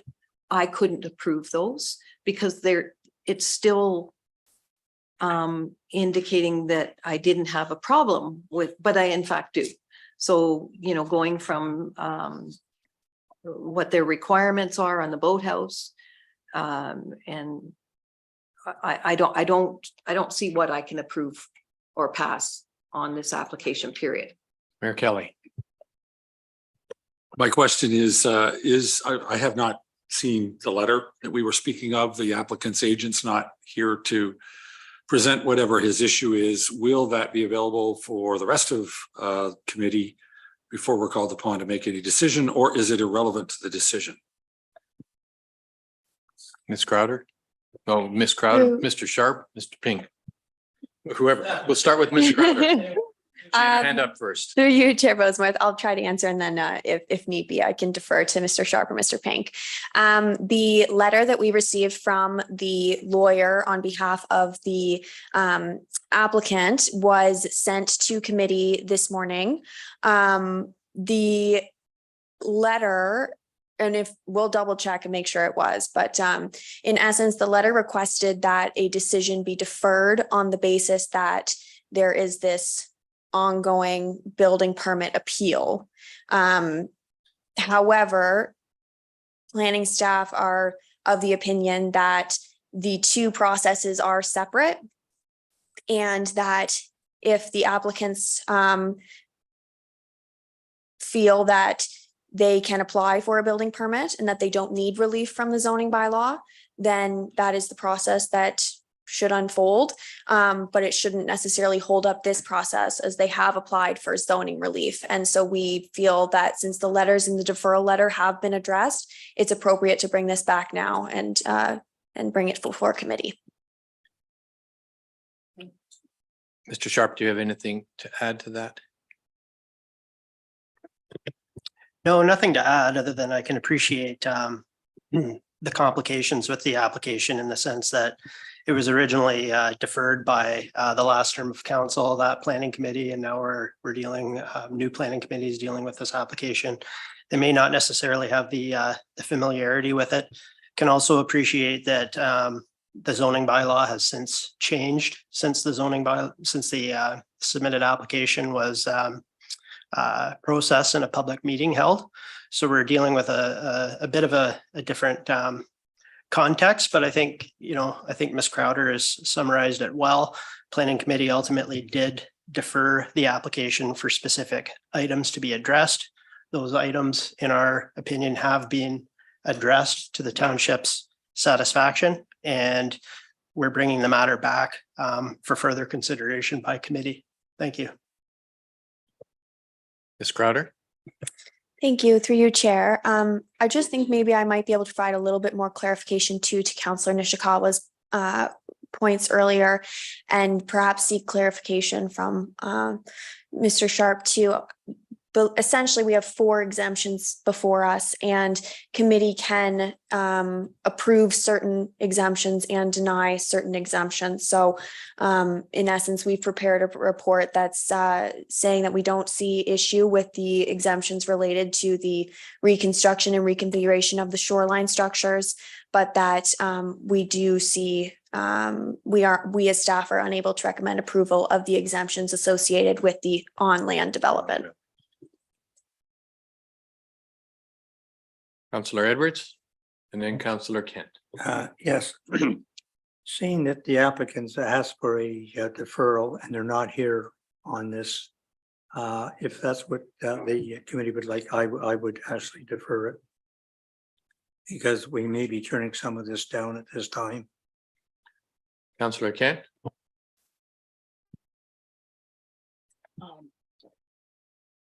Not muted. Okay. I actually question why we would want to take this matter up at all, given that these people are in the Superior Court fighting our building permit turned down. That's a separate question. I was like, let's defer it till the thing gets resolved, and then we'll go in and we'll give them our answer on the other matters. I do question the timing on that. I also would like a little more explanation, and I read this a couple of days ago. I've been through this multiple times. I've been to the property a bunch of times as well. The 2 exemptions that we are recommended we approve still appear to be substantially out of the bylaws. Can you give me a little bit of flavor for how you got yourself comfortable with that? And why would we give it to them? Why would we give it to them? I guess is the simple question. Ms. Crowder? Through you, Chair Bosenworth, maybe I'll start with the shoreline structures question. So I went to the property back in 2022, and there is a footbridge that connects Elsinore Island and Harry Island. And between Harry and Elsinore, the water does not appear to be a navigated waterway. It's got the bridge that sort of blocks that passage. So essentially, when we're considering shoreline structure length, a big component of that is navigability, and is the additional length going to implement the narrow waterway and have a great impact on potential navigability through that waterway? Considering that there's this footbridge here, it doesn't appear that the channel between Harry Island and Elsinore Island is navigated. That's a big component in why staff feel comfortable supporting that increase in length. I see Councillor Kent's hand. Maybe she wants to ask before I elaborate on the second part. Councillor Kent? You're muted. If you're not going to treat it as a separate island, then you have to count the dock footage in addition to what he is going to build on the rest of Elsinore, because it's one property. was owned by one person before, it's still owned by one person. So you can't have it both ways, treating it separately because the bridge makes it a connection to the island. Ms. Or, Walker. yeah, you can't keep it separate and then also have it be part of the island. So it's going to impact his other building arrangements if you increase it there. Anyway, just aside.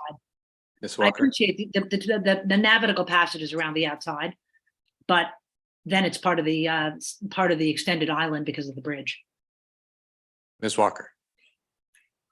Crowder, sorry.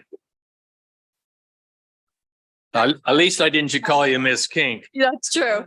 Thank you. Just to clarify, we are treating these as separate properties. We are not considering the shoreline structures on Elsinore Island to be as part of the shoreline structures on Harry Island. What I was just trying to say is that there's been this footbridge that sort of blocks passage between the islands through the water body. They are considered separate properties. They have a natural severance, if you will, through them by this water body. Hopefully that helps clarify. I'm happy to expand, but if I can, I would just touch on your first point, Councillor Kent. If I can remember it, can you can you refresh my memory there? Oh, you're just on mute. You're still on mute. Councillor Kent. The fact that there's an outstanding Superior Court issue, and I would just think, why get involved right now? Why don't we wait till that gets resolved? Right, sorry. Thank you. And through you, Chair, I will sort of start that. I may defer to my counterparts, but in essence, this is a very interesting situation because we have an applicant who's come forward seeking relief from the zoning bylaw for a number of things, one of which is to construct a dwelling on land, which they're seeking relief from our policies that speak to legal non-complying uses. On the other hand, they have also simultaneously now gone and applied for building permits, which implies that they believe they don't need relief from the zoning bylaw, and they have appealed the chief building official's decision to deny that permit, giving us the impression that they do believe they have the right to have that building permit and therefore don't need relief. So the two processes seem to be somewhat contradictory. And we do, I mean, the process to go through the Superior Court could take years.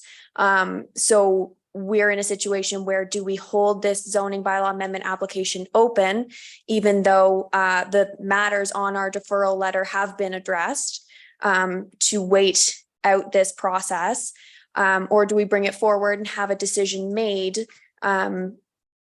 It seems if we are to keep it open, perhaps it's sort of hedging, seeing how one plays out and then try the other avenue. It might be better to proceed through one avenue, and then at that time, if they feel they need relief from the bylaw, if the Superior Court action does not end in their favor, then they could apply for relief from the bylaw. Sort of my opinion thrown in there. One follow-up. Direct. Can I ask one follow-up? Yes. My worry would be we give him relief on the size of the boathouse and the size of the dockings. Then he wins in Superior Court and he can build a cottage with a septic tank. We would, if we actually had to allow him to build a cottage with a septic tank, you may not give him the relief on the dock and the boathouse. It seems like he could possibly get everything, which is way more than is acceptable on a 0.9 acre island. So that's why my worry is if you say yes to one and then the other one comes out, you don't know what that's going to be, and you could end up in a situation that's substantially in excess of what would be reasonable. Maybe I'm misunderstanding. Through you, Chair, Councillor Kent, it's certainly within committee's right to deny all exemptions that are requested today. We would sort of leave that to you to discuss and decide. But I do see your point there. So, Councillor Nishikawa. Thank you. I just was going to be asking you for a direction. So for instance, could we take all of the exemptions and bite size them and get a poll of what the comfort level, because I'm a little concerned that for me, I don't think we're going in the right direction. I don't want anything built on it. It's an undersized island. There's lots of issues. But I realize I'm hearing staff saying, you know, they would like to hear our answers on the issues, right? And so I'm wondering if we could bite size them off. Mr. Sharp. Thank you, Chair Bosworth. I had one point to add. It was maybe just a late elaboration on Ms. Crowder's explanation with respect to the two exemptions related to the dock and boathouse. Keep in mind that what's in front of you is there's an existing two-story boathouse, and the proposal is to reduce that boathouse down to a single story. So I think there's a recognition that there's existing buildings and structures, existing built form. And I think from our standpoint, like if you just parse it down and deal with those two specific aspects, a single story boathouse and the dock that is proposed could be seen as an improvement over what's there today. So I just thought I'd add that. Thank you. Councillor Edwards. I guess this is to staff. If we defer this today, they can't build the boathouse this year at all. And they've got to wait. And they said that the Superior Court could take 1 to 2 years. Is that right? Ms. Crowder? Through you, Chair Bosworth. The boathouse as it stands and the dock as it stands today are considered legal non-complying structures. They could reconstruct them in the current configuration as is. Right. They could also slightly configure that if they're within the confines of bylaw 2021-116, which deals with legal non-complying structures. So there's certain limitations on what they could do. The Superior Court situation, I did speak with the chief bylaw official. We have had similar, or he has experienced similar situations in the past, and they can take quite some time to unfold and fully see the end. So from a staff's perspective, I guess if you were seeking a deferral, we would sort of want to just have it known sort of what we're deferring for and when committee would want to see this again. But it could be some time if you are waiting for the Superior Court action to be completed. Okay. Mr. Sharp? Through your Chair Bosworth, I just wanted to make one comment with respect to Ms. Crowder's comment. She referred to the boathouse, I believe, as legal non-complying. I just wanted to note that the upper level use of that boathouse is in question with respect to whether or not it constitutes a dwelling. We have an opinion from our solicitor on that. So I just wanted to clarify that. Further, I just wanted to clarify that it's staff's practice when committee defers an application to bring it back once all of the items that committee has requested be addressed have been addressed. And that's ultimately what we're doing. If committee wants to decide to defer as per the agent's solicitor, you're welcome to do that and just leave this application, I guess, dormant or inactive for an indeterminate amount of time. I don't know how long the court process could take. It could take some time, but that certainly is one option available to you. Thank you. Councillor Nishikawa. I'm sorry. I want to deal with this. I think this has been deferred already. We got the answers. I don't believe that we're going to learn anything new. There's not a structure. Like there wasn't a sleeping cabin up in the boathouse, and that's evidenced by the comments by the public. And I just think that this is enough for us to deal with. Honestly, I don't understand the deferral, because the deferral, it has nothing to do with the questions being asked today, like on the application. That's a whole different building issue that I don't believe, we can still deal with whether we're acceptable of a longer dock, for instance, and like all of those sort of things. I do believe we can deal with those things without having to defer. Thank you. Councillor Kent. I have no problem with proceeding as Councilor Nishikawa suggests. My only question is, and perhaps Mr. Sharp could explain this to me, if we accepted your recommendation on, I think it's B and C, is it possible that he could then get approval for A and D from the Superior Court, and we'd end up with an enormous boathouse and a cottage on a 0.9 acre island? Ms. Crowder. Thank you. Through you, Chair Bosenworth, to Councillor Kent. If I can provide just a little bit of clarification, if you were to sort of regardless of whatever decision is made here today, if the Superior Court deems that the upper story of that boathouse is in fact a dwelling, which is contrary to the information we have, then a dwelling would be permitted to be constructed on land. So today's decision will not necessarily change the decision of the Superior Court. If the Superior Court determines a dwelling is existing, then a dwelling can be constructed on land. That being said, the decision before you today is to speak to, I'm sorry, I lost my train of thought there. I think I got my point across, but if I can clarify further, let me know. I'm still confused. If we let him do this. Supplementary, Councillor Kent? Supplementary, I'm sorry, supplementary. If we let him do this and then he gets approval for that, we wouldn't be able to make a unified decision on all of the pieces of development that are happening at the same time. We'd have already foregone the fact that he has a big boathouse. We might say, okay, if you want to build a cottage on the island, build a cottage on the island, but you can't have a boathouse, because that's already in violation of you're using your legal. So then we're going to give them two legal non-conforming structures rather than just one. Mr. Sharp. Yeah, by saying yes now, we are anticipating the fact that we end up with two of them. Mr. Sharp. Thank you, Chair Bosenworth. Yeah, I think it's a astute observation that Councillor Kent has pointed out, but I would note that given the court proceeding, the question of whether a dwelling and a leaching bed distribution pipe can be constructed on the island.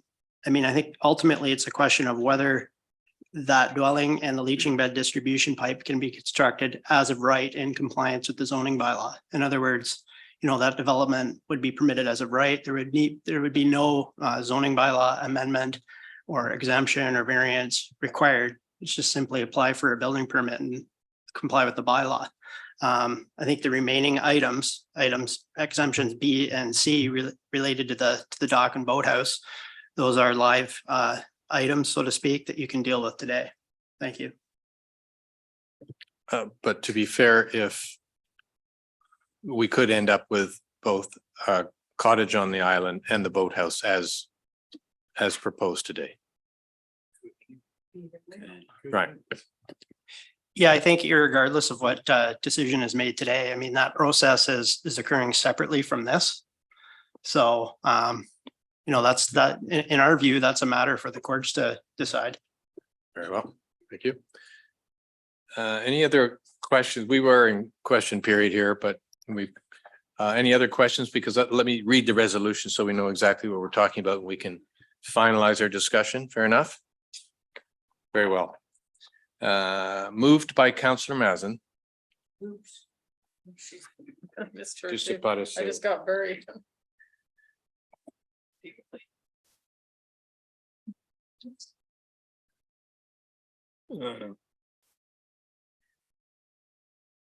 Right, we'll try this.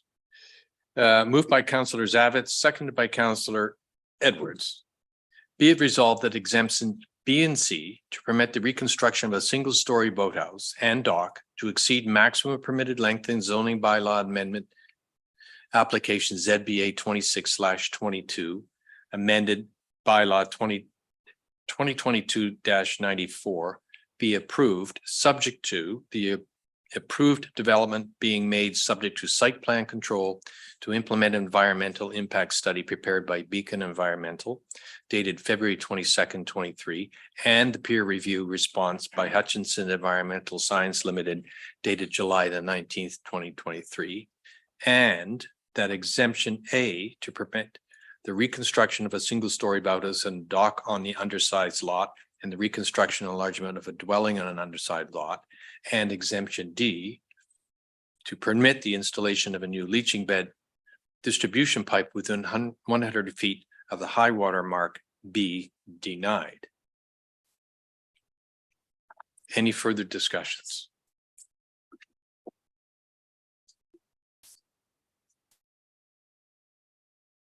Just pausing here to make sure we have deputy clerk approval.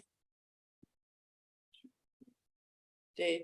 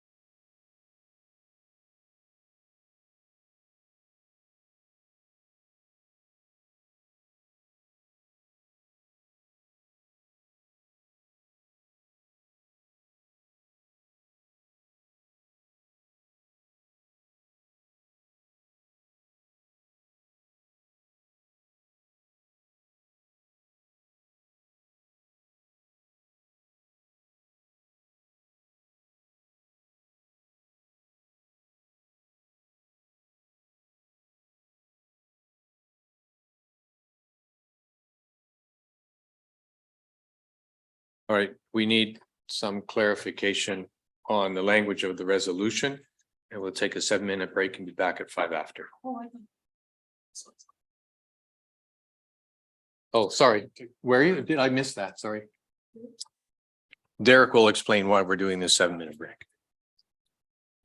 Just to be clear, the discussion, as you know, from a procedural perspective, resolutions need to be written in the positive because there's actually a split recommendation from staff, which I don't think is a problem. It's just is what it is. If you were to defeat it, the argument can be made, in essence, are you then approving what you tried to defeat? So I think the solution that the clerk just needs some time to, we might have to break up the resolution into 2 so that you can consider each. And it's just merely as a result of the split recommendation. And so for further clarity, what your staff are telling you is you've got a legal non-complying 2-story boathouse. Part of this proposal is to rezone it to a single. They're saying no to the dwelling. So they're also saying to you that the dwelling is actually permitted as of right now.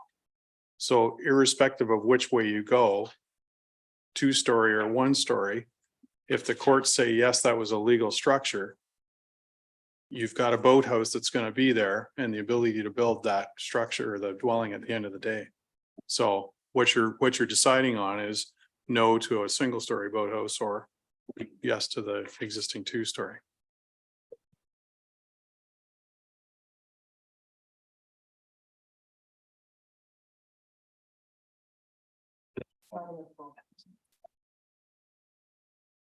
Other items in there. All right, so is 6 minutes enough time? Yes, 5 after.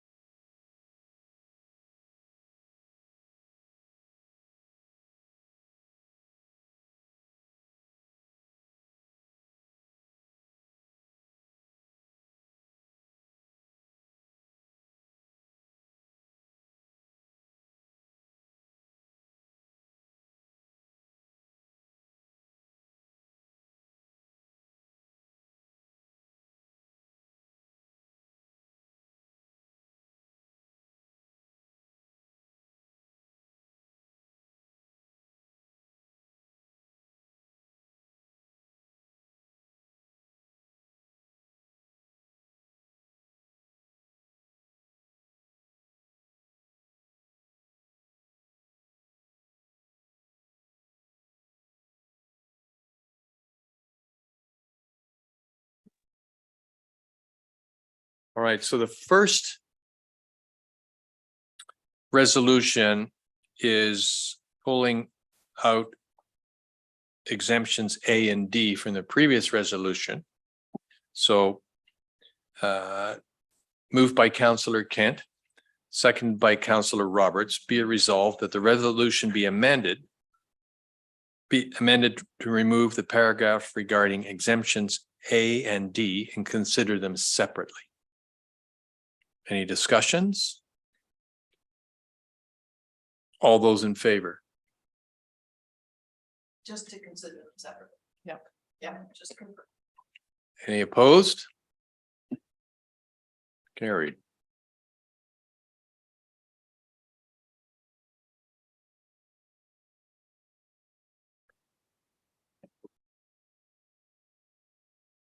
Next two are now separate amendments, both written in the positive.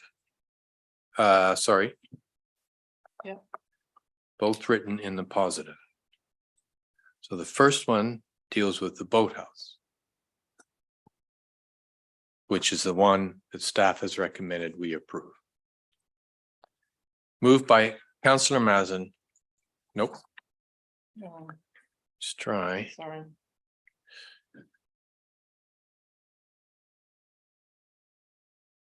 Never got the shortest last name. Zavitz is shorter.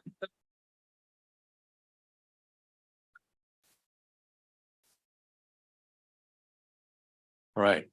Moved by Councillor Zavitz, seconded by Councillor Edwards. Be it resolved that exemptions B and C to permit the construction of a single-story boathouse and dock to exceed maximum permitted length in zoning bylaw amendments application ZBA 26/22 amended bylaw 2022-94 be approved, subject to the approved development being made subject to site plan control to implement the environmental impact study prepared by Beacon Environmental dated February 22nd, 2023, and peer review response by Hutchinson's Environmental Sciences Limited dated July 19th, 2023.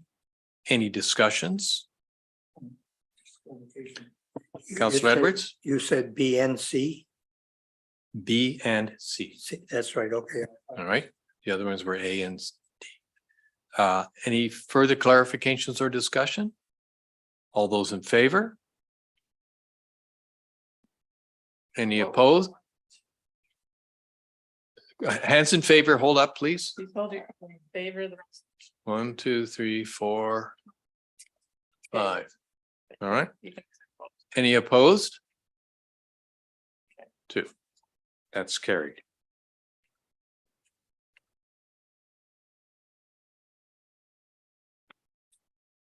The final resolution is the resolution to approve exemptions A and D. This was the portion of the application that staff recommended to be denied.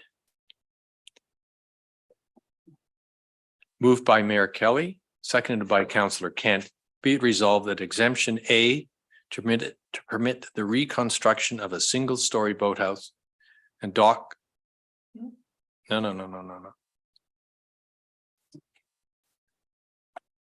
That is correct. Yes, I'm sorry. Single-story boathouse. All right. That's what the last one we just approved was.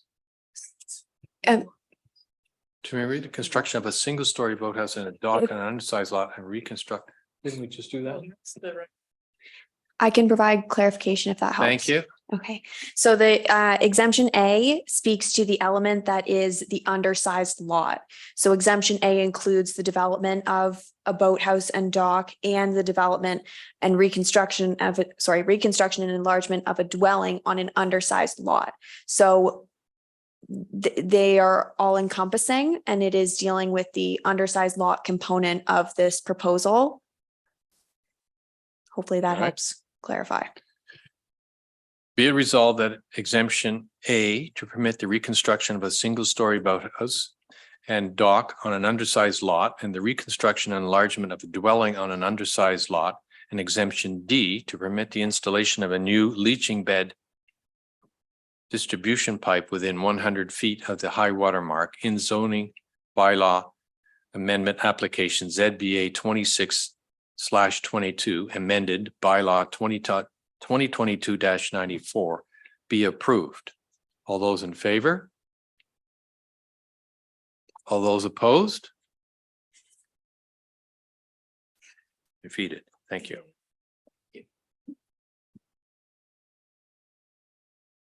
Next item on our agenda is. Yeah.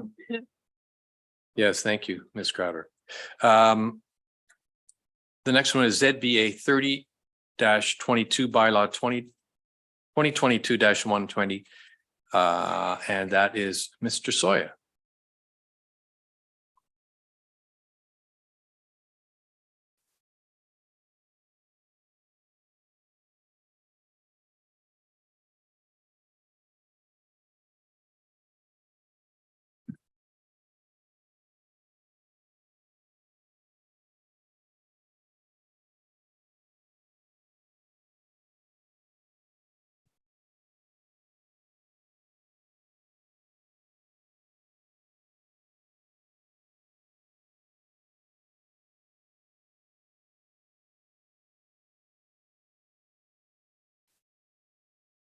There's no sound. Nothing's being said. Is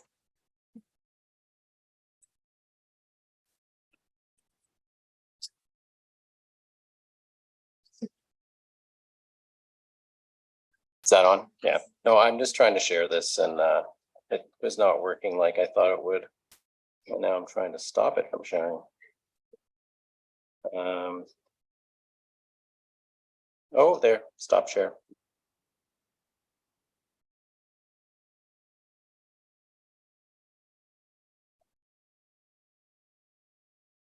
Sorry about that. So thank you, Chair Bosenworth, and good afternoon, committee.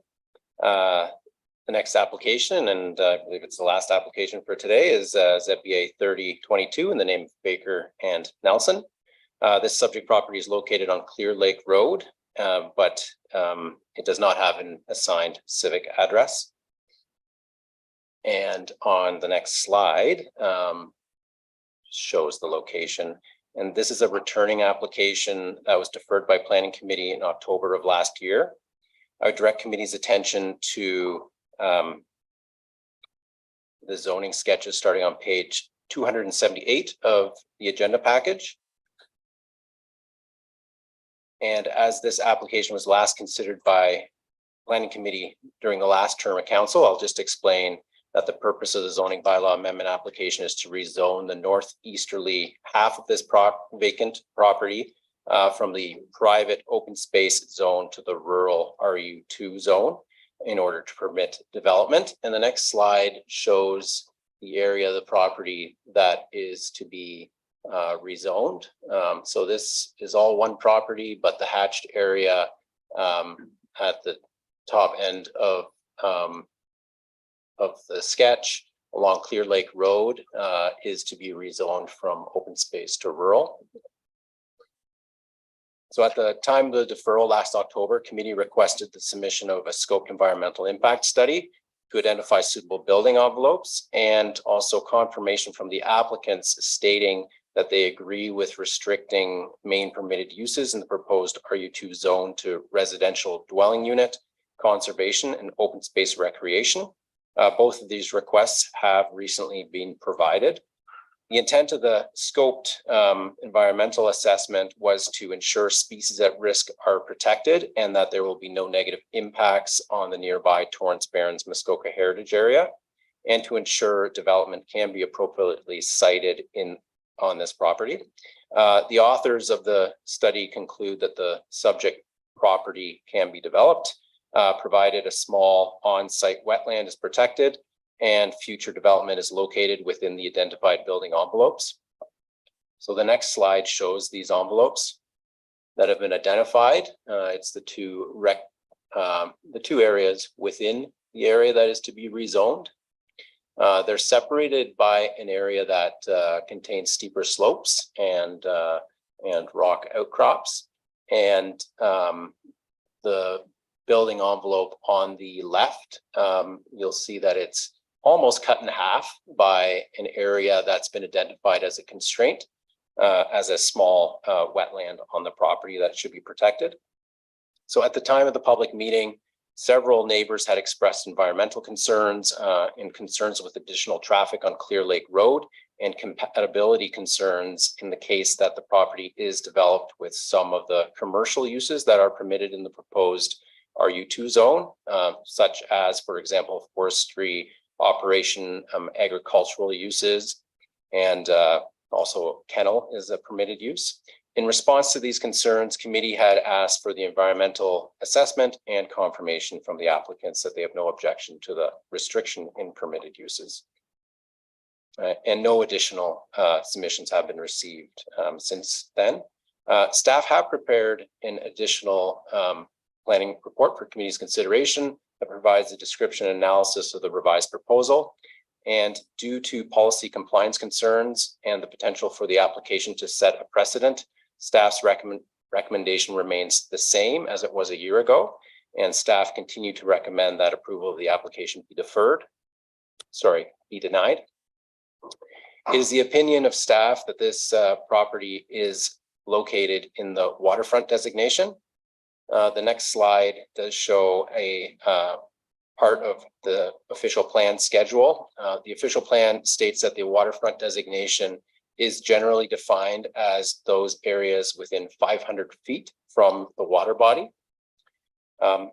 Just go to the next slide, that would be helpful for this part.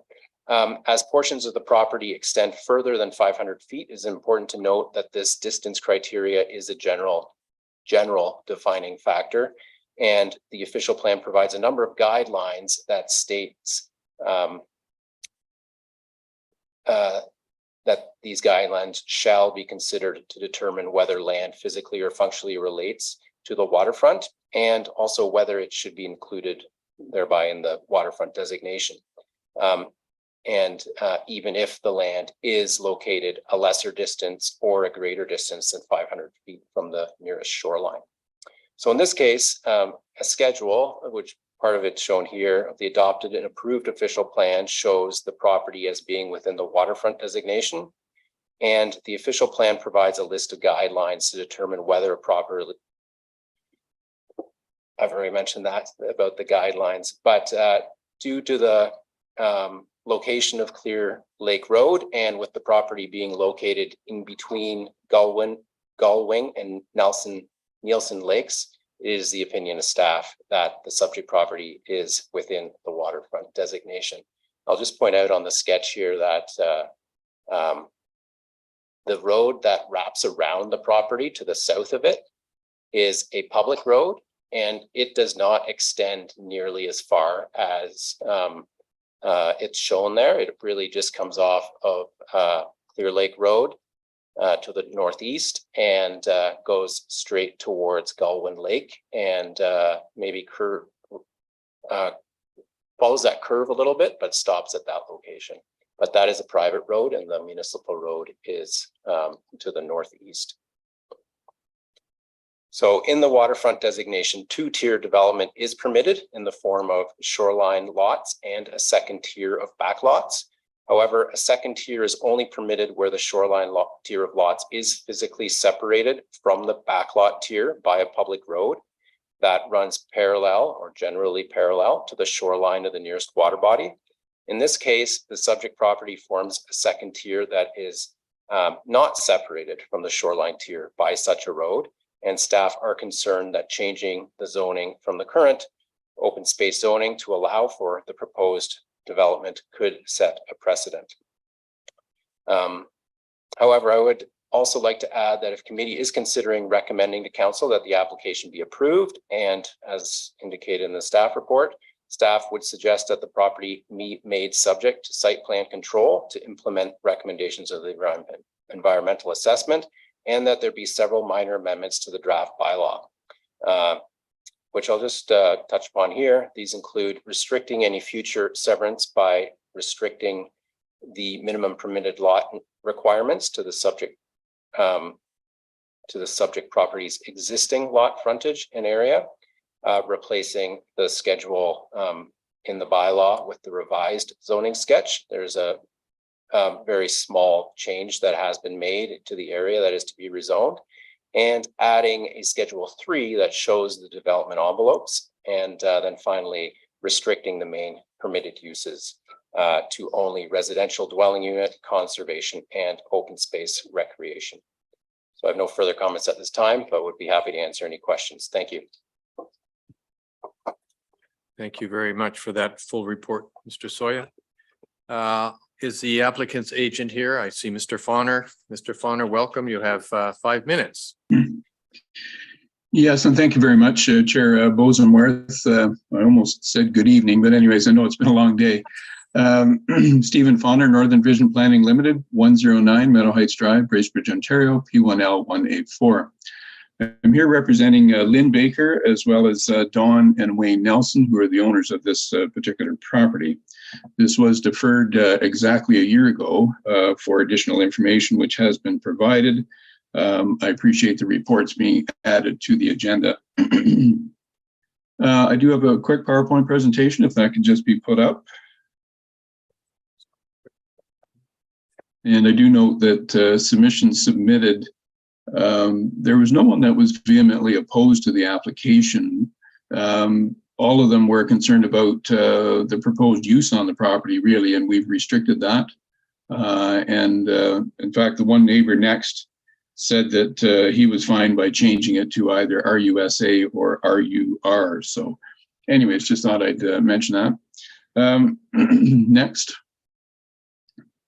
So the property is a large property. It has actually, it's been surveyed since. It's actually got a little bit less than 1,000 feet of frontage. That was just an estimate, but it's a good sized property of 15 acres. Next. And this is the zoning of the property. It's that OS2, the light green. Next.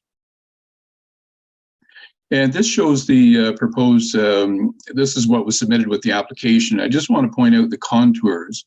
I was following the ridge of land, which separates, in my opinion, the waterfront of Galwing Lake from this property. And you'll see that, you can see by the contours, is a ridge of land through this property. Next. And just to quickly go through the pictures, you can see quite buildable, number of buildable areas as pointed out by Beacon Environmental. Next. And good sight lines on the road. Next. And next. And this is looking up towards the ridge in the middle, and this is near the ridge. Next. And this is up on the ridge itself, and this is looking down from the ridge towards the road. Next. And next. And next. We'll go on to the next one.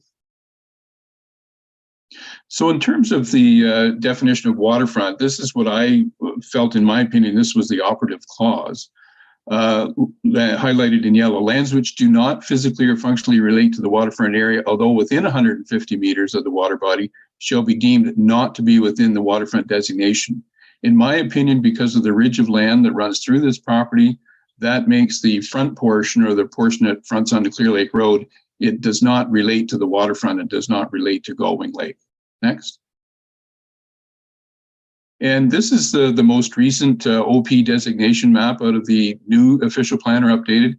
You'll see the subject lands are right above the K in Galwing Lake.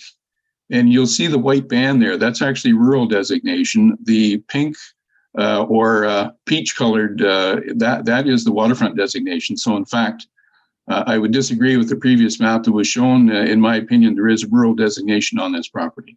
Next. And again, this just shows the contours once again. Next. So we don't know why the open space zoning was there. We don't know if it was because of second tier development, or maybe at one time the road was not year round maintained. Properties were assigned one zone at the time and seldom split zone. And again, only a portion of it is being rezoned here. Next. We've done a scoped natural heritage environmental study or evaluation study. The landowner has agreed to limiting the uses. So we believe that we've done everything that committee is asked to do. And I would also say that in any of the photos presented to committee, mine and staff, you don't see the waterfront in any of those photos. Next.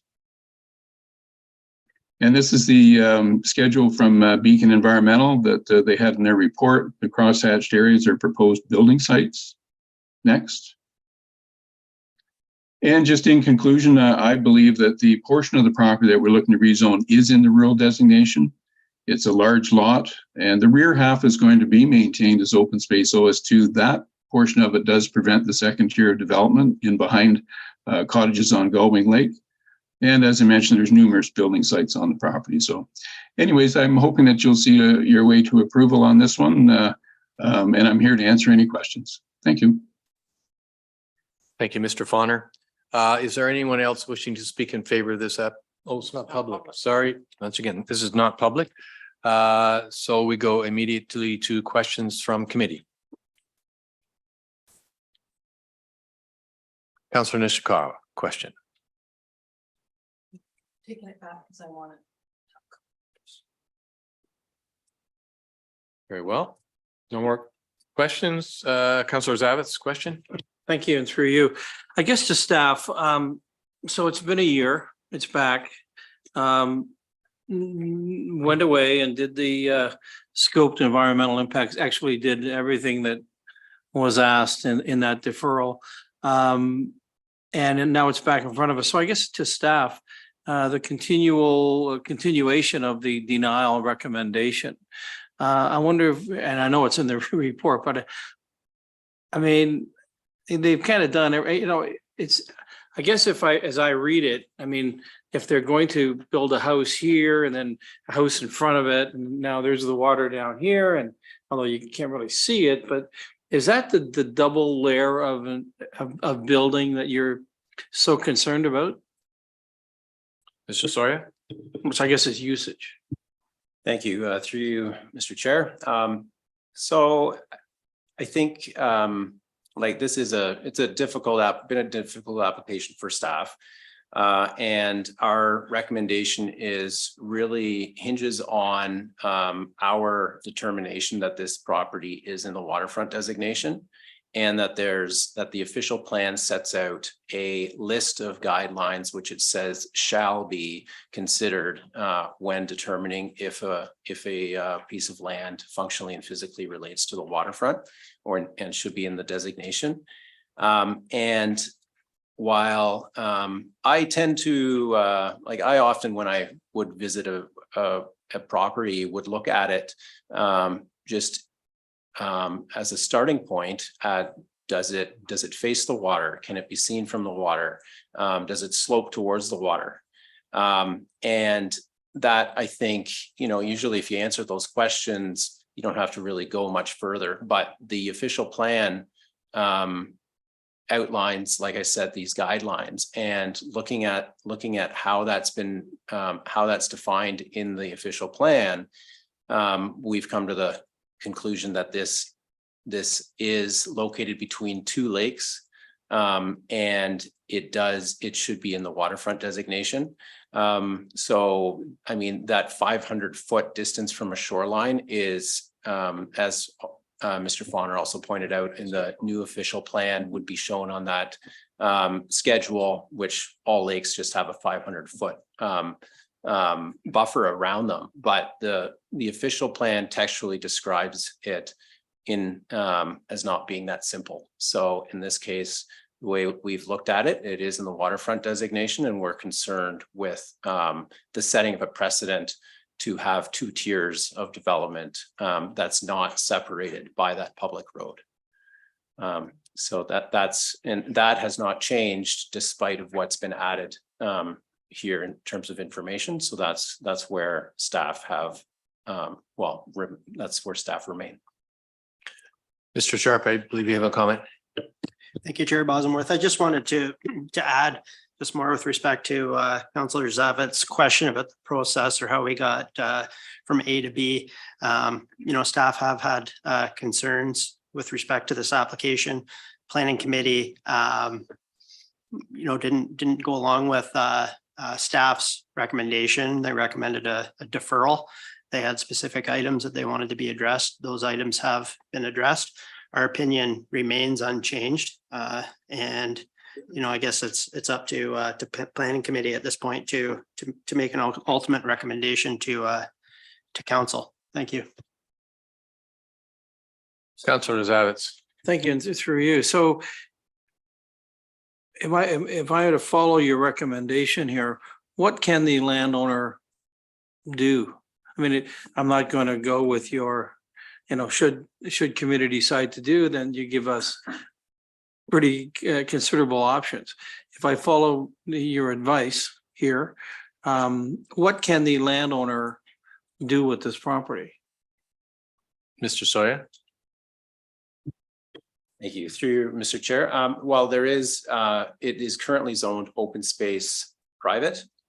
So there is certain uses that are permitted in the open space zone. Like for example, forestry operation, I believe, conservation, and you could build a hunt camp on it, or I believe you could actually build 2 hunt camps. Any other questions? All right, let me read the resolution, and I see no questions on the screen, and then we can debate it.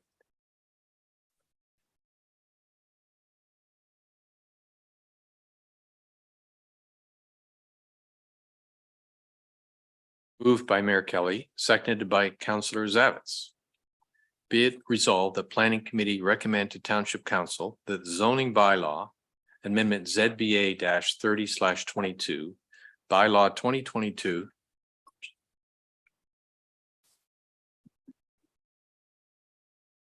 bylaw 2022-120 Baker Nelson Roll 6-7-112 be approved. I open it up to discussion. Councillor Nishikawa.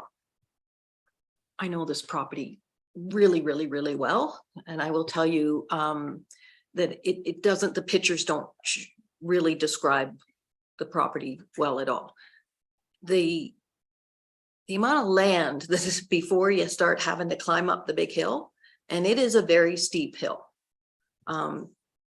Watch my dogs do it all the time. Like there's a whole bunch of stuff that goes on there, but it's interesting because the neighbors that are on the hill, like I will just say the Curry family, as they got extended. I'm surprised, like I'm a little bit surprised. They'd be surprised to see this back because not like eventually they expected, but I think they kind of would have been here if the opportunity, and they will be back.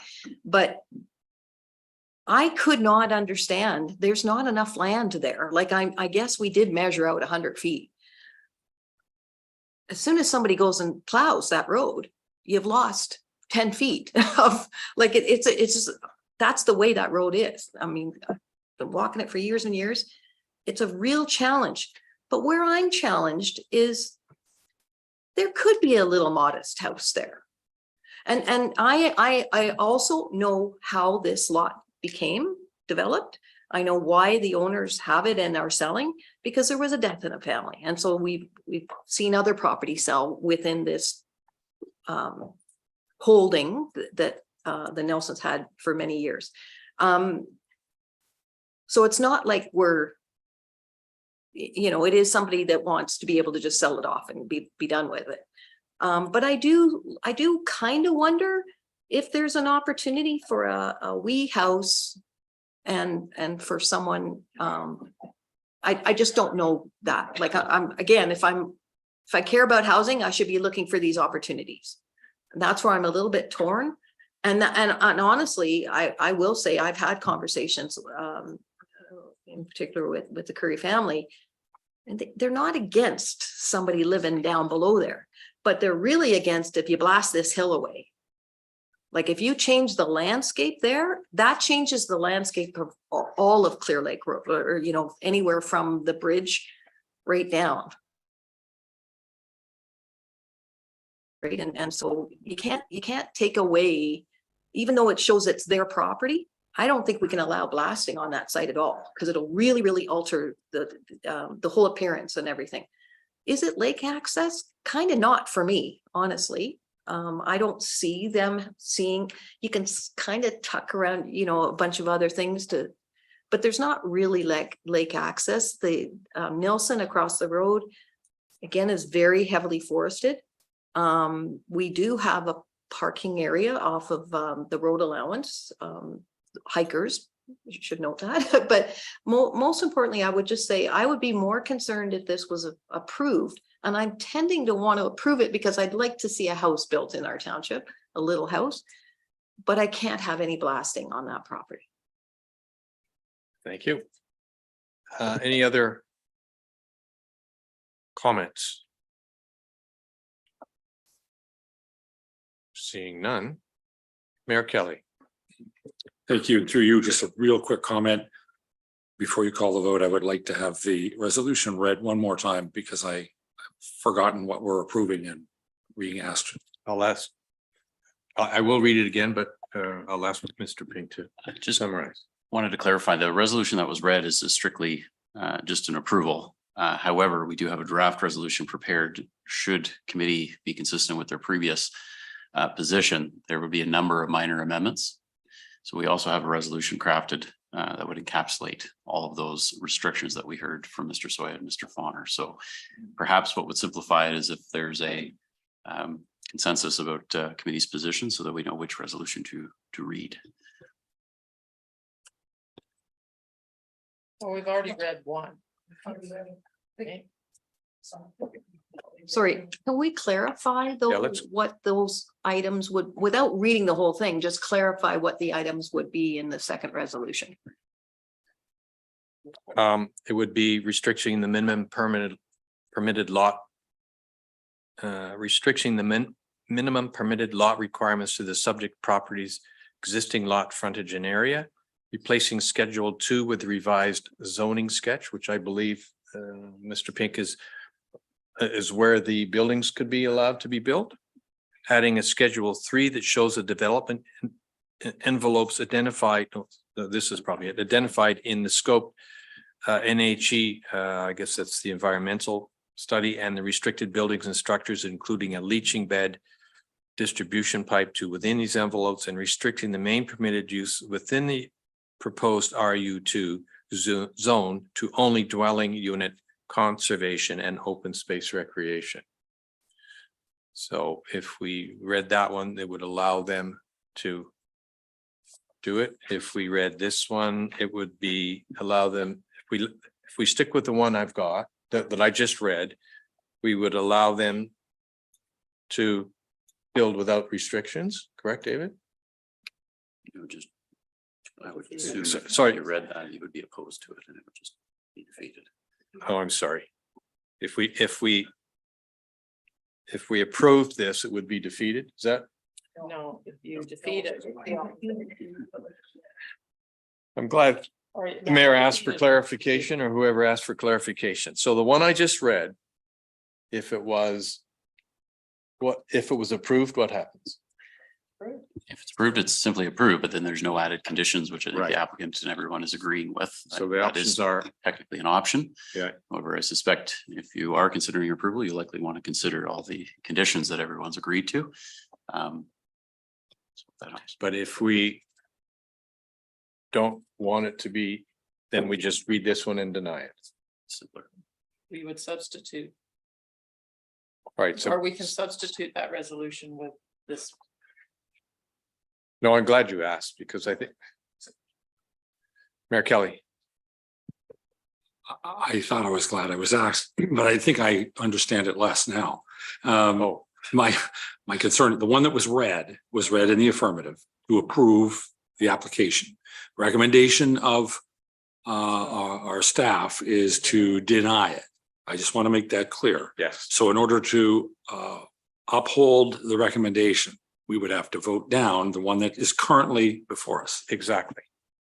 And if we don't want to do that, the suggested preferences, which would allow the rezoning to take place, to be done, but with restrictions on where the potential building could be.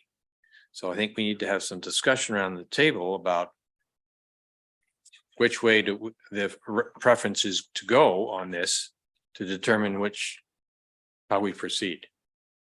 So comments. Councillor I'm Nishikawa. going to support staff's recommendation. So if that's the case, everyone's clear how they need to I've vote. called the question. If we approve it, we will not be approving staff's recommendation. So any discussion? I've called the question. Any discussion? Thank you, Councillor Kent. I'm going to agree with staff's recommendation on this one, just to give you an indication. Thank you. I think that's the general consensus of the room. So I've read the resolution. All those in favor? All those opposed? Defeated. Thank you.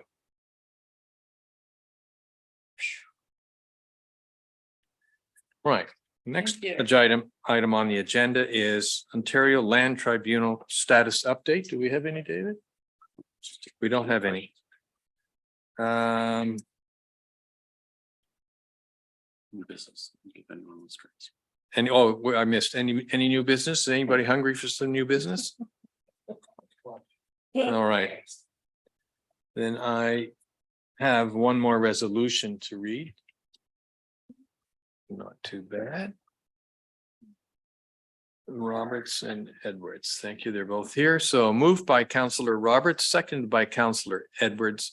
Be it resolved that the planning committee meeting adjourn at 4:46 p.m. and the next regular planning committee meeting will be held on Thursday, November the 16th, 2023 at 9 a.m. via an electronically in-person hybrid format from the council chambers, municipal offices of Port Carley, Ontario. Discussions, all those in favor? Thank you. Carried.